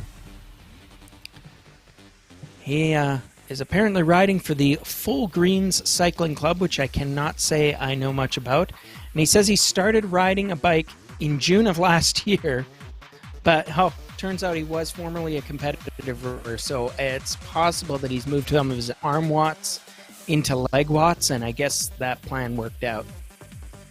He says about today's race, "I'm not sure what will happen, but I hope I will have a good time." Well, I bet you Nicholas is having a pretty... Yeah. Are you having a good time there, Nicholas? Because it sure looks like you're having a good time, and I know that your opponents are having a very, very bad time indeed. This was an awesome attack from Ridenour today. I mean, just perfect timing. He obviously knows himself pretty well. He has a pretty good tune on what was left in the tank when he left Giesler to open up 650, 700 meters and just kind of hold it right here where he needs to be. He's not overcompensating now that he's got away from Giesler. He knows as long as that sits at 650, he doesn't need to do any more work than that. He can save that in case Giesler redoubles his efforts back behind. But I think Ridenour's got this. I think he's going to solo to a win today at 2K on the way uphill. Welcome to bike racing. I hope you stick around and do some more of it because you're pretty good at it, my friend. Hey, I think this is a name we may be calling more than once in the future. So yeah, he's got a bit of a parade. I guess 2 kilometers, fairly steep climb. He's going to be more than 5 minutes, I think, before he finishes. And we're taking a peek at the Cat 3s, who are also having quite the race. Yeah. Looks like Vaughn Richards is finally put a gap on Michael Matthews. So Richards is away to the races. He's only got 170 meters, but man, how is Matthews going to find it in himself to close this down again unless he's just a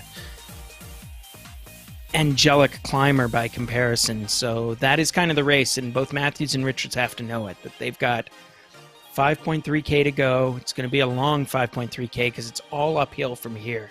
You're seeing them on a descent now, but as soon as that descent wraps up, they're basically on a climb to the finish. And in third and fourth, we've got Van der Green and Israel. So Simon Israel and Michael Matthews made up our first breakaway group of the day, but now Matthews is stuck in the middle, not quite caught up to the lead, and Israel and Van der Green are sort of chasing each other for the third place position, and I can pretty confidently say that these guys are not going to be able to get back up to Matthews barring catastrophe. So this is going to be a race for third, and they are well clear of the Grupo Goldberg behind them. So this is the race for third and fourth. What's that? Van der Green just went. They're starting to attack each other in that group. Yeah, I don't think there's any point, and they must understand this by now, there's no point in Van der Green and Israel doing an ounce of work with each other for the rest of this race. They may slow down, they may take a relaxed pace, but there will be no cooperative work between them because they can see very clearly from the race situation that their only competition is each other now. They are racing for third and nothing else. They're not going to catch second, and they're not going to get caught by fifth. Good eye here in the pro women's race as Troyer finally gets caught by Cameron and Gontova. This is the group that has been chasing Troyer ever since she came unglued from Jackie Godby, the only rider that was able to go with Godby in her initial breakaway 46 minutes ago, 46 minutes into this 48-minute race. And then back to Ridenour on his way into the finish for a Category 2 win as he's about to come up on 1K to go here.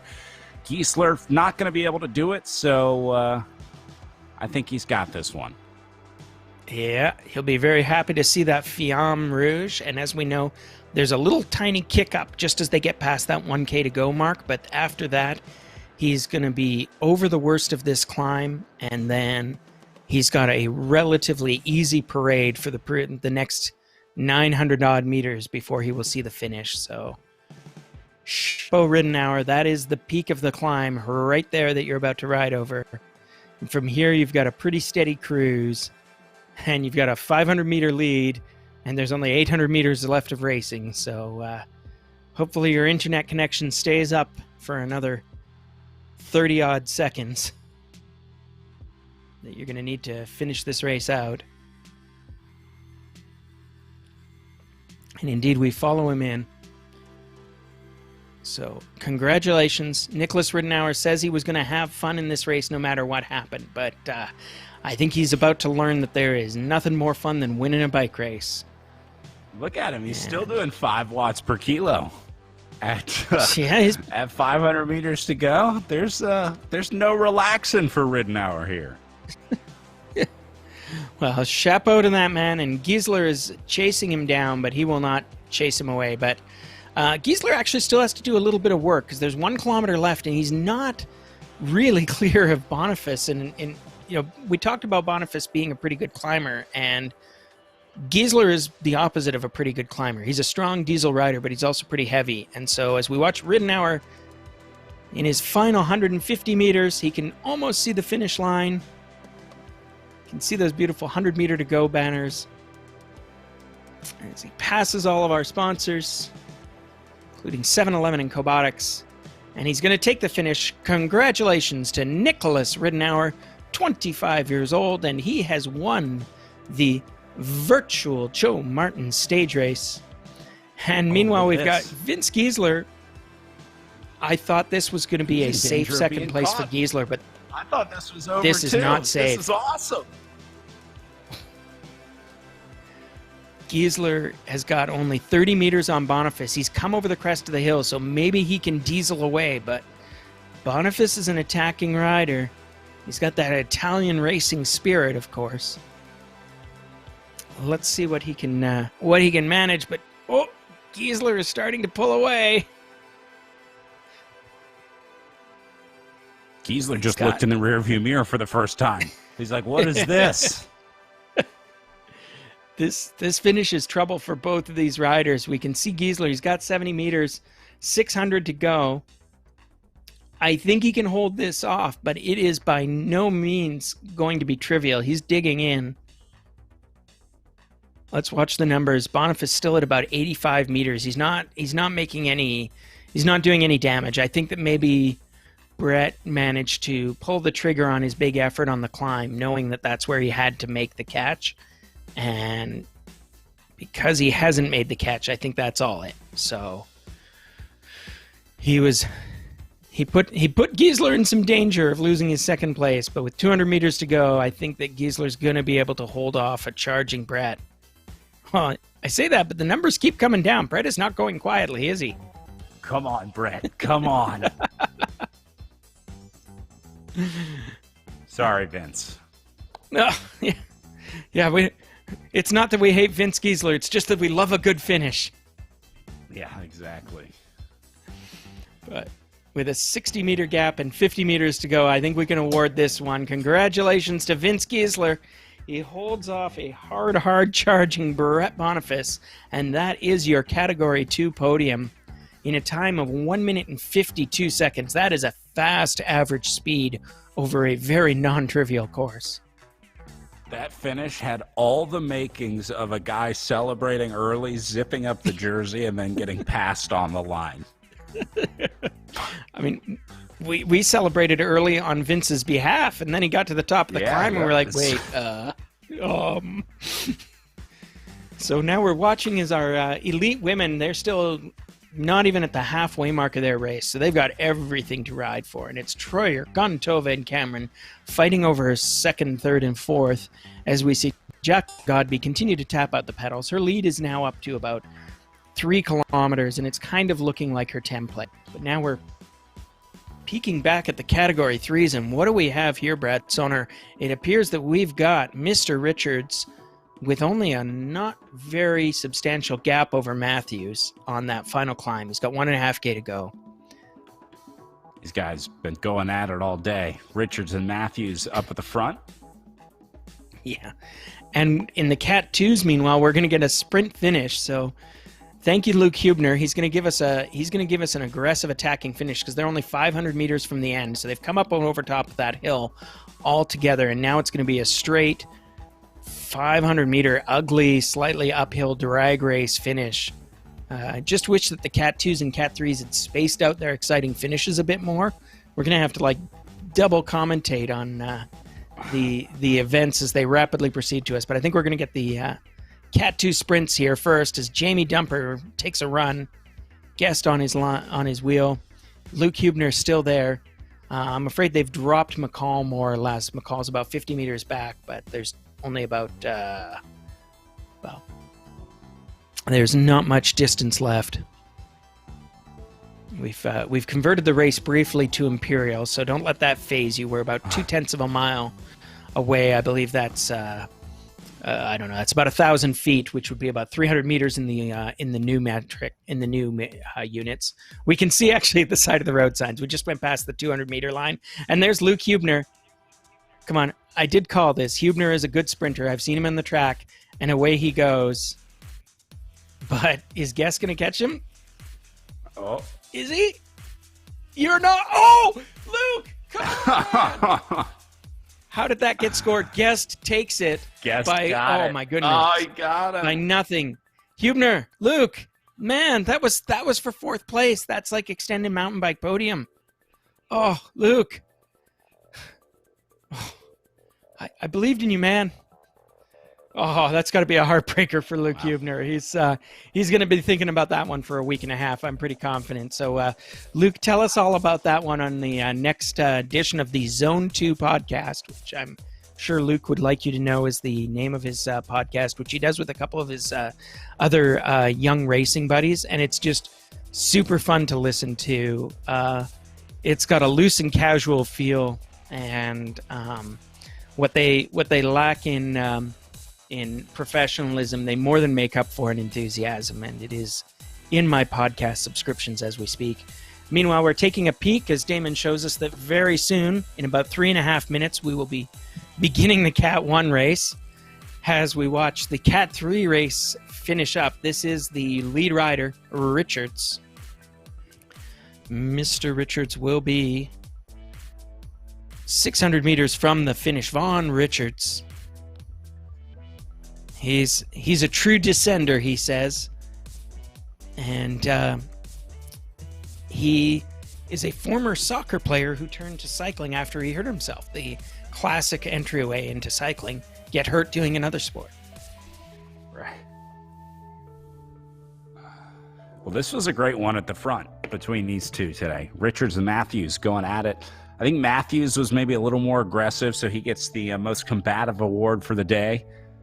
But Richards, I guess it's 3K to go-ish, I think was clear enough to call it a gap, and going to end the day right around 100 meters up on Matthews. Yeah, it's a nice ride for Richards. Another one of these riders who's sort of relatively new to the sport, and chapeau to him. I hope that we will see him on the road soon. Nice. So good job to Vaughn Richards, your winner today.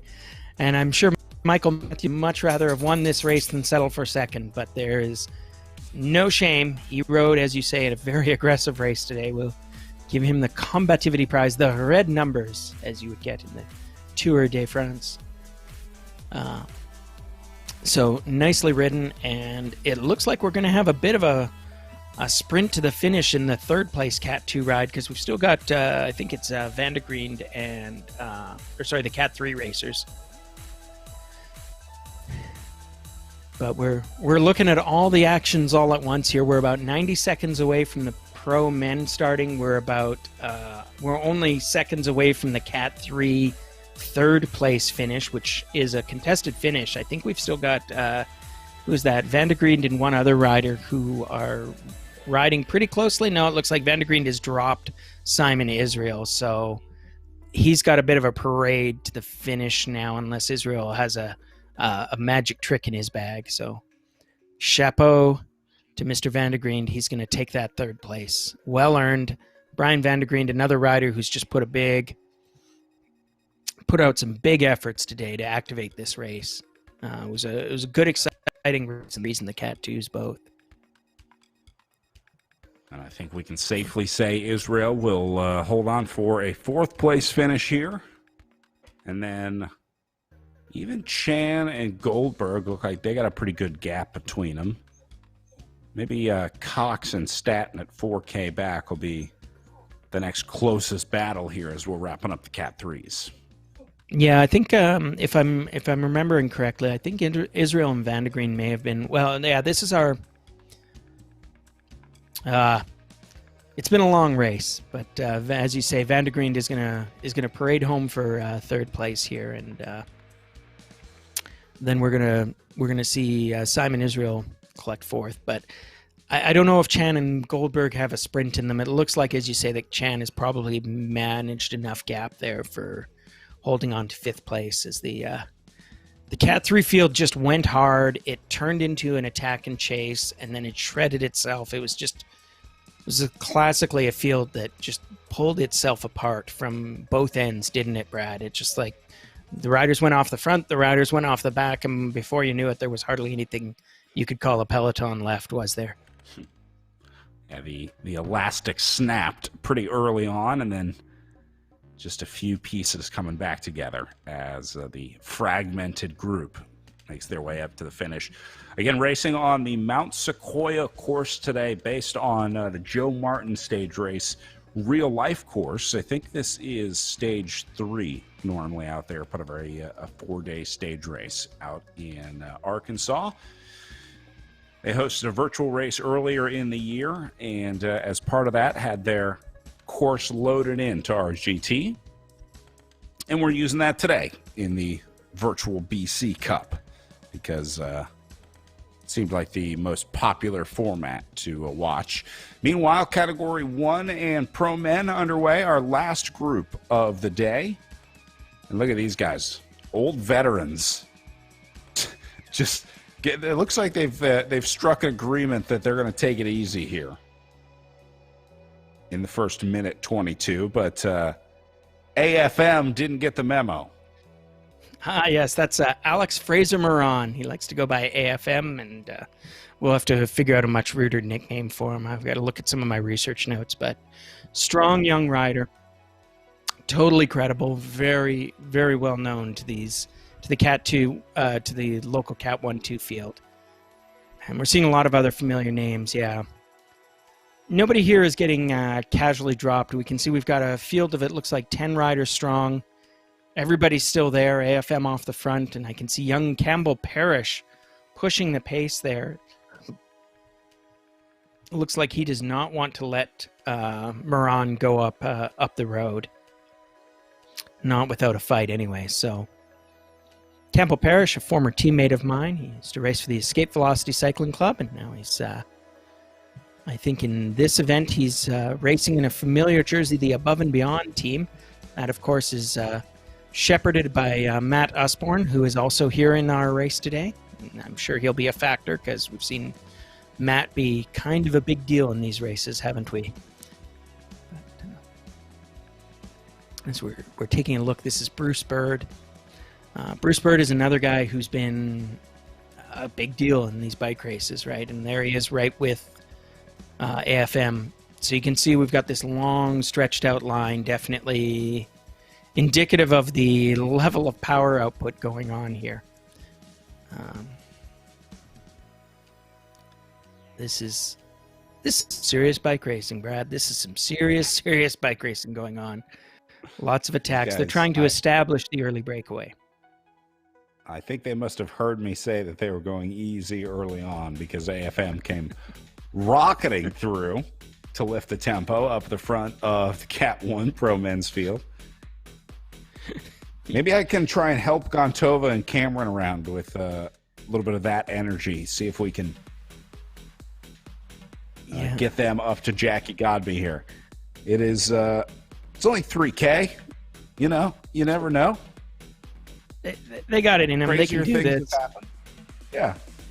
Yeah. The big news, though, for the women, though, is that what Cameron and Gontova have done is they put a gap between themselves and Pam Troyer. So Troyer is now sitting about 150 meters behind Gontova and Cameron, even as they continue to chase down Godby.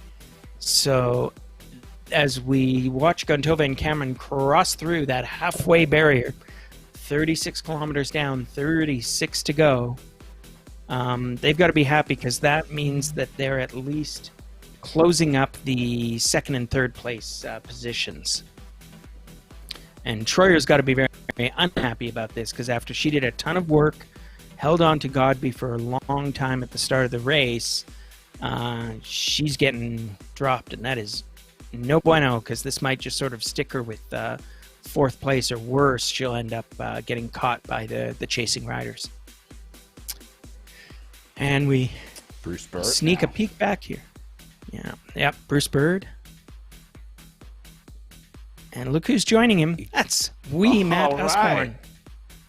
These are like two of my favorite virtual racers to watch because these guys bury themselves on the trainer. We had rider cams in the Echelon Racing League, so I got to watch the suffer faces of both of these riders, and definitely guys that like a good race. I mean, they are, they're willing to make things interesting if they can. So they're going to be joined by Alex Frazier-Moran here, or hopefully be joined by AFM, because this would be a brutal trio up on the front. There's John Cooper. That is the other half of Jackie Godby in the Triple X Racing kit.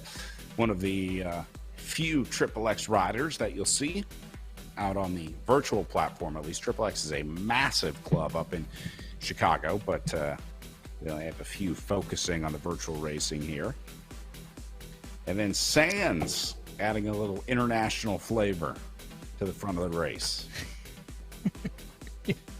I believe we're supposed to refer to him as Biggie Sands for his love of gold necklaces. That's what we've been informed by his quote-unquote friend, Matt Usborne. But yeah, we're definitely seeing some attacking racing here. And that's young Manu Moore. Manu is only 16 years old. He's racing for the Red Truck Racing team here, a local force in amateur racing. And he's putting on a good show for us as he tries to catch up to Jude Sands, our current leader. So he's got a small gap between himself and the chasing pack. And there we see Bruce Bird leading that chasing pack, and he's got Weber on his wheel, and then the whole group. So lots of interesting attacking work. Definitely, these guys are not sitting around and waiting for this race to activate. We've got 11 riders in this race who are all very keen to make the race happen, as it were.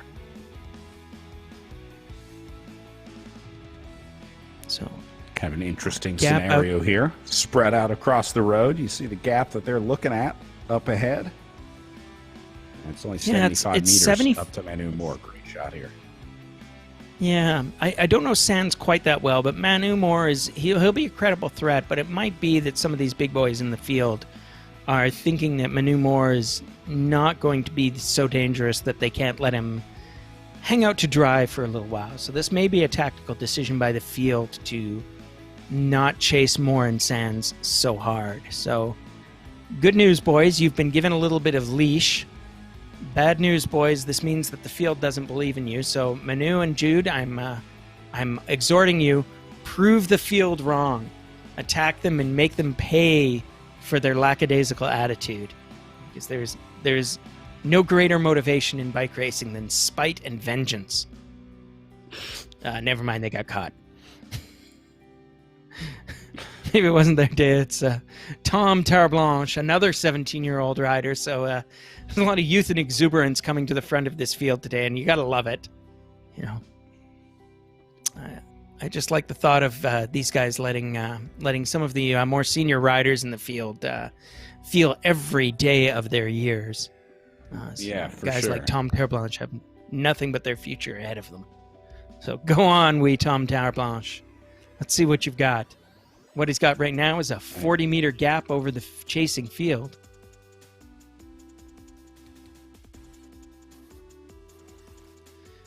Passing the torch to Terblanche here. I saw, we had some interviews from Tom earlier in the race. We've been running interviews all day that Tom has been conducting, catching up with some of our riders. It's been cool to hear from them. And I think Tom is a budding announcer himself. We got to get him on the mic sometime. Sounds like I think he'd be good at it. Yeah, absolutely, Tom.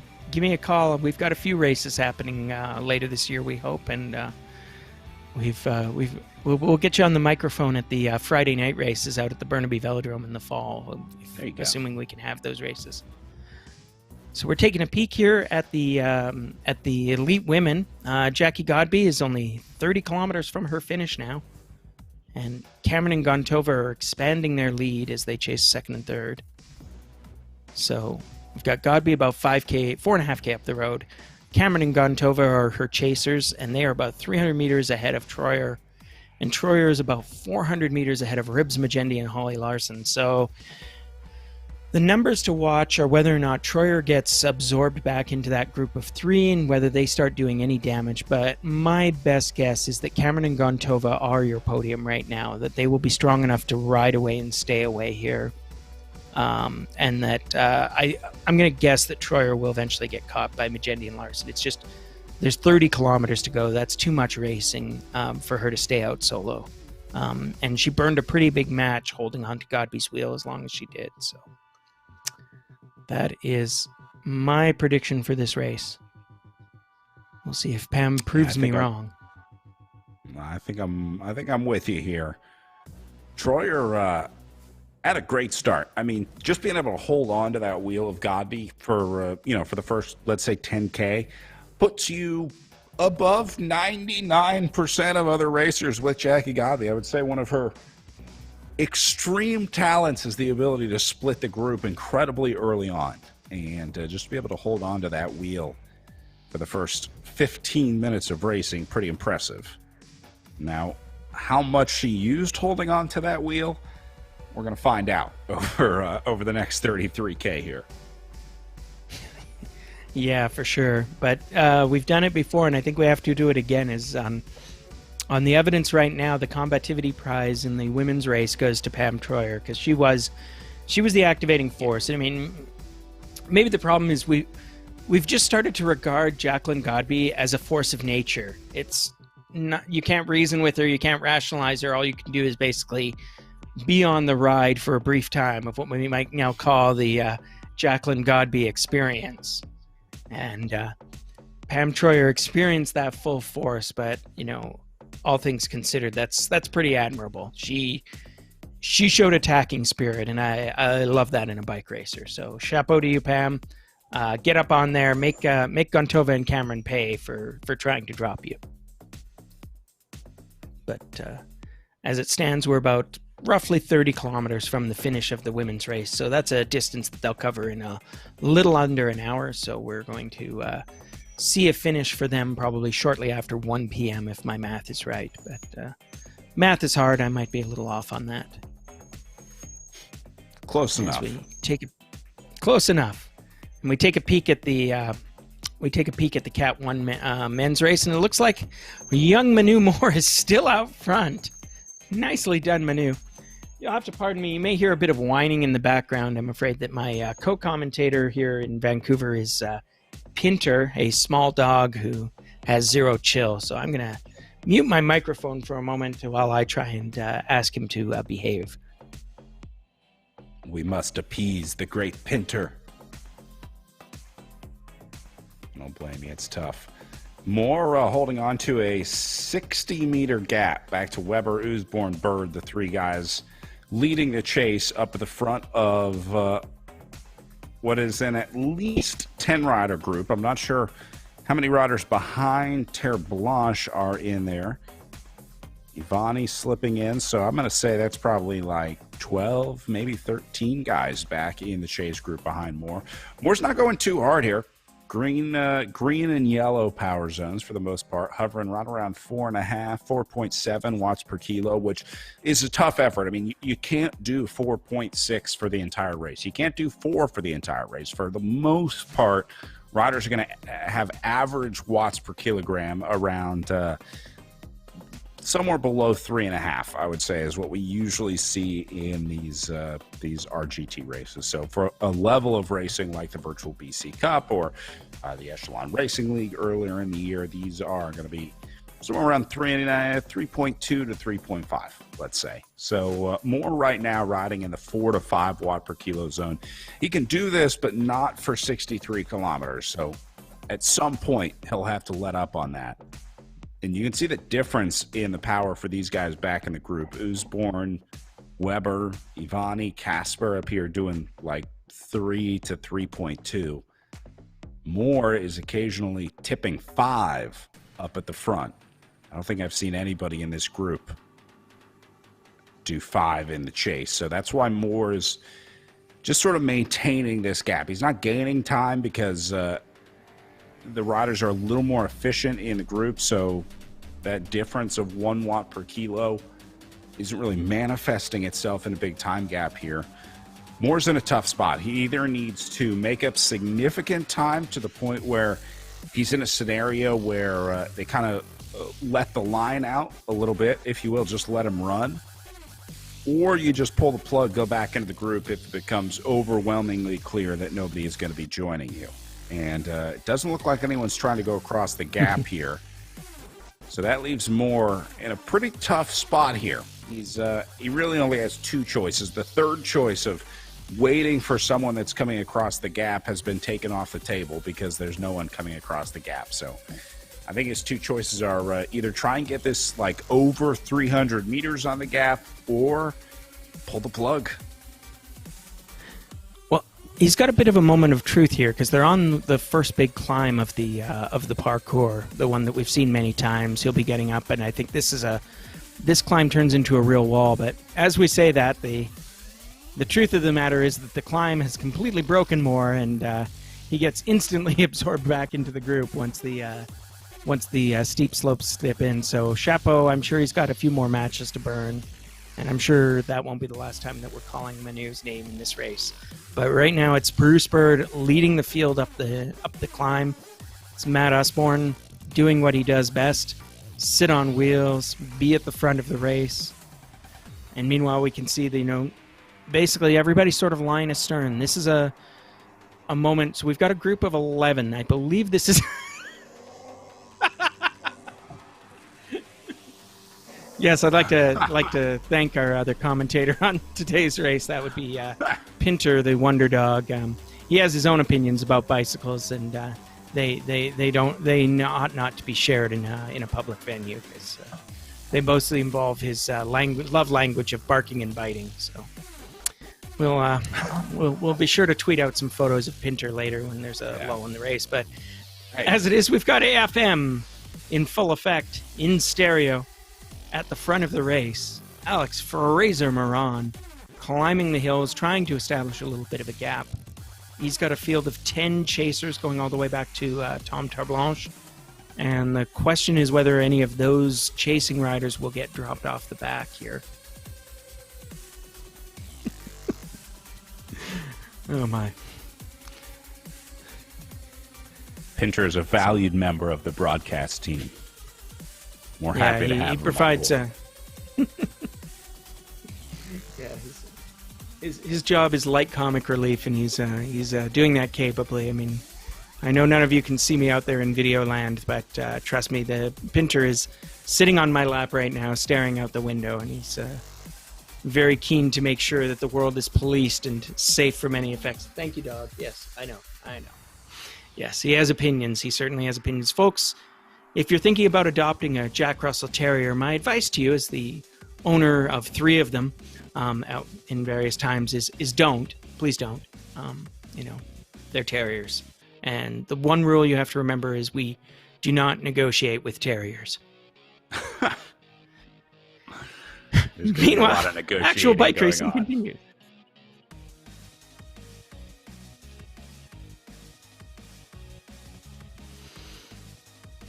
Looks like Terre Blanche is off the back here. Oh, no. Terre Blanche, also a valued member of the broadcast team. He did the interviews we were talking about earlier. Yes, indeed he did. And we're also looking at Manu Moore, who's also come a bit unglued from the field. He's back even behind Terre Blanche. So we've got these 2 young riders who are in a spot of difficulty. There's lots of time for them to catch back up. I'll let Brad take over for a moment while I have a conversation with Pinter. Well, Pinter's saying there's not enough time for them to catch up. So maybe we should heed the great wisdom of Pinter here. For these guys in the gap, nice group forming up at the front, though. These are all familiar names, I will say, in my year of virtual racing. Pretty much everyone up in that front group would be considered a contender in my world. Yeah, we've got one of the names we can see here is Aidan Oliphant. He's got more experience as a mountain biker than a road racer, but so I'm not sure how good his mad skills are likely to be in RGT, but nonetheless, it appears he has the legs to do his talking for him.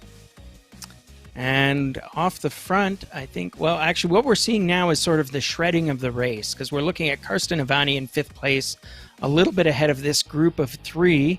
Some names we already called, like Jude Sands, my old friend Campbell Parrish, another one of the young riders.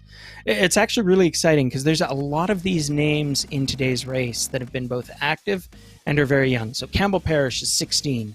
We called Tom Terblanche's name and we talked about his interviews. He's 17. And Manu Moore is another 16-year-old who is in this race. So not all of the riders are juniors, but the juniors have been acquitting themselves very well, and it's great to see them because we know these riders are the future of our sport after well.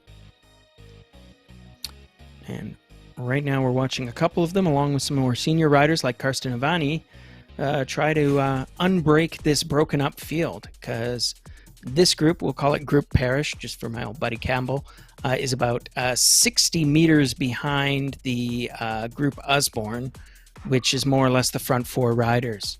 And we're looking at them right now. It's Alex Fraser-Moran, Bruce Bird, I believe that's Aidan Oliphant, our mountain biker, and we of course know him, Matt Usborne, the guy who was in many ways instrumental in even organizing this 4-race Cycling BC series. So chapeau to Matt. He's also been a huge factor in the races themselves, not only making them happen, but also winning a couple and being a big activating influence even in the races that he didn't win, like the Canary Wharf Criterium.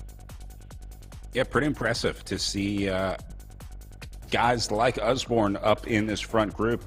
Not just in the front group, but animating the races. I know you were talking about the impressive riding of the juniors earlier, but got to give some of the older gentlemen some credit in the virtual racing here. I'm pretty sure when Usborne started racing, the wheels were different sizes.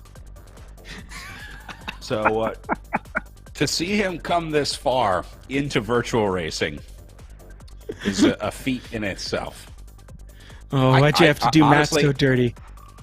I'm just impressed if he was able to connect the jitterbug to RGT. I didn't even realize they had an app for the jitterbug.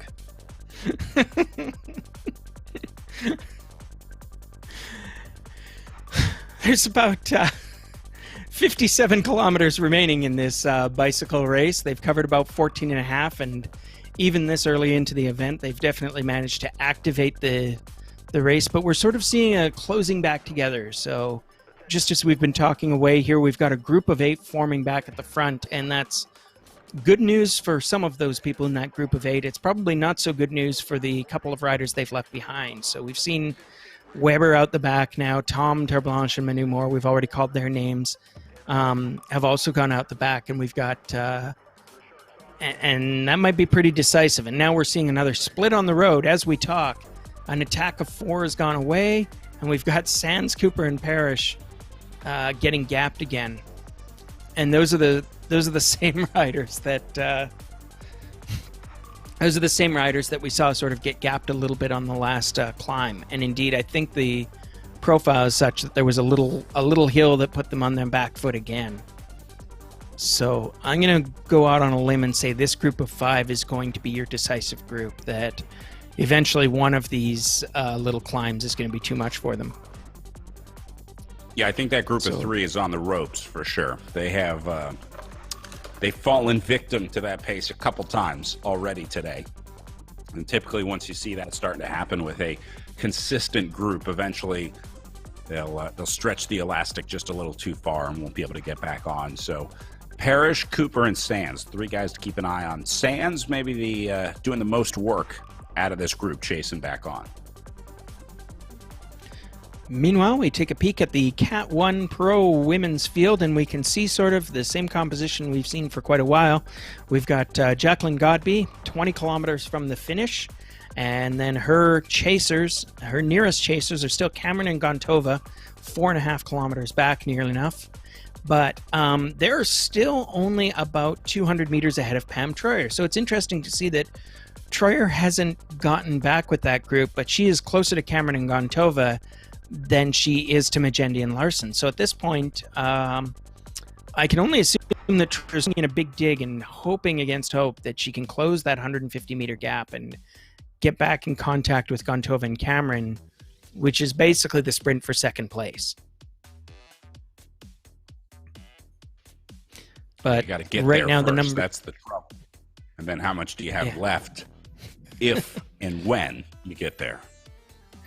Well, yes, indeed. The thing that's working in her favor is there's still 25 kilometers to go in this race. So, I mean, if I was Pam Troyer, which is to say fit and capable of bike racing, then I would probably be thinking pretty hard about putting in my big win or die effort right now. Because essentially the race is coming down to, if you don't do a big dig and get back on terms with Gontova and Cameron immediately, then you're racing for fourth place at best. And there's two reasonably motivated riders, only 750 meters behind you, who would probably very much like to team time trial up to you and then beat you out for fourth place. So you might blow up in the effort to catch back on to Cameron and Gontova, but I'm not sure that'll cost you very much.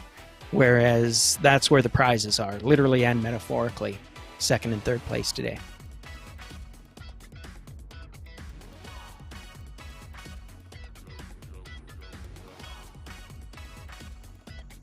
Troyer sitting nice and steady here. Troyer wearing the Velocity Vixen kit. I know this team doing a lot of virtual racing. Strength and numbers in the orange and purple. I know Angie Bonacisi, big part of Cycling BC, was repping that team in the Echelon Racing League earlier this year. So I've seen a lot of these Velocity Vixen kits. That might just partially be because it's cool. It has the cool fox on the back. I think a lot of people just pick the kit because, well, they like it. Who can deny it? I know of more than one bike racer. I know of one bike racer locally who was strongly encouraged by his also a bike racer girlfriend to change teams because the other team had a pretty cool dog design on their kit. And honestly, I've seen it. It was the Hugh Dog Racing team, and that dog design actually was pretty cool. So I don't think he changed teams as a result, but nonetheless, maybe he should have. Troyer continues to tap out the pedals. We'll get back in touch with her soon as we take a peek at the Cat 1 and Pro Men now. And it appears we're looking over at Jude Sands. Jude is catching up with Mr. Cooper here, and they are, well, I don't want to say they're in trouble, but they are down the road. The Grupo Parish is ahead of them, so that's this is 7th and 8th place. But the problem that they've got is they're getting dropped off of the field ahead of them. So there's about 150 meters between these two and the lead riders. So now what we have is a group of 5 riders at the front. Nope, 6 riders at the front. Math is hard, Brad Soner. I'm having a little trouble counting to 6. That requires 2 hands at the moment. But that group of 6 is Alex Fraser-Moran, Bruce Bird, Matt Usborne, Aidan Oliphant, Cambo Parrish, Karsten Ivani, the giant Karsten Ivani. He would like you to know that. Very clever boy. He decided to put his sponsoring team's name into his name, so we must always refer to him as Karsten Ivani Giant. Because, he deserves to be teased for this, for sure. I'm with you. I respect the hustle, Karsten Ivani Giant. Well done. Yeah. We want to see a birth certificate. If you legally change your name to Ivani Giant, then we will absolutely respect it. Promise. Meanwhile, Sands and Cooper in their own private hell.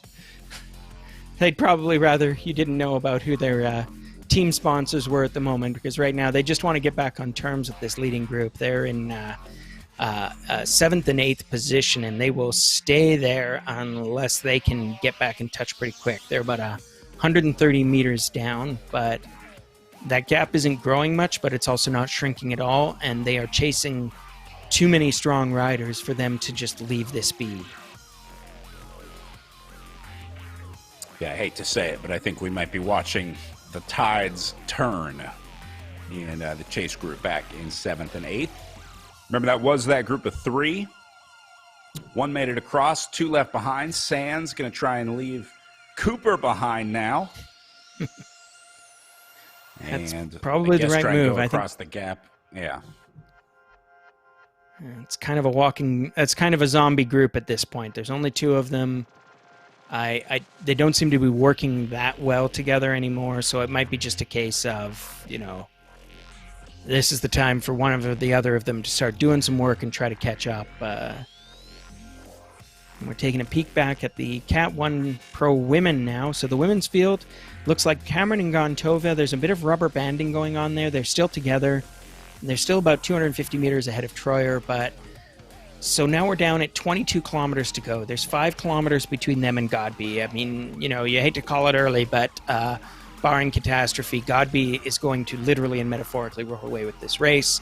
Cameron and Gontova are racing for 2nd and 3rd, and with the way the gap has been going, it's gone up to now about 300 meters. They are on there may be some rubber band effects, but I think that means that Troyer is fading into the distance, so she's going to have to dig deep, and this climb is probably her last good chance of getting back on terms and chasing for 2nd. But Godby is just in a race of her own, and I mean,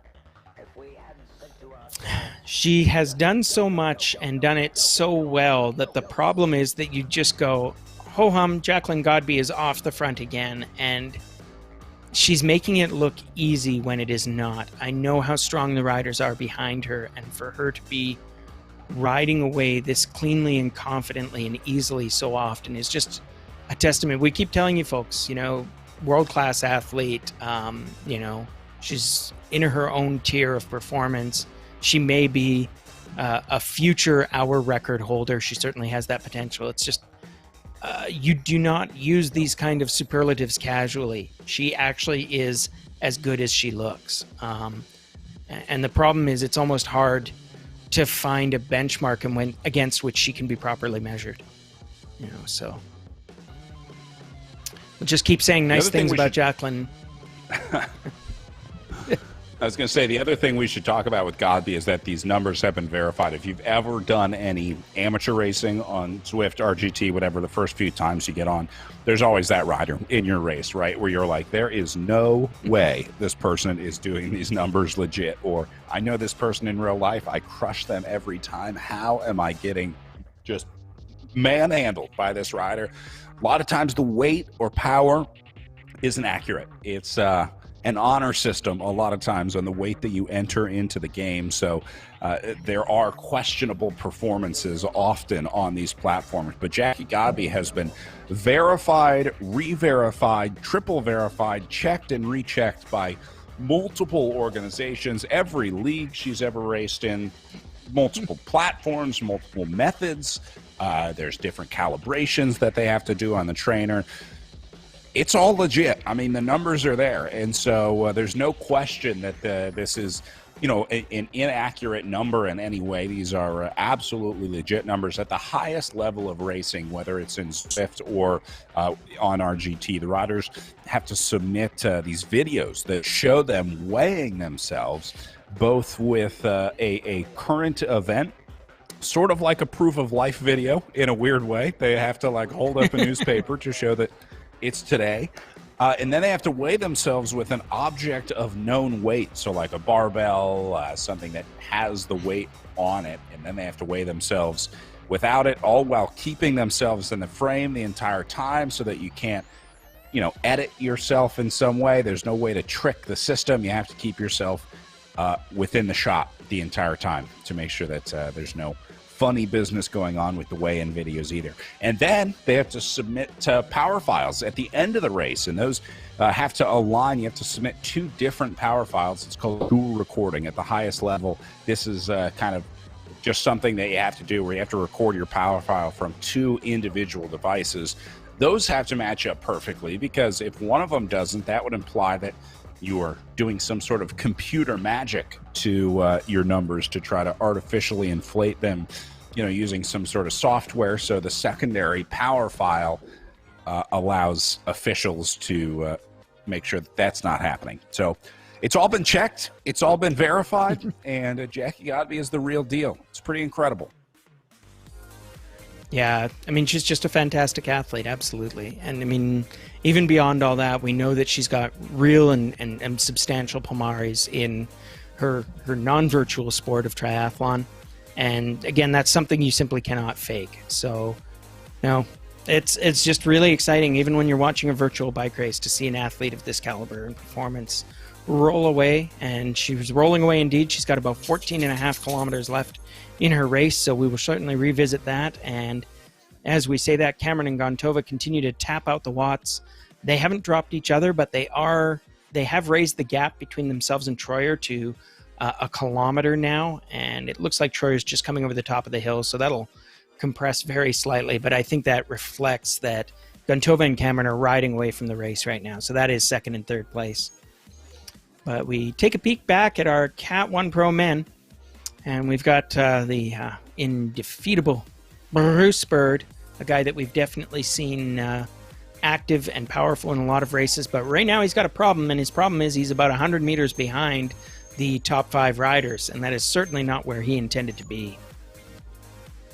Bruce Bird has some of my favorite Palmars in the world. There are not many people that can say they are a 2-time Fondo World Champion. Bird getting 2 Masters Fondo World Championship titles over the last 10 years or so, I'll generously say, in his time as a master. And he's been killing it on these virtual platforms. I really likes these long, sustained efforts. Both of his Fondo wins, Fondo World Championship wins, were out of breakaways. So that's his style of riding. I'm sure he would like to be up in that group of 5, but Bruce Bird not panicking just yet. He can absolutely come back into this group and then still have enough to hang with them on the day. I've seen him do it before. He can absolutely do it again. And we'll keep an eye on this at 47K to go. I think this is where experience really shines, because someone like Bruce Bird, this is a lesson that you learn on the road in real life for sure, and I think he applied it to virtual racing really well. You don't need to panic. You got plenty of time to get back into the group. You don't need to blow yourself up to get in there. He comes in nice and smooth, nice and easy, and just like that, Bruce Bird back in the mix up the front of the Cat 1 Pro Men's field. Yeah, that's some classy riding. As you said, not panicking, just riding your way back into the field, being steady. And we've got this great group of 6. I mean, they're starting to do some real damage, and we can see kind of that when you look down the charts, you can see sort of the debris behind them. We've got, this is your top 6, and then there's a 300-meter and growing gap to Sands and Cooper. I mean, good on them. They're still clearly trying to make a credible shot at getting back on terms, but they're just not making ground. We said this was a strong group at the front, and that if they worked well, that they would stay away, and they've just, I don't even know if they're working well, but they're keeping up a killer pace, and this group of 6 is going to be, I don't want to call it too early, but unless something changes a lot, this is almost certainly going to be our group of 6 at the finish, and it's all names that we've talked about before, right? I'm impressed to see young Campbell Parrish hanging on in this group as we watch. We talked about Bruce Bird and his championships. We've seen Matt Usborne just be a monster in this entire series. We've got AFM. He's so cool, he doesn't even need a full name, just a couple of initials. It's pretty great, honestly. We've got, Karsten Avani Giant, who's so cool that he has like extra names that he's added for sponsor reasons. It's jokes aside, though, these are 6 strong riders, and you can see them kind of go on hammer and tongs. They're on another one of these little tiny lumps that barely appears on our parkour at the bottom of your screen right now, but nonetheless, pretty sure they're all feeling that 15% as they crawl up it. And, they're all trying to maintain contact. You can see Bruce Bird, we talked about sag climbing earlier in the day, and here's Bruce doing sort of a textbook sag climb. He'll come away from the group, but now he's going to catch back on the descent. Again, we know he's cool as a cucumber. We know he just closes these gaps, and we're back to a group of 6 as soon as he catches on. And these guys have covered about 26 kilometers of their race. They've got about 45 kilometers to go, so they're well past the 1/3 mark. They felt each other out. In a way, it's got to be pretty satisfying, because these are the 6 riders who have pushed away the other 5 riders in this race. There's 7th through 11th are no longer a big threat to these guys, but there's going to be some of them that will want to winnow down the field further. And I mean, my guesses are that of this group, I'll bet you that both Bird and Usborne would be very keen to use one of these little lumps in the road to sort of roll up an attack and maybe see if they can get some separation from the rest of the field and try for a small group breakaway from this group of 6. Sound about right to you, Brad? Yeah, I'm with you. I think someone tries to split this group of 6 for sure. These guys, if nothing else, they'll just get bored. They just don't have the attention span to ride in a group of 6 for 45 kilometers left here. So, yeah, expect to see an attack. Expect to see another at least attempt at a split here. And another one, I would say, when they get to that big hill, but there'll probably be something before they get there. These guys like a spicy race, let's call it. Yeah. And you can see it right now. They're on a gentle descent, and Bruce Bird is not content. He'll just push the pace a little bit. I think he's digging enough to make it hurt, but probably not enough to burn a match. You know, just seeing if anybody's feeling tired and seeing who rubber bands away a little bit and who just stays right back on. And all these little attacks are just...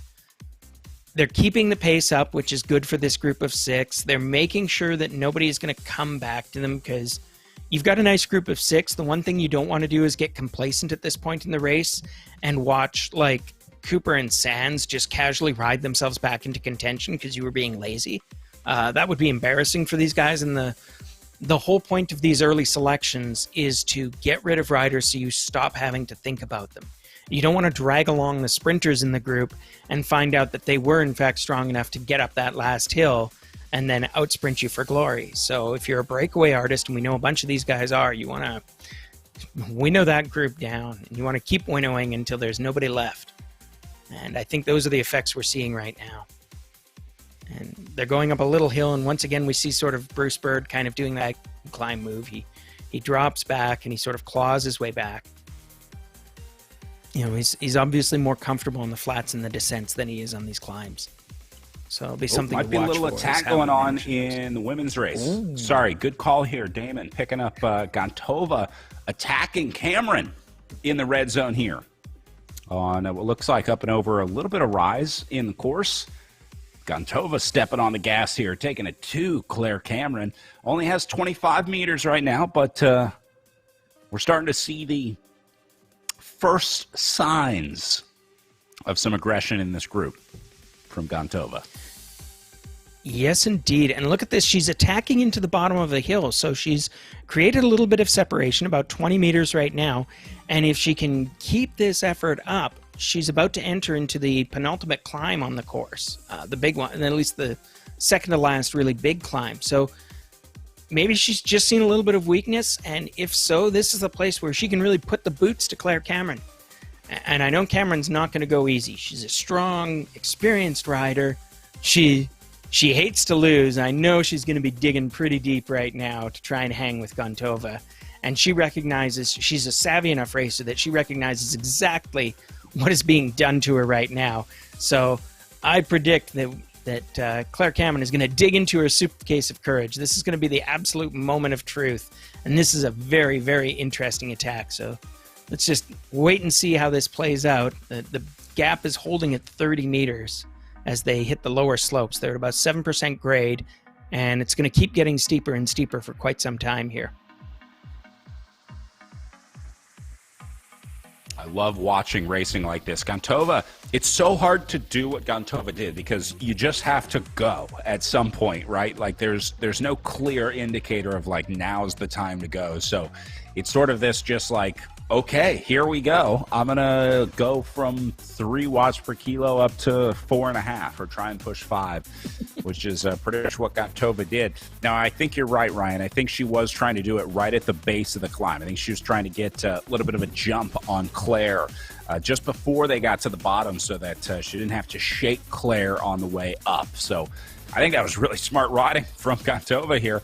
We saw in her interview earlier talking about how she was just learning how to race on RGT, how much she had learned from her first 2 races on RGT.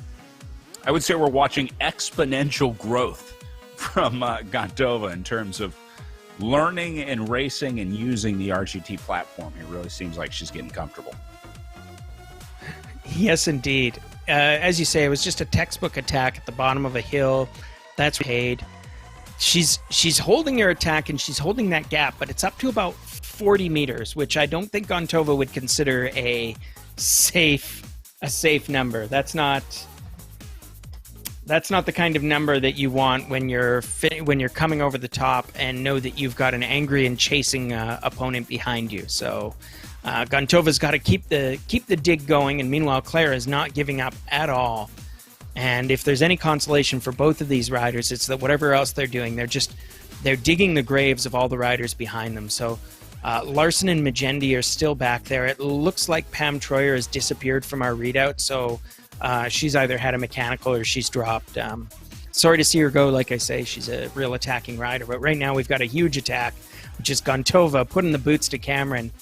And let's see what she does. They're about halfway up this slope. It gets gentler from here, so the time for catch-up begins, but it doesn't actually flatten out meaningfully for another kilometer or so. Such a good job by Cameron here, holding on to the wheel. Usually when you see an attack like this, it is so tough to get back on to that move. But Cameron holding this one steady at 36 meters on the gap, which is nothing in the RGT world. So bravo, Claire Cameron. Way to hold on to this move. Gontova made the first move, but Cameron holding on, and oh no, Fraser Moran looks like with a dropout here. Yeah, sad to see that. Come on, AFM. He's gotten passed by Cooper and Stans. Not sure what's going on there. Maybe he's just paying homage to the Campbell Parish sign on the road. He's just getting a selfie with Campbell. He's just a fan. Wow, we're sorry to see that, because AFM was a big factor in this race today. So hopefully he can get back on there and maybe regroup with Sands and Cooper and salvage something out of this. But we'll keep an eye on that and see if AFM keeps ticking down, or if we, Alex, if you've got a answer you want to share in the DMs, let us know what happened. But meanwhile, the race goes on without him. It'll be then a group of 5 at the front of the Cat 1 Pro Men. And meanwhile, we're taking a peek back at the Pro Women's race. And Gontova has prosecuted her gap. It looks like she is at 60 meters ahead of Cameron. So she's more or less over the top. She's got one more little tiny ramp. This is kind of a false flat she's on. And then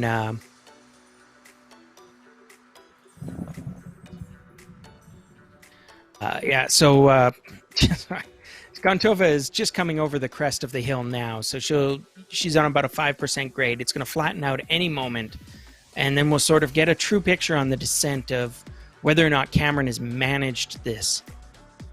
Cameron is a real cool cucumber. She won't freak out just because she's losing a few meters on a climb.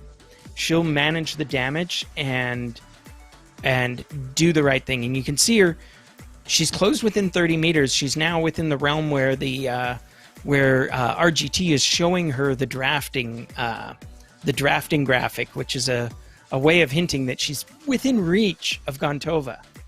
So just perfect managed effort climbing. She didn't lose her mind when she saw Gontova go up the road. She just trusted her own performance and just rode a steady race. And if she keeps that up, she'll probably ride right back onto Gontova, and that will be that. And we can see the numbers. Sorry, go ahead. Absolutely. Yeah, she's just smart riding. You can see the gap is now coming down. So as they crest over the top, it's gone from 40s to 30s to 20 meters, 29, 27. Just keep watching that clock tick over. Gontova will escape a little bit as she comes over the top, but then we'll see if Cameron can get back on her wheel. So let's watch for that. This descent is absolutely crucial to the fortunes of both of these riders.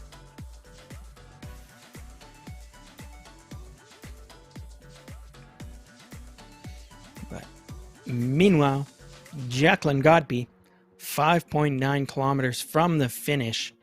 Her distance from the finish is now now less than the distance to Nadia Gontova on the road. So she's got about a 7K gap to Gontova, and she's got about 5.7K to the finish line. So you may begin the victory parade for Jacqueline Godby, although we should learn the lesson of Alex Fraser-Moran, which is she could stand a pretty long technical difficulty, but she could still have her network connection drop, and that would be her day. So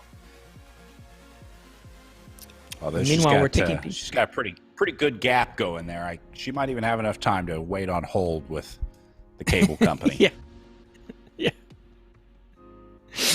Yeah, she could actually go through the tech support tree and still be back in time to not have lost her gap.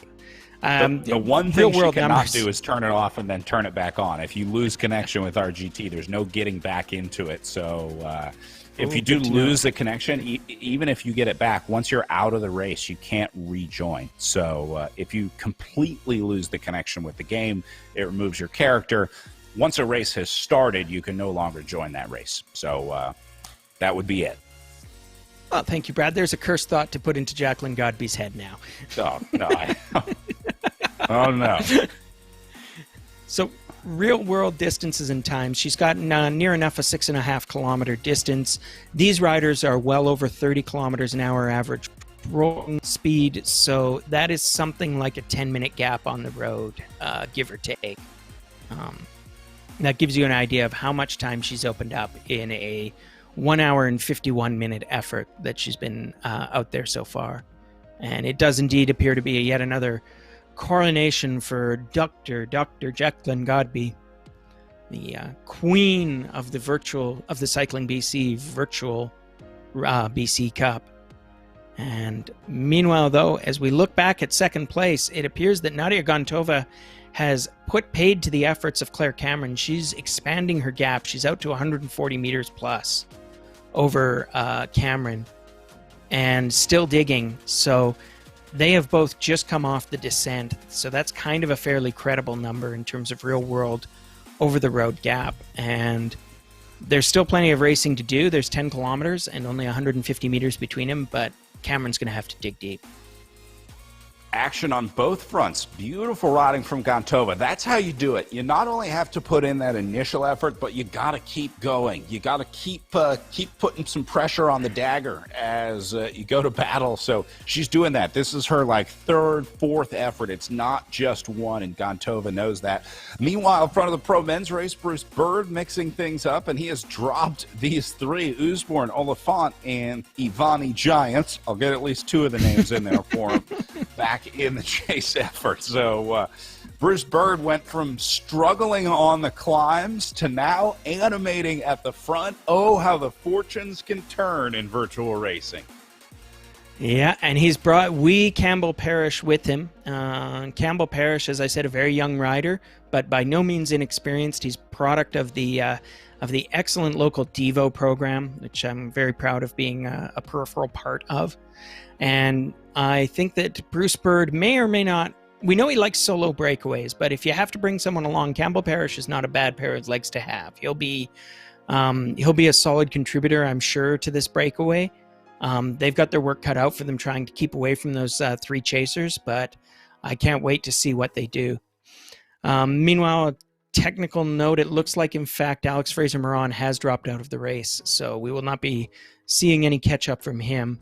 And that leaves our group composition at the front. Basically, Bird and Parrish here that we're watching 1-2, they are being chased by a group of three, which is Oliphant, Usborne, and the giant among men, as well as the giant among sponsors, Karsten Ivani Giant.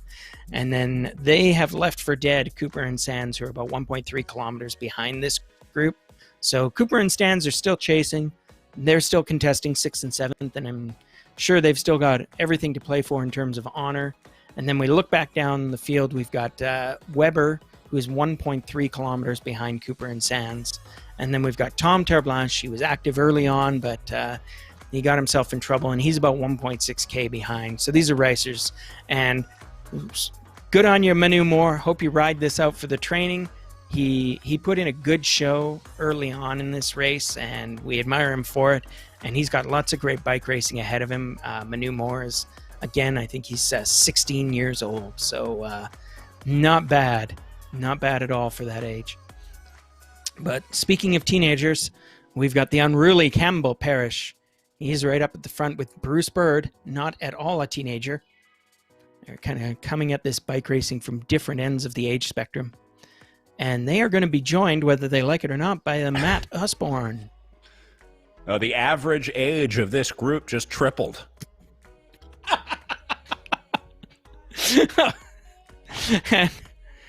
So I have a question for Matt Usborne, which is he's wearing the same team jersey as Campbell Parrish, and I assume they are in fact teammates, and yet he just rode by Campbell Parrish like he was dead meat rather than pick him up on the way. So sure, the team chat will be pretty zesty right now.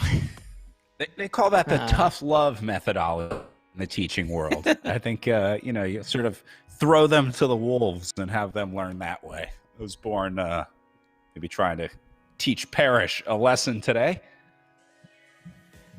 Campbell, if you want to drop a dime on Usborne, you know where to find me, and it will be made anonymous in order to protect the guilty.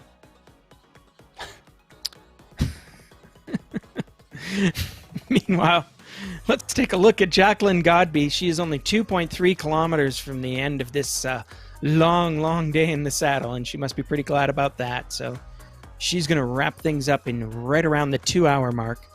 But don't forget, these last 2 kilometers are a doozy. She's got a pretty dicey climb that begins more or less now and doesn't end for another kilometer. So she'll hit some pretty peak hills, but nothing that's going to cause her any trouble. As we said, this is all but a ceremonial process at this point. She has a 5-kilometer lead over the nearest rider, Nadia Gontova. And we take a peek back at the Cat 1 race. And the giant Karsten Ivani is riding away from Campbell Parrish.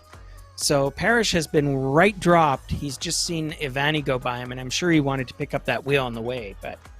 So I think we can officially call Parrish in difficulty. He's 20 meters behind Ivani. He's got Oliphant behind him 100 meters back. So this front group is now shredding. It's sort of group Usborne and Bird up front. And then as we go down, we've got Ivani, Parrish, and now we're looking at Oliphant, Aidan Oliphant, also racing for the Giant Cycling team, but didn't see fit to immortalize his sponsor in his last name. So it's all happening. Bird and Usborne are working well together as the field blows up behind them. Godby is working well with the only teammate that she needs, Jacqueline Godby. And Nadia Gontova is now trying to prosecute a solo effort. And Claire Cameron is like the shadow that just won't go away. It's like it's like one of those zombies that isn't actually fast, but that you can't quite outrun because she's still hanging out there 70 meters away from Gontova. Definitely not out of it yet. And Ribs Majendi is there. She's only 2.2 kilometers behind these leading riders. It's a bit of a thing, but she's also dropped Holly Larson, and I think that's the real news here. So Larson is now 450 meters behind Majendi. So that's a pretty decisive break, and it means that Majendi has got 4th place kind of sort of locked up. I think given distance to finish and all that, she's not going to catch either Cameron or Gontova. But we're watching Godby is about halfway up this long final climb. She's got about 500 meters before the road flattens out for her. But she'll have a 15% grade that she's hitting on the way. And meanwhile, we take a peek at Gontova and Cameron. The gap is now 50 meters. So Cameron is closing. This is desperate times. This is Cameron not panicking. I'm not saying Gontova is panicking, but boy, I sure would not want to be in her position right now where you've done all this work to get a gap, and now that gap is shrinking. So we're going to have a very exciting finale to this race for 2nd and 3rd. As we watch Godby, she's finally crested her final hill, more or less. One more little lump in the road. Doesn't really wrap up until about 900 meters to go. Watch Once Godby again, ride her way in. One thing I will say about Godby, she's very efficient with her riding. So if she finds herself in a scenario like this where she's already got a race won, she'll still do her training. She'll kind of default back to a training plan and still try and kind of execute whatever she was hoping was going to happen that day. So no surprise to see her staying in the yellow zone here on the way up, right around 5 watts per kilo as she goes inside 1K to go. Yeah. No, it's just Godby does what Godby does. And, you know, it's we're just lucky to be able to watch these beautiful performances go off. Oh, speaking of beautiful performances, Cameron just about to get back in. Gontova having one of those dreams where you're running and you just can't make any progress. You're not going anywhere. And Claire Cameron is haunting her from 22 meters back right now. Cameron is chasing her down like she knows what Gontova did last summer. It's a horror show playing out right here in some living room where Gontova is currently holed up, sweating like crazy, fans blowing on her, and her worst nightmare is rolling up 20 meters away. Claire Cameron. You know that Cameron will be seeing the Draft-O-Matic graphics telling her, you know what, you're actually saving some watts already because you're kind of within the draft cone of Gontova. And these two riders are basically about to roll into the lower slopes of this final climb. So this is where it all gets decided. Cameron has made the catch, we're going to call it. And now it's basically all-out hammer and kongs. There's 5 kilometers to go. It's almost entirely uphill from here. Wait, and Cameron's... saw Cameron stop pedaling. I'm a little worried. Yeah, I think she was just taking the opportunity to get a little bit of rest. I think she was completely gassed and just wanted that couple seconds of not having to pedal. I don't blame her. Bravo, Claire Cameron, chasing down the gap up to Gontova. We'll keep an eye on them. Meanwhile, Jackie Godby on the way into the finish. Going 4 for 4 here in the Virtual BC Cup as she does it again to pick up the final stop of the Virtual BC Cup presented by Cobotix here at the Mount Sequoyah Road Race. Of course, that she's already won a stage of the Echelon Racing League on, and now she can add a stage of the Virtual BC Cup, or a stop of the Virtual BC Cup, I should say. Not quite stage race scoring yet. Meanwhile, the battle of the day here in my book, Cameron and Gontova sorting out second and third. Yeah, this is going to be beautiful. So both of these riders, I'm certain that Cameron understands this, and I know that Gontova, as inexperienced as she is, will understand the race situation completely. They're about to enter into a climb that starts out gentle and then gets worse. All they've got to do is ride 4 kilometers, and it's basically going to be a watts per kilo effort, a sort of what some bike racing nerds would recognize as a VAM effort. Virtual altitude something or other. It's a good way of distinguishing quality of riders, especially when you care about things like Grand Tour performances. And so we saw Cameron never lose her cool, even when she had a pretty big gap developed between her and Gontova. We saw her just close that gap. And now Cameron has to do only one more thing to close out this race, which is she has to be a little bit stronger than Nadia Gontova for the rest of this climb. And the challenge is we know that Gontova prosecuted her previous attack on a climb. So she's got climbing legs and she's not afraid to use them. And Cameron understands that as well. So all Cameron has to do is basically open up the old suitcase of courage, dig in there, rummage around, find out how many matches she can burn, and see if she can get to the finish ahead of Gontova before literally or metaphorically exploding.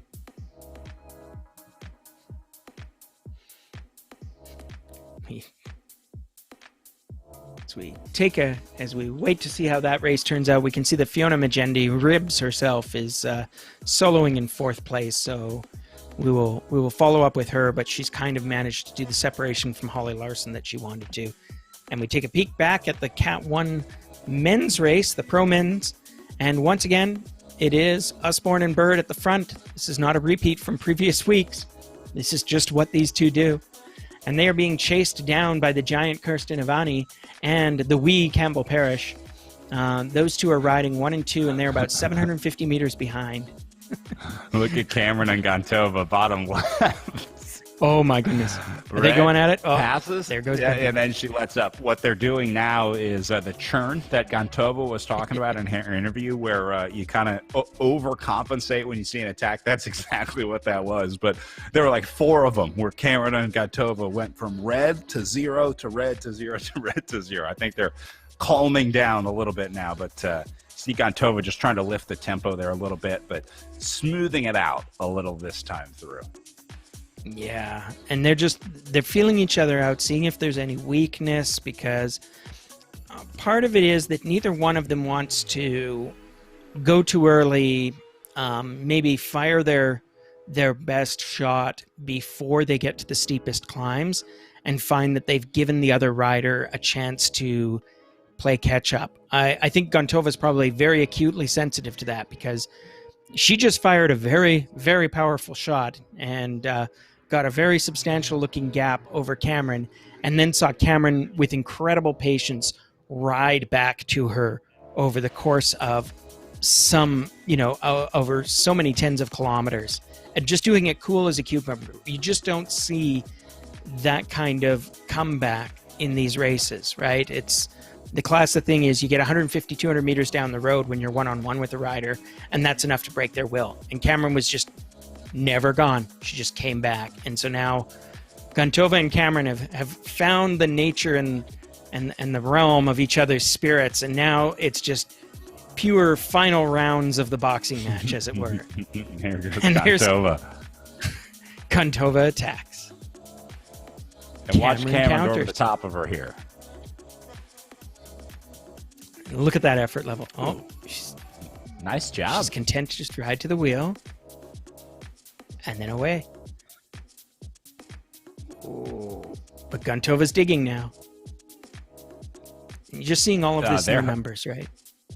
Yeah, I mean, they're hurting right now. When you see numbers vary this widely, they are like on the last legs of their energy reserves at this point. To get this trainer into the red zone right now, you are approaching tunnel vision at this point. You'll start seeing spots here pretty soon. The riding that they're doing right now is like just textbook, borderline bonk riding for both of them. So this is going to be a really interesting ending here. Gantova now shoveling more coal into the engine. You could just, this is glorious. I mean, there's nothing we can add here, right? They're 2.2K to go. The hills are going to wrap up at about the 900 meter mark to go. So they'll go through, they're going to hit the Fiamme Rouge, and that's just before the climb ends. And they're going to get the steepest parts of it coming up in the next kilometer, give or take. And they're just banging it hammer and tongs. We're looking at Gantova's heart rate in the upper left, and it's 186 beats per minute. Brutal. Just brutal. She's fully redlined. Like that's, and it's not going up or down right now. She's just at 186, 187 beats per minute. She's just all out for this whole effort. Nothing else even mattered. This is the part of the boxing match where they are both just barely standing, wobbling, throwing wayward loose punches at each other, while they both struggle to maintain confidence in the 9th round. That's pretty much where Cameron and Gantova are here, and either one of them could hit the deck at any time. All right, you can't exaggerating a little bit, but yeah, I mean, this is like watching two prize fighters that have gone the distance of a 9-round boxing match, and now it's going to come down to this last climb up to the finish at 1.6K. Here we go. Sound the bell for the final round of Cameron versus Gantova. So they've got 700 meters more climbing. That's the number that you want to keep an eye on. They're at 1.6 to go, and basically the road flattens out at 900.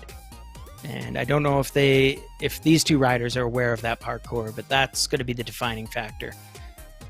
And they're not giving an inch. Both of them are right there. I don't know who I'd pick in a sprint, but Cameron at least knows her way around a sprint. Again, another one of these riders with lots and lots of track experience, whereas we know Gantova cops to being fairly new to bike racing altogether. So what we have to see is whether Cameron can manage her effort such that she can draw even with Gantova at the top of this hill. And I think if she can, and it looks like she can, she's she's matched everything Gontova's got so far, and there's only about 500 meters of climbing left. I got to be honest, for the effort that they're doing here, I don't know that you're going to have much left in the tank to execute any sort of sprinting prowess in this scenario. I think this is sort of a survival situation for Cameron and Gontova. I suspect, just looking at the numbers and the way that they're racing against each other, how often they're going into the red zone, I don't suspect that there's going to be a whole lot of thinking going on at the finish. The oxygen in these two bodies is all spoken for, and it's not going to the brain right now. This is just madness. We haven't seen a finish like this sort of hammer and tongs attacking, and they're still even with each other. Nobody's managed to break away on this climb. You know, Cameron's making a little effort, and she's got all of 10 meters, and Gontova is redlining and catching her again. Oh, this is magic. Folks, I understand. I hope you understand what you're watching and how beautiful this is. It's just a perfect attacking race, and every one of those little red lines represents one of these two riders just blowing themselves up on their trainer. These two riders, when they're done this race, are both going to fall off their trainer onto their floors and not move for 10 minutes. 1 kilometer to go, 100 meters remaining in the climb. So once it flattens out, there's going to be basically the world's most awful sprint finish. And I mean, awful for them, not awful for us. We're going to love it. Just fantastic to see. I mean, all bike racing is suffering, and this is the most suffering we've seen all day in terms of just these riders can't let up, because it's like the metaphorical fight with a gorilla. You aren't done when you're tired. You're done when the gorilla is tired. And right now, each of these riders is the... After 2 hours and 10 minutes of racing here, locked together in the red zone, I don't know how fast this sprint is going to be. It might be like watching King Kong and Godzilla fighting here, underwater, in slow motion. 700 meters to go. We saw Gontova do a little dig. She's come up on terms with Cameron. They're riding side by side, so I think what's going to happen here is we're going to see... Oh, looks like Gontova's doing a bit of a dig. Maybe she's decided to try and get separation. Perhaps a little early, Nadia. Now, they are letting up here. You saw both of them go into the blue zone there, where they were kind of looking at each other. It's a standoff. Who's going to be the first one to draw here at 500 meters to go? Gontova into the red zone, but right back to green quickly, just defending position here on the front. This will just come down to a two-up sprint. No one's going to try and get away here. I don't think they're going to try and launch an attack. I think they just watch each other until like 150 meters to go, and then you see them both rocket into the red zone here. I think Cameron's going to go basically now. She's a trackie at heart, and she's very used to this idea of going with about 200 meters to go. There you go.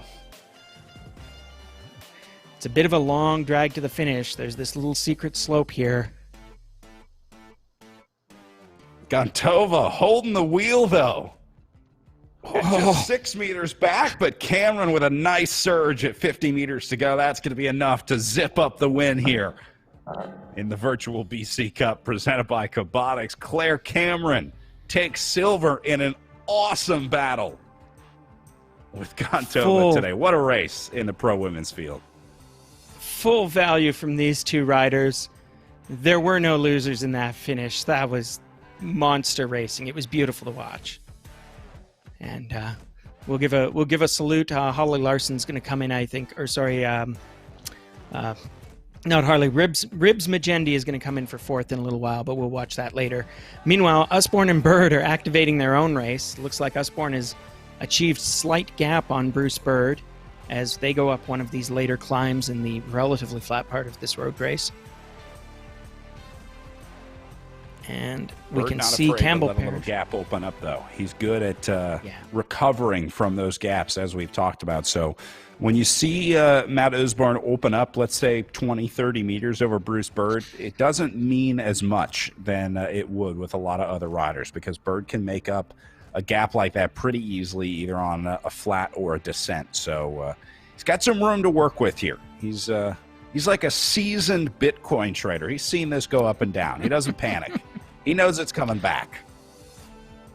Yes, indeed. And meanwhile, behind them, as they continue to prosecute their race, we've got the giant Karsten Ivani. But we're taking a peek back at the elite women's race because Ribs Magendi, Fiona Magendi, is only 1.1 kilometers from the finish. So this will be the 4th place result for her.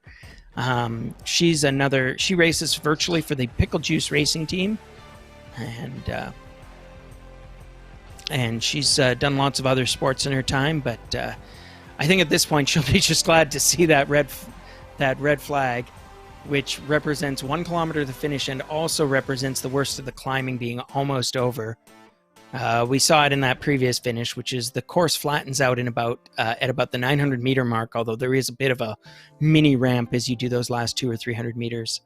And she's ridden a long, long day in the saddle, most of it with Holly Larson, before she finally pulled the classic bike racer move of stabbing Holly in the back and leaving her for dead. I mean, it wasn't a very big gap. It still amounts to about 500 meters after all of this racing, but it was enough to secure a 4th place for Fiona Magendi over Holly Larson, who will cruise home to 5th. And as we take a quick peek at the elite men, it appears that Karsten Ivani has gapped Campbell Parish, but we're looking at Osborne and Bird at the front. So Bird is clawing his way back onto Osborne's wheel. He's about 25 meters behind and closing, I would say.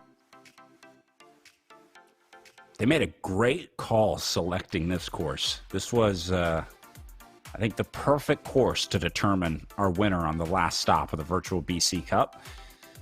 Long, yes, but it made for interesting racing in all of our races today. I was a little worried that the length would sort of mellow things out too much for the riders, but this has been the best racing of the series, I think. It has. I would say that in terms of the great length of this race, it's the commentators who were hardest hit, Brad. That's right. That's right. Never forget the commentators. Yeah. We also serve who heckle, Brad. That is our motto. Bruce Bird and Usborne are back together again. Karsten Ivani, the giant among men, is 1.8 kilometers in arrears. He's got a lot of work to catch up to them, but he has more or less left the others for dead. We're looking at Fiona Magendi's finish here because she's on the final 150 meters. So she will get her honorable parade home, a well-earned 4th place. No sin or shame in this strong group with collecting that position. So some good riding by Ribs, and chapeau to her. But she'll be ready to step off the trainer now.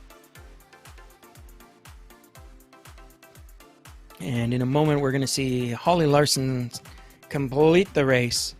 She's got 5th place, but again, she's ridden a great race all day. She was right there with Fiona Magendi for most of the event, and Fiona just put in a good, sharply calculated attack and managed to get away from Larson in the second half of the race.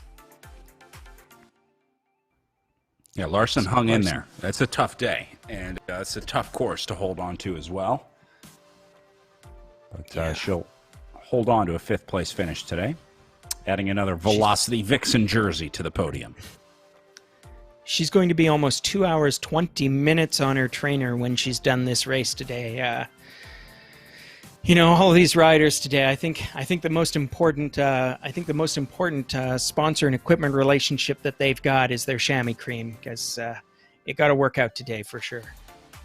And Larson gets going, 2 hours, 18 minutes on the clock, 460 meters to go. She, at about the 200 meter mark, is going to see a little tiny ramp, so this is still a fairly annoying final K, but she represented the Velocity Vixens very well today. She rode a good hard race. She put some of her competition in the shade. There was riders who dropped out because Larson just rode away from them. So well-earned 5th place. Good job. And congratulations to Holly Larson as she comes through. She's got 150 meters to go. Last little lumpy climb.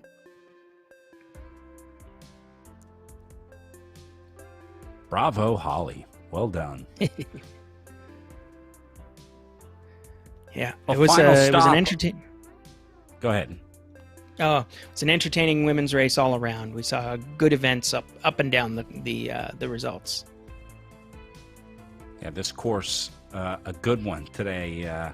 Our thanks to Joe Martin Stage Race for loaning one of their courses today. Again, this is called the Mount Sequoyah Road Race Stage, and they're going to be doing this one in person this summer. They are on for their in real life dates over there in Fayetteville. So these riders, if they want, will have the opportunity to race this one in real life. All right, down to our final race of the day, Pro Men, the last ones left out on course here in the virtual BC Cup. This is the last of 4 stops on our series presented by Cobotix here. We've been racing on some of RGT's real roads, which are courses based on real-life locations that also have the graphics built around them.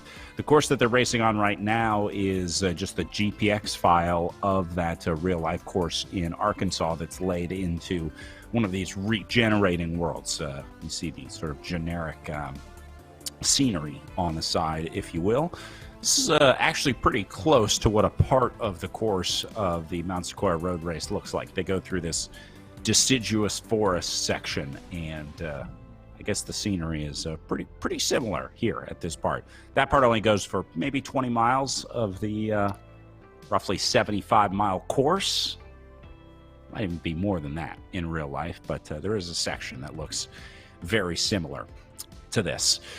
Riders that want to continue racing on RGT, there is another race coming up on May 23rd. The Indiana University Student Foundation is running a virtual Little 500. I'm not sure if you've ever seen the movie Breaking Away. It's based on the Little 500 at Indiana University, where typically the fraternities have their battle on Schwinn single speeds on the dirt track. Well, they're not able to do that in real life, so they're taking it to RGT this year, and anyone can race. They're opening it up to the public for a men's and women's race scheduled for May 23rd. You can sign up on the Echelon Racing League website and join them as well 3 days later on Wednesday, May 26th, for the virtual race with the collegiate participants. It's going to be a lot of fun.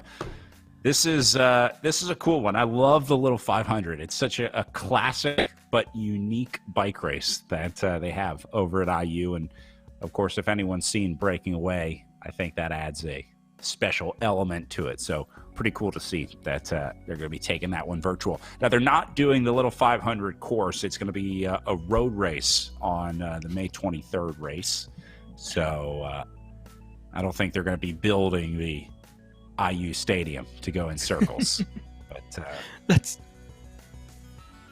that's fantastic. If anybody out there isn't familiar with the Little 500, you definitely owe it to yourself to watch Breaking Away. It's a classic bike racing movie, but it's also the event that it covers in that race is a real race, and it's just ridiculous. For those of you who don't know, the actual event happens on a cinder track, like a cinder running track, and they use single speed, not fixed gear bicycles, I believe. And the participants are basically all students at the race, and it's this crazy one-off event that doesn't exist in any form like that anywhere else in the world, that the students at Indiana University just go nuts for. And I just love the whole thing. I've been able to see coverage of some of the actual races as well, and it's pretty fun to watch. So I think I might have to sign up for that one, Brad. Yeah, your chance to compete without having to go to IU or join one of the fraternities, or I guess join one of the teams, because that was the point of the cutters, right? They're not part of the system, man. Do you have a favorite Breaking Away line? We have 14 K before these guys finish, so why not do some Breaking Away lines or trivia? Do you have a favorite line? Refund. Mine comes from the same character. He's in there shaving. Well, that's normal for boys of his age. His damn legs.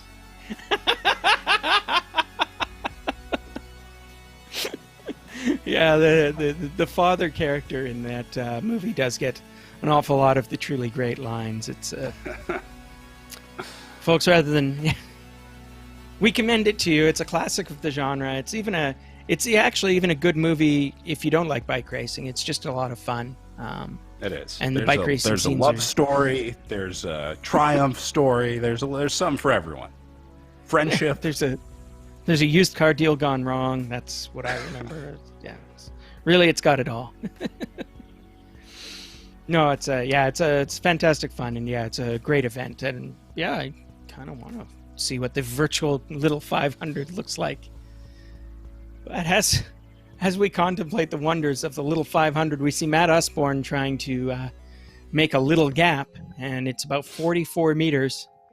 And if there was any rider but Bruce Bird on the other end of that gap, we might call that decisive.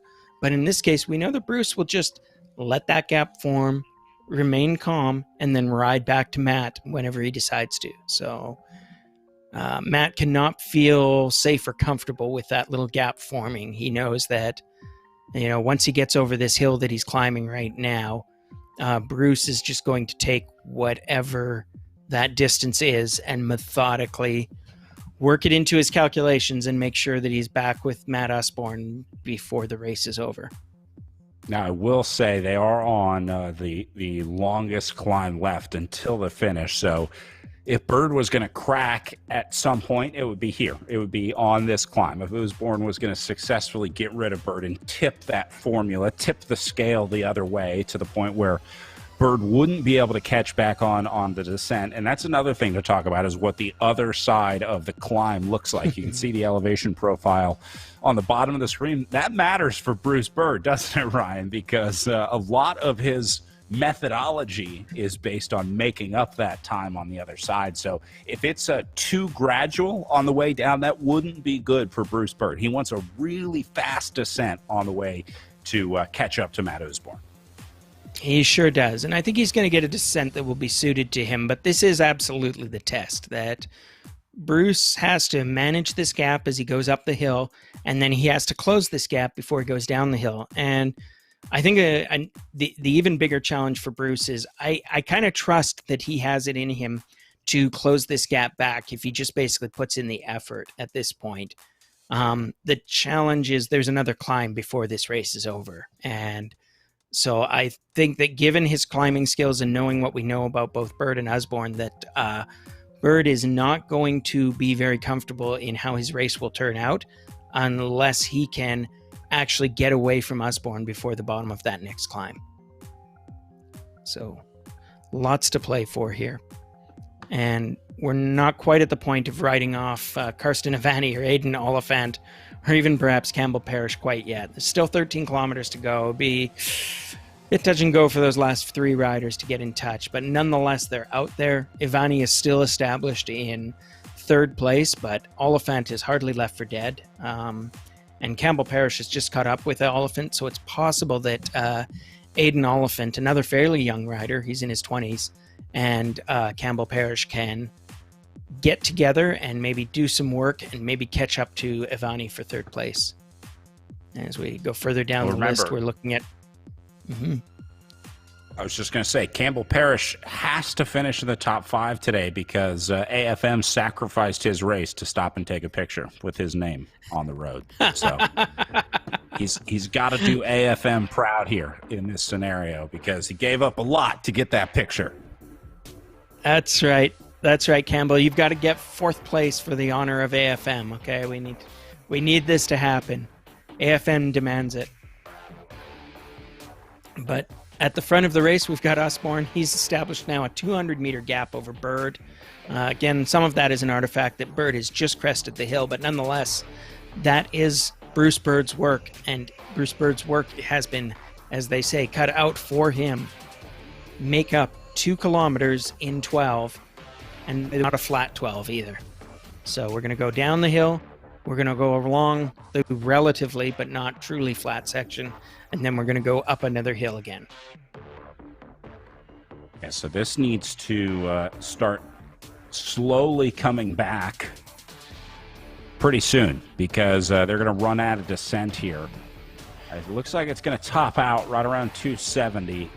It's been growing, which is not what Bruce Bird wants to see. I don't think this is inflated because they are both well onto the descent. You can see up in the top right corner, there's a sort of recent elevation profile, and then the full elevation profile at the bottom of the screen.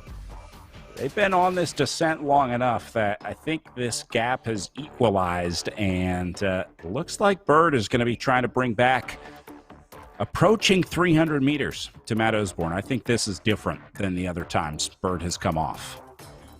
Yes, indeed. That's a long gap, and there's a short bit of road ahead of him. I mean, we're talking about, as we said, making up 200 meters in 12 kilometers. That's everything. And I mean, we're speculating to a degree, but Bruce Bird's natural terrain is this flat section of almost 10 kilometers, more like 9, I think, before we get to the bottom of the hill again, that he's going to experience right now. That 9 kilometers is Bird's race. If he doesn't get on terms with Usborne, and realistically, if he doesn't get ahead of Usborne before that final climb, that's the race. We'll be able to call it. Usborne will ride up the finish. He'll take his well-earned victory, and Bird will have to settle for second. And I don't get the impression that Bruce Bird is a guy who likes to settle for second from the way he races.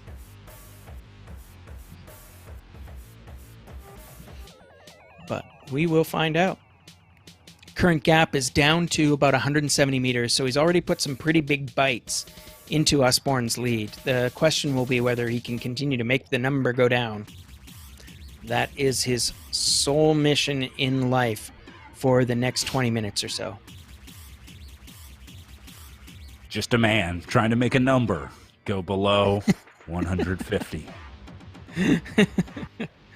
Yeah, he gotta get it to 0, and then he's got to get it out to about plus 150 in his favor, I think, Right. before the bottom of the climb. Anything less than that, and he's got some real trouble. I think that's just the race composition. And these are two guys who have both, had huge results in this event. They've both done fantastic so far. Can't remember if Bruce has won one of these things. I know that Matt certainly has, but of our 4-race series. But Right. it's coming down to this, and I'm pretty sure both of these guys absolutely want to win. So there's no doubt about that.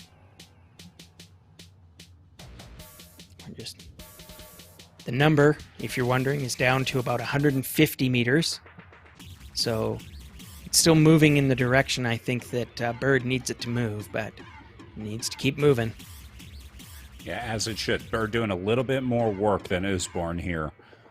As Osborne's been averaging like 4.5. Bird was routinely hitting 5 like he is right now. So Bruce has been putting in the work, or was putting in the work. It looks like he's taking a little bit of a breather now, and he's paying for it as the gap goes back up to 180 meters. Mm-hmm. Yeah, and I mean, both of these riders, they're strong, they know each other, and they know exactly what's at stake here. So this is just two riders managing their effort, and this is kind of one of the interesting things that you're going to see here, which is, heart rate is sitting at 140 beats per minute. Wattage is sort of hovering around the 400 watt mark for Bird. He's putting out about 5 watts per kilogram.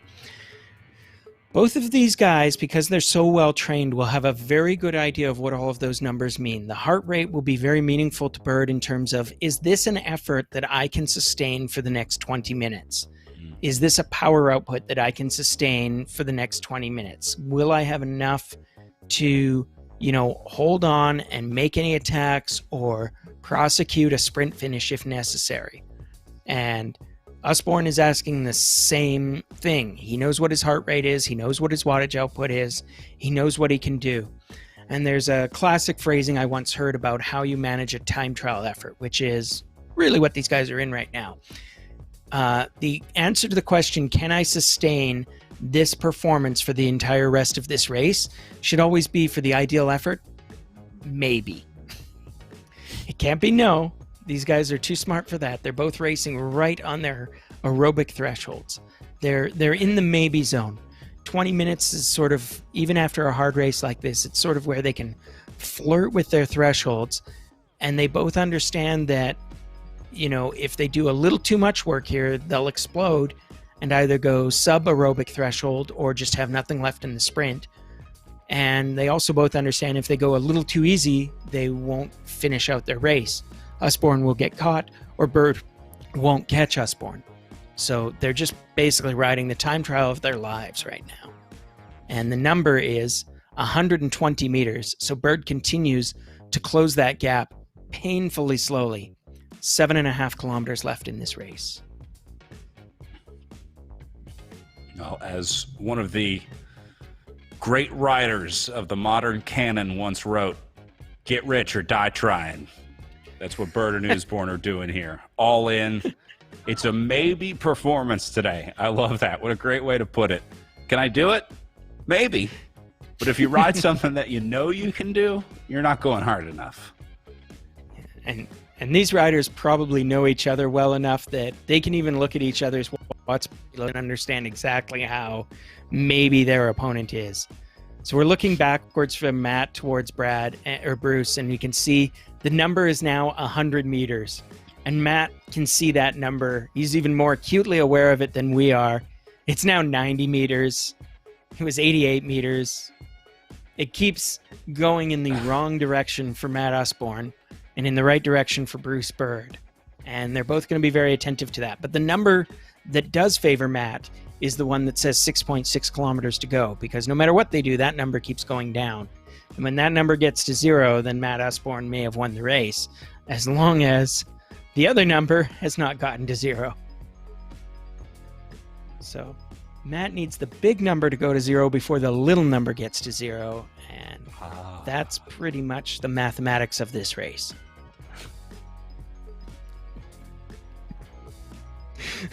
Meanwhile, Bruce Bird needs the little number to get to 0 before the big number does, so that he has some hope here. And currently the little number is at 90 meters to go, and the big number is at 6.2 kilometers. So he's got enough time, but the question is whether he's got enough power. Well, I'm going to dig up the lifeless corpse of our joke from earlier and say that Bruce Bird's dividends are starting to pay off here. I mean, just slowly paying this off from 150 down to 75 in the last 6K that he's been holding here, but never panicking. Unwavering diamond hands for Bruce Bird here, as it's now down to 60 meters. He trusted the plan here, and I think he's going to get Usborne. Remember how we saw Claire Cameron prosecute a very similar get-rich-slowly strategy in the women's elite race? Yes, exactly. So we're seeing something remarkably similar. Cameron made her catch after getting gapped by Gontova a lot earlier in the event, but Bruce doesn't have to catch Matt Usborne any sooner than that. He just has to be confident that he can execute on a race strategy once he does make that catch. The number's 50 meters now. It's gloriously agonizing. So many bike racers, if they got the number down to 50 meters, they would put in that little dig, burn a match just to get back onto the wheel. Bird is just being, as far as I can see, completely confident of his ability to make this catch.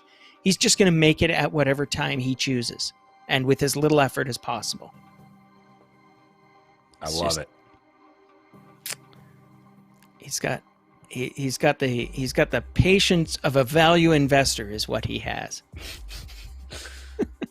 Well, Bird is, let's see, at 4.8K to go. I'd say he's about 2K away from making his tax leverage withdrawal that he's been waiting for from this account here. Because, like you said, there's no rush to make the catch on Usborne. I guess he would want some of the drafting of being able to sit in here, but at this point, he's been soloing for the last 15 minutes. I mean, he's comfortable. He can just sit in his zone, do his thing, just slowly but surely try to reel Usborne in. Under 40 meters now as he gets into the high 30s.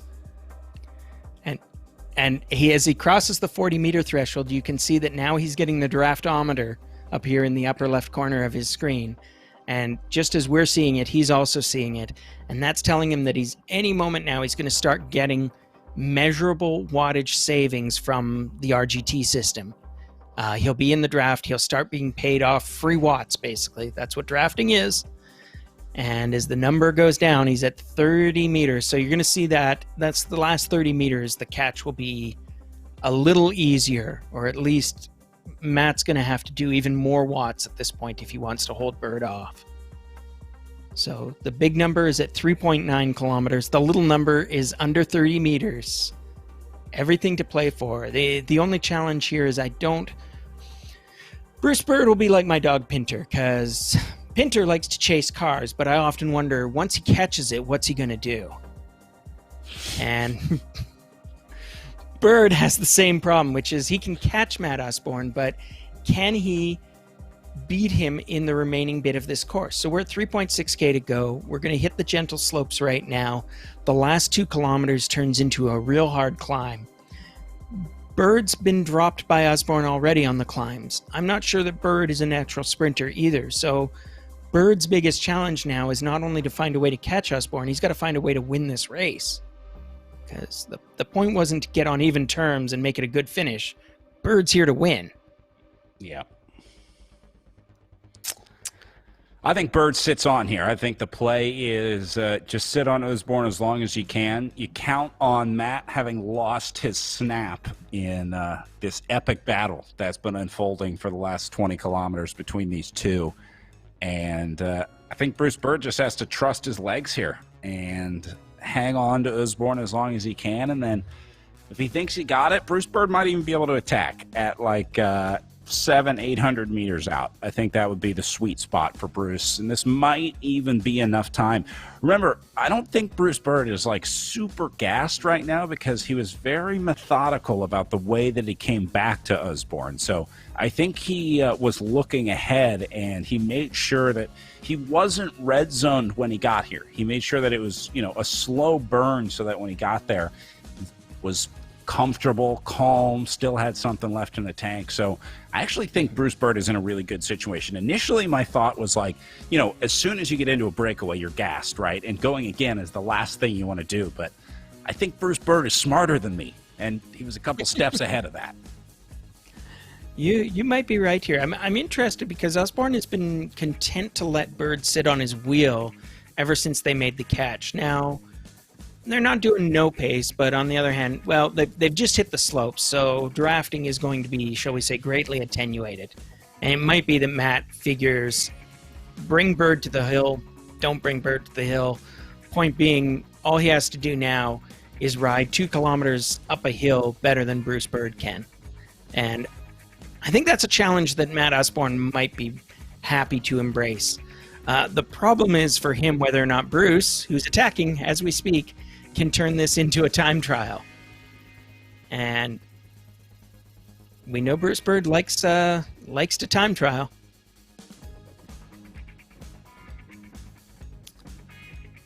We're just starting to watch the numbers. So now the numbers are going to there's Bruce's little attack, digs to over 7 watts per kilo, seeing if he can bait Matt, seeing if he can get away. And it looks like Bird's going for a dig. This looks like it's a serious attack now. But Usborne right with him. They're still in this rolling approach to the slope. They're hitting another little hill. I think this is where the climbing begins in earnest. We're on a 6% grade. It might flatten out a little bit up ahead, but they're basically into the meat of the climb from now at the 2K mark until they get to 900 meters to go. And then it flattens out, and then at about 250 meters to go, there's another little tiny ramp. Not quite as substantial as this one. So all we got to do now is watch the bike race.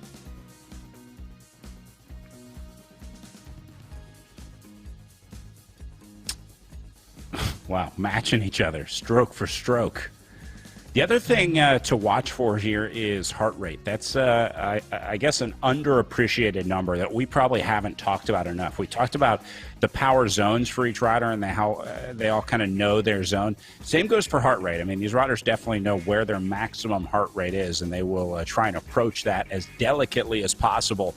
As Usborne goes on the attack here on the front, both going into the red zone. Now, they can't hold the red zone for the last 1.6K here. They're going to have to let up at some point. So there's Usborne dropping back down into orange. But I'm also going to be watching his heart rate, which is pretty steady at the low 150s here. I didn't really see it spike on that attack. So, again, it's different for each rider. I don't know what Matt Usborn's high-end heart rate is, so I can't tell you where 150, what is now 157, this for Bruce Bird. Sorry, we've switched over. Running a little higher heart rate, but again, that really just depends on the individual rider. And it doesn't really associate with anything else. Bigger riders, smaller riders, climber, sprinter, they don't really have a profile, I guess, for sort of where your heart rate is in the zone, I guess is what I'm saying here. So different for each rider, but relatively for Usborn, we're sitting at mid 150s now, which I think is still pretty comfortable for him, if I had to guess. Well, I've been watching, I was peeping his heart rate earlier in the race, and it looks to me like Usborn, when he's riding within himself, was sort of parked around 148, 147 beats per minute. So I'm going to go out on a limb and say that anything above 150 is a deadly serious effort for Usborn. And you're quite right, Bird has a little bit of a higher heart rate, so his 157 here is probably more like 5 or 10 beats lower for Usborn in terms of marking relative effort. And as we talk about this, Usborn is put a little gap in. He's got 30 meters away. We know he's digging deep. We can see his heart rate. We can see his watts per kilo. He's hit the Fiamme Rouge, and he's only got about 200 meters of hard climbing left. But he's got a 20-meter gap. Can Bruce close that gap now? The race flattens out. It has a little bit of a kick right at the end, but they've got about 700 meters of, I don't want to say easy, but Usborn has just hit basically the flattening out section. He got over that little 13-kilometer wall. I think he might have enough gap. 50 meters over Bird. Bird not notoriously a great sprinter. I think that's probably all that Matt needed to do here. There's one more little climb to make life difficult. Yeah, Usborn really used that kick up right at 1K to go. Used it to his advantage very well. The other thing I want you to look at is the cadence between these two riders. Up in the upper left, Bird running a much lower cadence than Matt Usborn, which probably means a harder gear to pedal. He's just, he likes the lower cadence, harder gear setup. It's really personal preference. See how Usborn's up in the like 90s, 100s on his cadence, whereas Bruce Bird is down around 70 or 80 as his average. So he's a big power guy, which means he likes to push that big gear on the way up the hill. Probably a lot of standing. You'll see riders like that, try and leverage their legs over their anaerobic ability. Whereas Matt Usborn, you see pushing 110 rotations here at 100 meters to go. That's going to be enough, though, to hold off Bruce Bird. And Matt Usborn will take stop number 4 on the virtual BC Cup presented by Cobotix for the Above and Beyond Cancer team after a brutal battle with Bruce Bird from Draft Racing all day today. Bird going to end the day at right around 10 seconds down on the line. And then well behind this duo of two will be the final battle for the third spot on the podium with Giants' best ever field marketing representative. Yes, sitting indeed. in third now. It's Karsten Ivani, the giant among men. He's got about a 1.3 kilometer gap to his one-time breakaway companion Campbell Parrish. He showed no mercy to the young man. He dropped him for dead when he decided he was done, and that's exactly what the race situation is now. So Karsten Ivani will roll it home. He's got 2 kilometers left. But Parrish cannot be quite as complacent because Campbell Parrish has Aidan Oliphant still only 40 meters behind him. So neither of these riders has dropped the other. 3.2 kilometers to go. Parrish, I think, has a pretty good set of climbing legs on him, but he's also not a small rider. So this is going to be a pretty telling final climb for him. He's at the 3.1 kilometer mark. We know the climbing really kicks in at about 2K to go. So I think what we're going to see is Karsten Ivani have a relatively easy parade, whereas Parrish and Oliphant are going to be fighting this one out to the...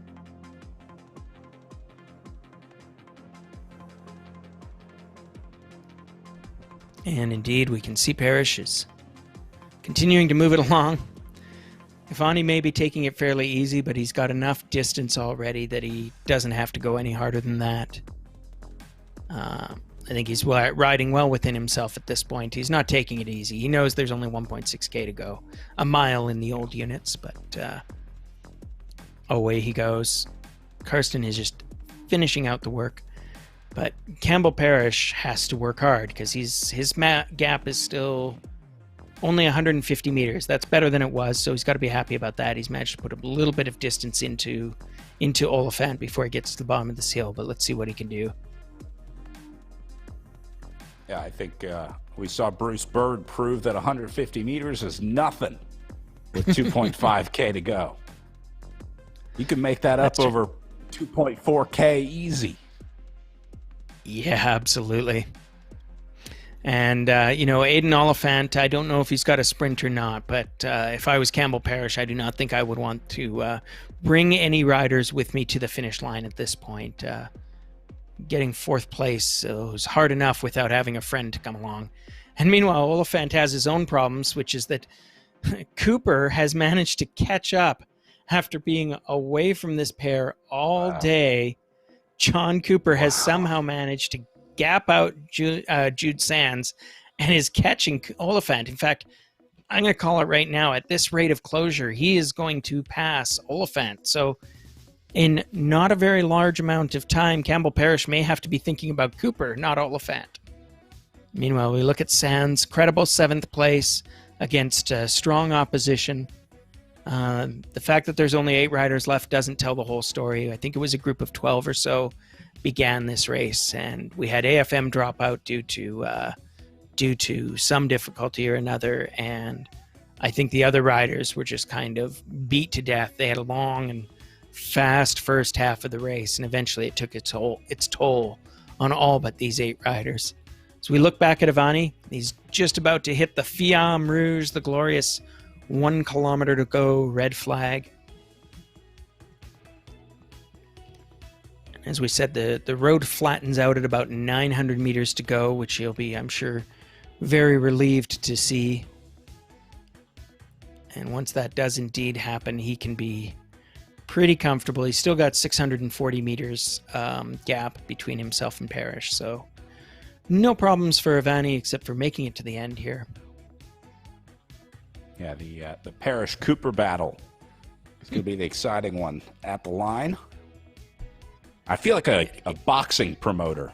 You know, sometimes you're just lining these 2-up battles up, one after another. But that's kind of how it works in virtual racing a lot of times, especially on RGT, on these real roads courses. You see this separation, and then the natural dynamics of racing. We'll see groups of just 2 or 3 linking up. So get a good bang for your buck in virtual racing. Indeed, yeah, and certainly head-to-head matchups have been the order of the day today.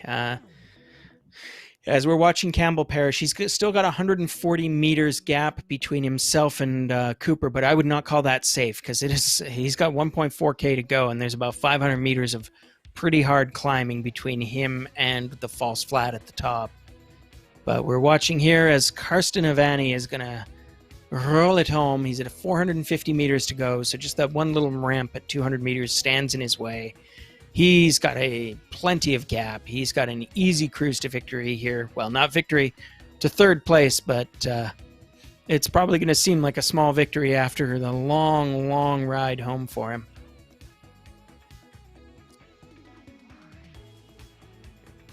And his little virtual avatar sits up a bit, hits that last wall at the 200-meter mark.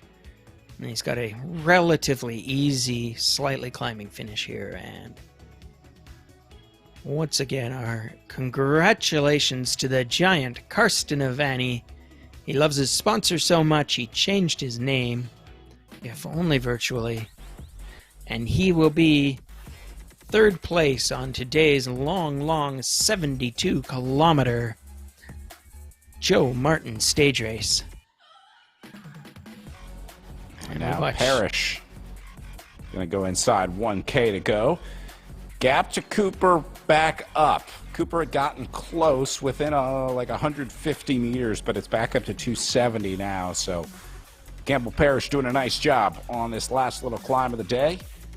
And then remember this Cooper and Oliphant battle. Cooper fighting almost the exact same battle on two different fronts, in front of him and behind him, to Parrish and Oliphant on his 6. And I'm sure that Cooper would have been very happy to catch Campbell Parrish, but he's got to feel like there's a small victory here in that he was riding with Jude Sands for so long while Oliphant and Parrish were together, and now he's caught Oliphant at the end to get 5th place, the final spot on the extended mountain bike podium.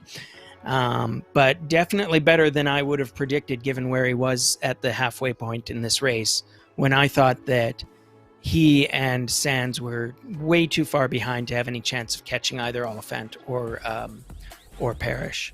And so Oliphant's had a rough finish to this long race, but still putting in a credible result. So no sin or shame there. You know, it's a hard race. He's gonna, I think by the time he's done, it will clock near enough 2 hours. We're watching as Campbell Parrish is coming into his last 325 meters.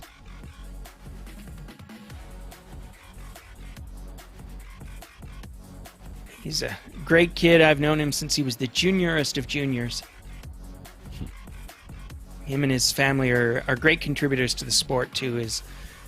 I don't know if he'll be embarrassed by this, but his mom was a great force in safety management at our bike races for many years within the Escape Velocity Club. So chapeau to a family that has given back. And now Campbell Parrish will take 4th place, well earned, hard fought, and he's got a great future ahead of him, only 17 years old. So nicely done. And he can finally park it and step off the trainer.